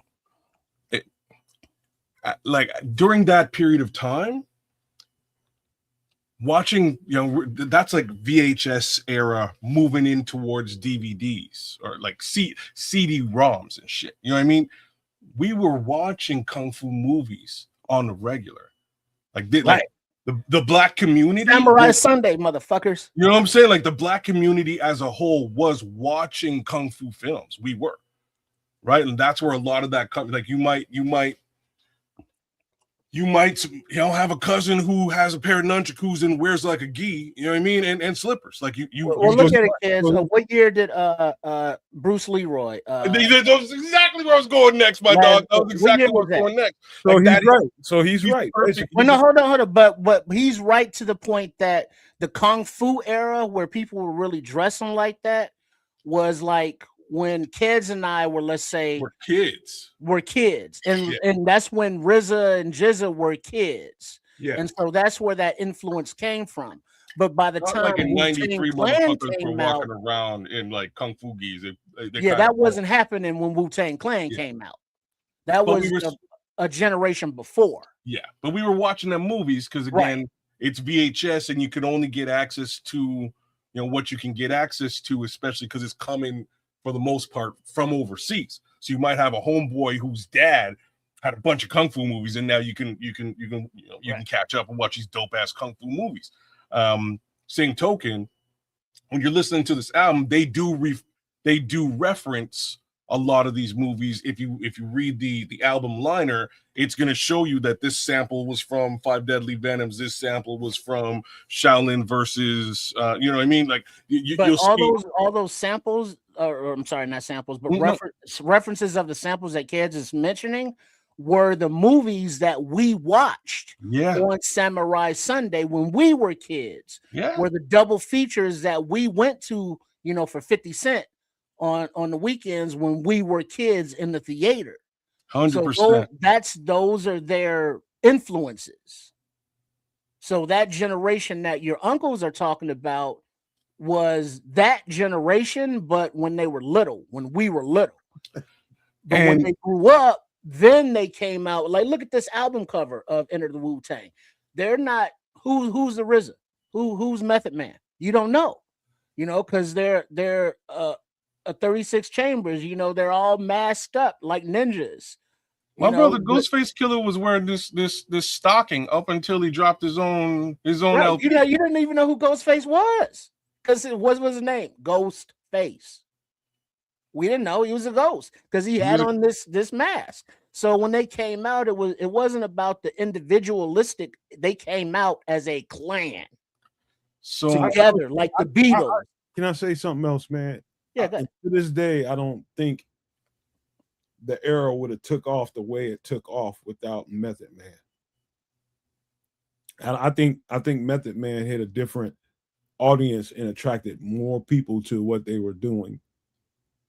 Well, him and Redman were crossover. No, I'm talking about before Meth and Red. He hit a demographic when he was the only. I don't know if people know this, but Biggie never had on his first record. He had nobody on that record but Method Man.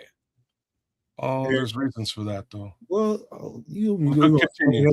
Go ahead, man. You're gonna explain it. Go ahead. Fuck it. No, I'm just saying that Biggie had a lot of beef at that time, and that's why he didn't really have to, like, including with, like, after he recorded, and that's also one of my favorite tracks too. Fuck the World, Don't Ask Me for Shit, with him and Meth. After they recorded that song,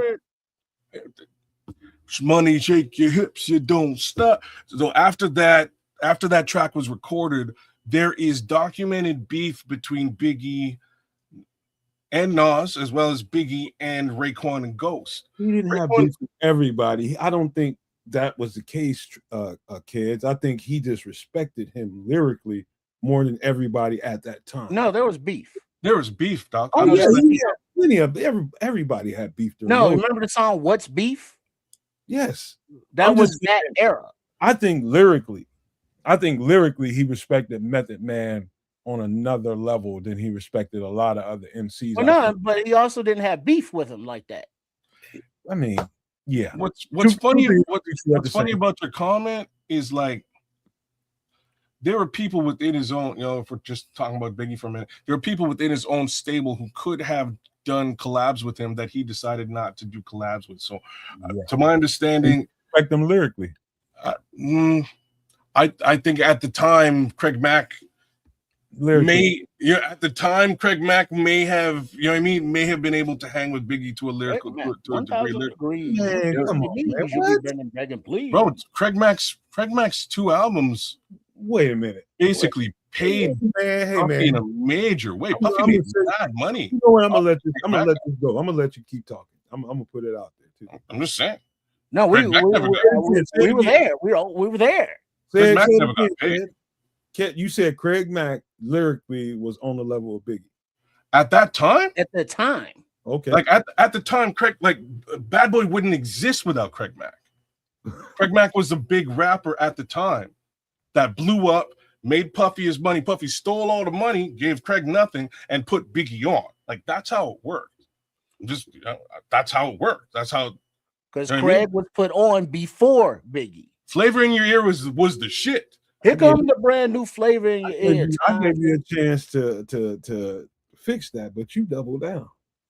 Because I know what the fuck I'm talking about. Okay. Tell me Flavor in Your Ear wasn't the song that made I ain't talking about Bad Boy at the time. I ain't talking about popular. I'm talking about lyrically. Well, that's two different things. Yeah, that's what I said. Because it doesn't get to be lyrically without being popular. That's why I said listen to what I said in the first place. I said lyrically. I said he respected Method Man lyrically on a different level than he respected everybody else, and it turned into this. So let's be real about your comment. So you're saying that he respected Method Man lyrically more so than Nasty Nas in 1993? Obviously so. There's no fucking way. Method Man had only dropped 1 song. You know what I mean? He dropped a song. He had no albums out. Man, there's so many people on record, producers, Puffy himself, that has repeated what I just said. So you telling me absolutely? I'm telling you, Nas was the lyrical. People that were around him. The people that were around him say this, and it's not me. The people that were around him when that. All I'm saying is at that moment in time in New York, Nas was lyrics. Period. There was nobody else lyrically touching Nas. I think of Nas on a different level, but I'm not Big. Big thought about it this way. Well, who knows? Big is long gone, but like back to Enter the Wu, it's horrorcore, not whatever. But the Grave Diggers, information. The Gravediggers are pioneering supergroup of horrorcore hip hop subgenre, blending dark theatrical horror imagery, Do I need to black take the fingers down comedy, there? and menacing hardcore production. Formed in 1992 by RZA, Prince Paul, Ruquan, and Poetic, they define the Poetic. grimy, True Poetic. cinematic sound, often termed Rest in horrorcore peace. or death rap. Pioneered in 94 with 6 Feet Deep, originally Nigga Mortis, figuring dark humor, tales of unaliving and psychosis, intense lyricism production, often featuring societal commentary, and known for macabre themes, gothic atmospheres, using pseudonyms like the Resurrector, the Undertaker, and the Gatekeeper, and the Grim Reaper. Similar groups are the Ghetto Boys, Flatliners, Brother Lynch Hung, and Killer Priest, and Shabazz the Disciple. Where are we going? Those were related to Wu-Tang 36 Chambers. This is that era. This is that what they were part of, that horrorcore, that classification. I mean, this is the information around what you just put up. Scrolls. All right, let me just reach out to the Scrolls. So let's read what he says first. He says, sure. He says, why do you think all of their hold on, he was responding to something I said that I didn't think none of it would have really hit the mainstream like it did without Method Man. And he says, why do you think all their albums flopped other than Method Man and Ghostface Iron Man? And Meth needed Redman to really pop. So I think the Mary record might have took him there, but Method Man, him and Redman took it to a whole nother stratosphere. So y'all picking cherries. So That's the truth. Mary did a song with Meth. You're right. Mary also did a song with Ghost. That's why y'all are familiar with those two albums, because of the two commercial ass songs on those two albums. Like I'm just saying, those are the two. You got that wrong. You think that people ain't familiar with these records. I'm just talking about why I think the whole genre got as much play as it did is because of the two. Yeah, man. Some things because of the two commercial songs. You're not wrong though. Man, it's just natural. You're not not. Well, I put it like this. I speak on this when I say I was there. I wasn't in New York at the time, but in a previous life, I was a radio host for underground hip hop station. DJ Third Rail mixed live vinyl. We've been doing it since 90s, before Wu-Tang came out. So when Wu-Tang came out, Third was breaking them left and right with the test pressings, with the 12 inches on vinyl, long before the albums, long before the CDs, so he was spinning this stuff regularly. And it's like, oh shit, who is this? And he's like, yo, this is RZA. He's reading off the white label of who these people are. And so as the years progress, we are on the radio playing this shit every week. So we are in the know of what's going on in the industry, if you will, because he's on the phone with these people getting the test pressings, during the mic, the Source magazine calls with the DJs and all of that industry stuff. So all of the drama that Keds was referring to with the beef within the industry, oh, that shit was real. There was a lot of drama going on, and the people that did collabs with each other they respected each other because they did the collabs, but they also didn't have beef with each other. And so it's kind of like, well, you're cool and you're cool. Hey, let's do a song. And that was kind of how shit jumped off. But because other than that, it was like dudes were like in their camps and they were all doing their own thing. That was the thing, though, because there was always music coming out. It wasn't always full albums, but those singles became part of the albums that are now legendary. Right. Before we wrap this up, so we know when that beef was there that they progressed through it, and so that's why we're saying it like that. Hold on, we're running into a time wall here. I just want to say this before we wrap this up. Just to mention, some of the MCs that were in that stable during that time. Talking about big stable. The aforementioned Craig Mack, right there in the stable. Never mentioned Jadakiss in the stable. Wasn't in the stable at the time. Wasn't in the stable. Yes, he was. Never mentioned. Wait a minute, man. We got to. You keep cutting me The off. locks were there. Wrong point. The locks weren't Okay. there, they weren't there during Biggie's come We gotta up. finish this. They got signed after Biggie, bro. Okay. Along with Mace. Either way, Locks and Mace were signed at the same time. Mace used to be with Locks. Used to rap with them guys. Wasn't even going to mention Mace, but I'm just saying that's post facto. There was only like when Puffy started. If we're talking about Bad Boy for a minute, when Puffy started, it was a cat named Third Eye. Eventually, Craig Mack, Biggie, and Mary J. Mary J came out first, blew up, made money. Craig Mack came out second, blew up, made money. Third Eye got released. Biggie Smalls got put on.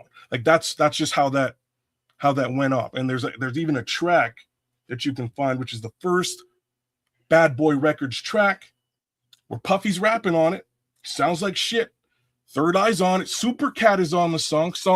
Man. Kids, you might be called Dolly. Like, I don't think it's Dolly, my baby. Kids, you're doing all this explaining, and I can tell you for a fact that you're right about the locks weren't signed. I know. Still a little later on, but they were around. Later.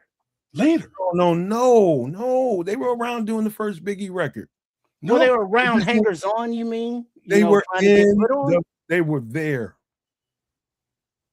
They were there, but not signed. They was in the studio. They wasn't signed officially. They were there.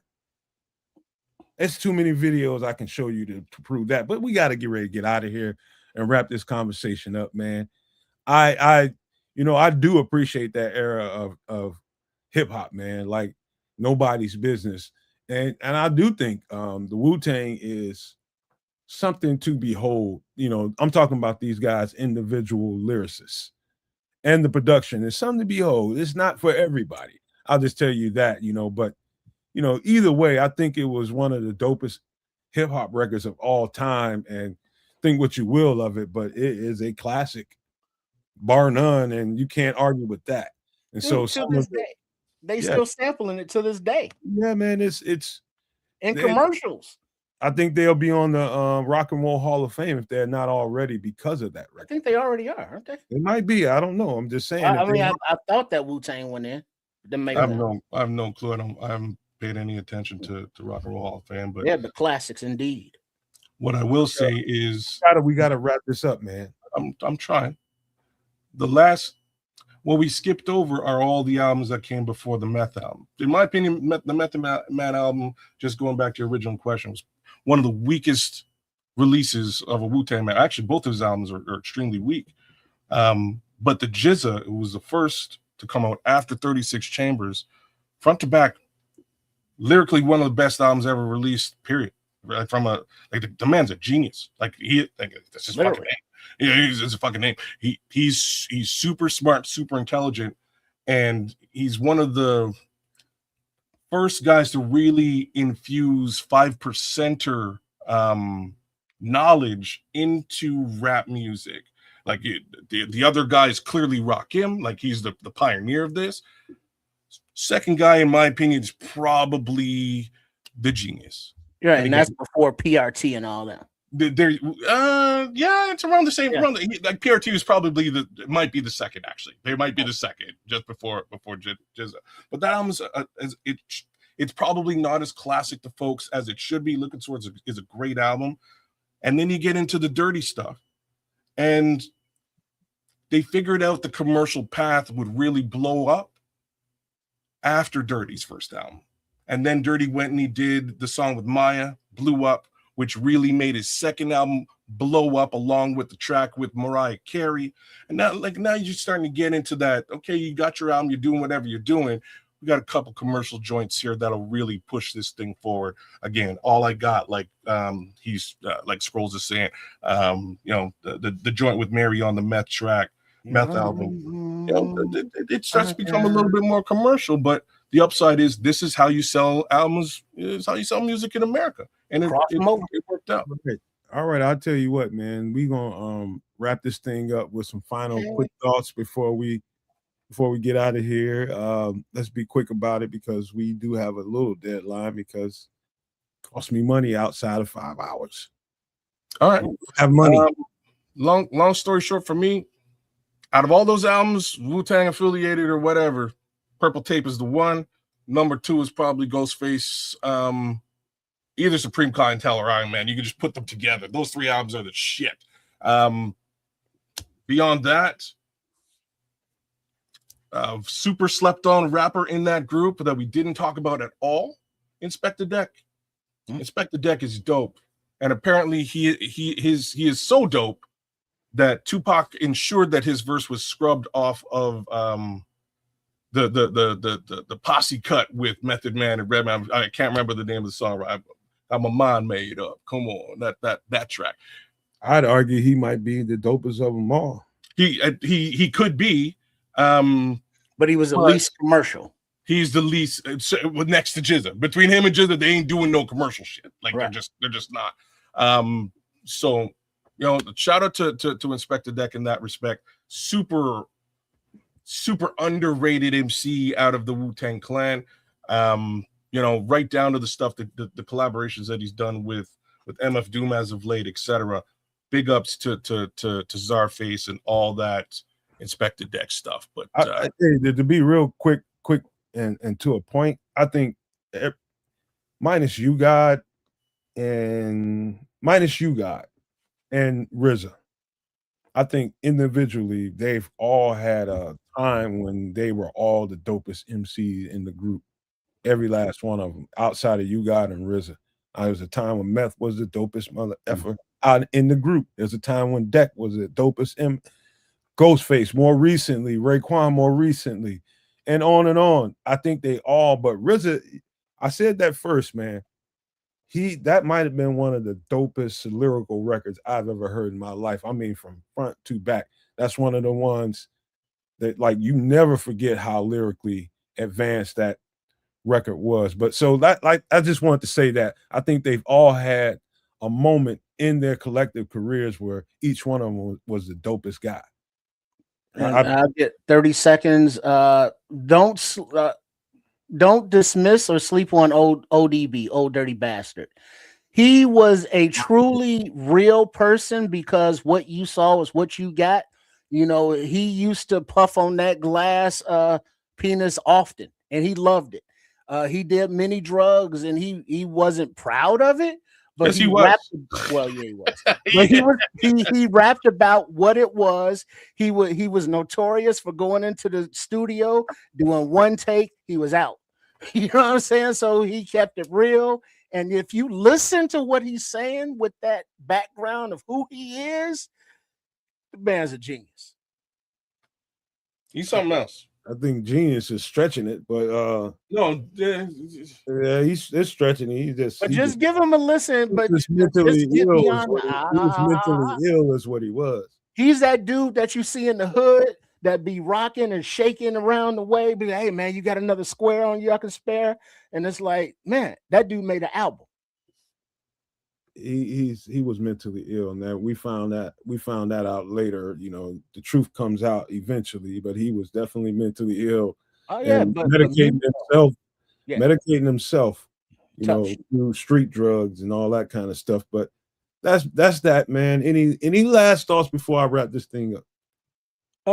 Big up to everybody. Thanks for tuning in. Wednesday night, some extra sauce. We all over the place. Football is kind of back, baby. We got camps coming up. We got the veterans and the rookies together. We got everybody working out. So make sure you're with us, tuned in, the Nomad Network at Keds of Canuck and Triple R SCS, also known as Sports Chicago Style, to keep up with the goings on. And then some extra sauce on Wednesday nights. Last Wednesday of the month, remember MF are in the kitchen with Chef Trips doing live cooking demonstration. What's on the menu this month? Who knows? But it's probably going to be delicious and beautiful, as he would say, as he brings it all the time. And thanks for tuning in on Sunday night at Nomad at night. And I guess that's when we'll see you next. Nomad at Night, Sunday night, 8 p.m. Central. Be there, be square as hell. But just to wrap this thing up, man, it was fun talking about all this stuff. As contentious as it might sound, man, it's just conversation from different individuals with a different mindset. And I think that's one thing to keep with you when you're hearing a show like this that covers so much territory is remember, you're talking about three different guys with three different mindsets. We are connecting. We like bros, man. We argue and fuss about stuff, but the truth is we're all individuals that come here for a common reason to have conversation, man, in a community of people that receive our conversations in the right way. Whether you be somebody that favors Triple R's channel, Sports Chicago style, whether you like Kids of Canuck or whether you like it here at the Nomad Network, either way, we all feed off of each other. And the community makes it all go. And so it's just a joy every week to be able to come in here and guaranteed to have an audience that wants to hear what the hell we got to say, whether it's you think it's total BS or you think it's totally captivating.